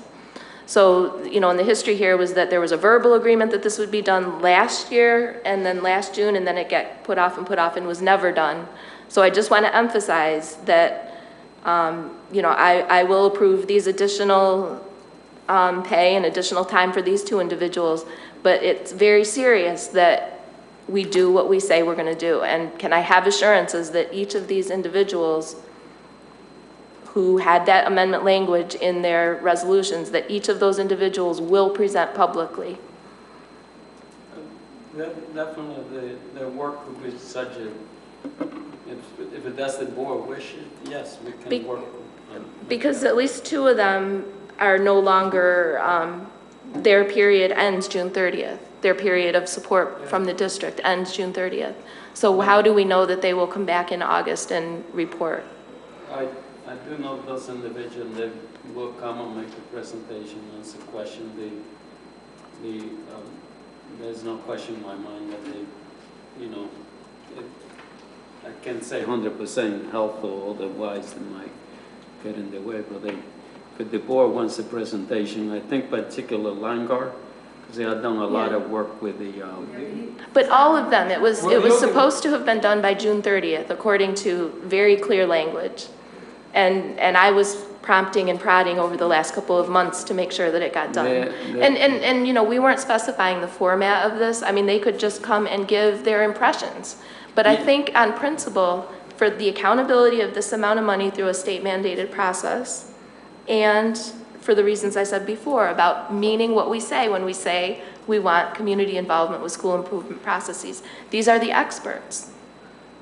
And I think it's not too much to ask for them to engage our community with their findings. Yes. The only thing I'll say to that is, I'm not going to sound arrogant or anything, but the reason why they're on that list is because the state says they have to be on that list, and I don't think that they're going to tell me anything new that I don't know about this community that I grew up in. I'll just say that. But I look forward to hearing what they have to say. Can I just respond to that really quickly? If that's the case, that should be transparent. If that's the case, that should be transparent. Right. So, because it's taxpayer money, and not only that, but our schools endure evaluation after evaluation.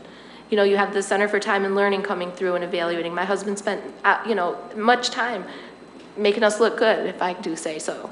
You know, having conversations with the outside, well, that was a different evaluator, but the same thing, our schools are forced to endure these processes, and it is kind of related to testing. You know, it's not as intense, it's not as, you know, much of a troubling thing for the children, but it is an ordeal to have this stressful, you know, on and on. So let's hear from them. What do they have to say? That's all. Yeah. Okay. Any other comments with respect to the resolutions 754 to 783? So let's take a vote. I want to record the fact that I as yes for everything except 776, which is a no. Mr. President, why don't you separate out 776, please? So would someone make that motion, please? Is there a second? Second. Okay, so all those in favor of separating out Resolution 776, say aye. Aye. Aye. Okay, so let's vote first on Resolution 754 to 783, with the exception again of 776. And 782, which was already Which was already tabled, that's right. Thank you, Commissioner Powell. All those in favor say aye. Aye. The ayes, any nays? 760, 763, 769, 770. Okay, It's late. I'll start over. 760, 760. 763, 769, 770, 772.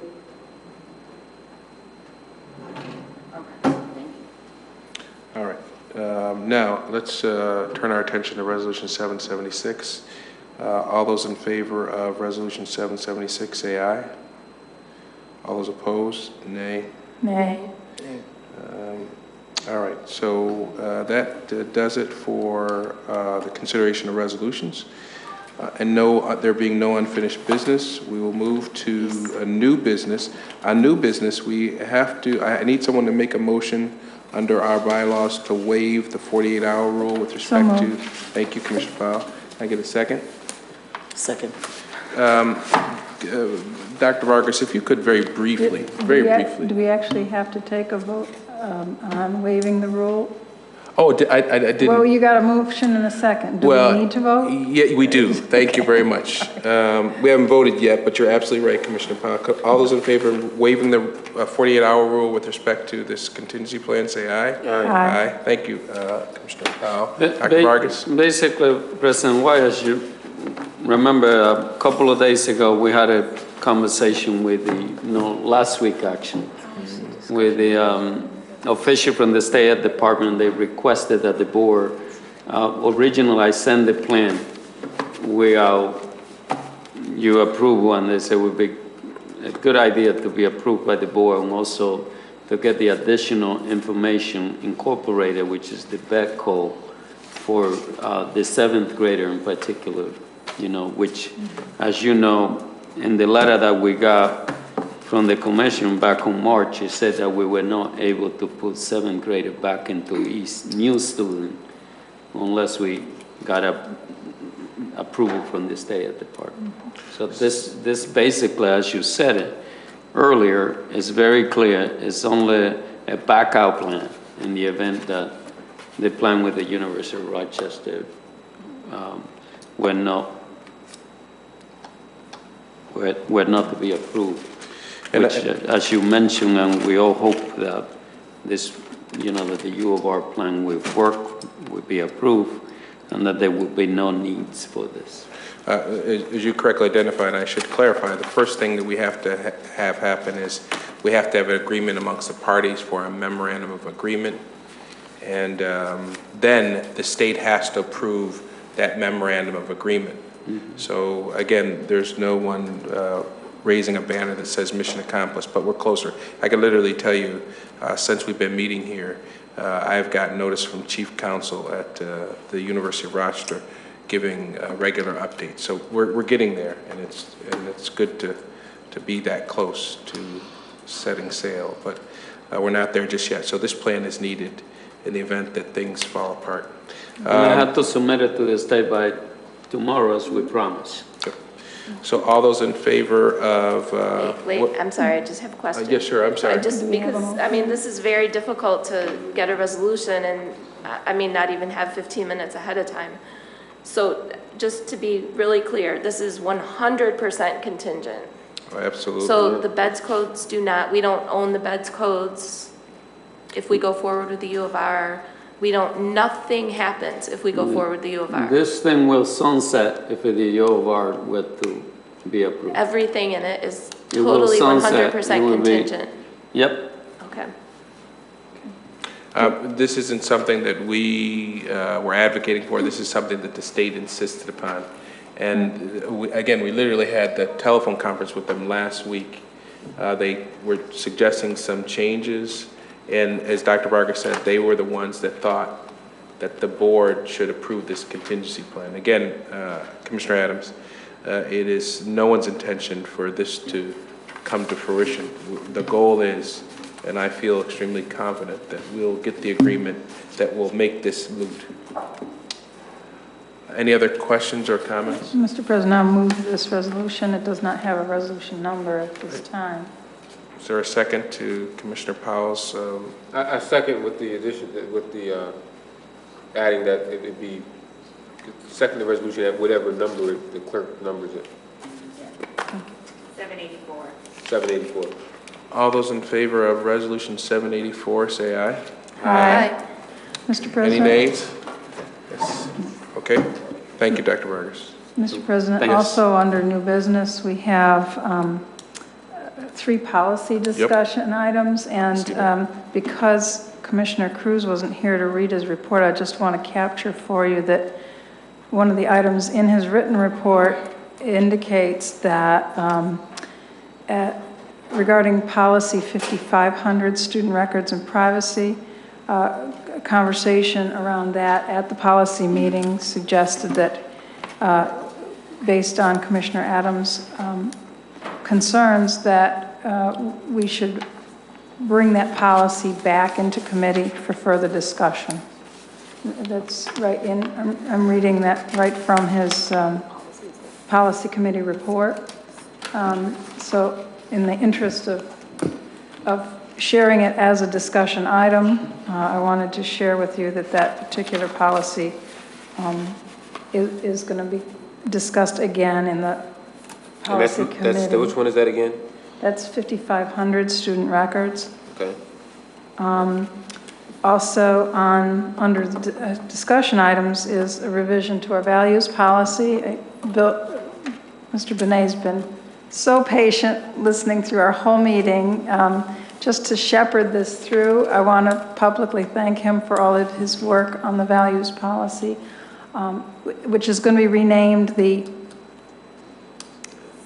Civics Education Policy. And I think that the biggest contribution this offers is that it takes what was designed as a set of definitions of in the original values policy iteration, and actually tries to work it into a curricular material and something that's the source of conversation for our students. So I'm just delighted to see this policy sort of reach its next level of evolution.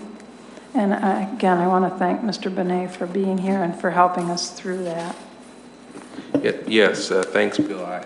You've been at the meetings, and then you've had the courage and the time to come to these very lengthy meetings. We do appreciate that. Any further discussion on the 3 proposed revisions? Okay, there being no further discussion, we're going to just announce our next meetings, which are on June 24th. That is likely to be that's the likely date. Again, I'd ask my colleagues to make sure you respond to Shanae's request for what is most convenient for you. Our next business meeting is July 24th, 2010 at 6:30 p.m. And I have to have a motion to go in executive session. Can I get a motion? Motion reluctantly, Mr. President. All right, is there a second? Because he'd rather just... Now, you folks should know that we are going to adjourn from downstairs, so we're going to come out of executive session. If for some reason you want to stick around and and see us look tired, you can, but we're not going to adjourn from here. We'll adjourn from down there. Good night. Get your pajamas. Thanks for staying. No, you go ahead. Although I will say, last meeting, we were done by like 8:30. Yeah, it was pretty. June, we were in May. In May, we had a quick meeting. Oh, yeah, but we didn't have 53 speakers. Yeah.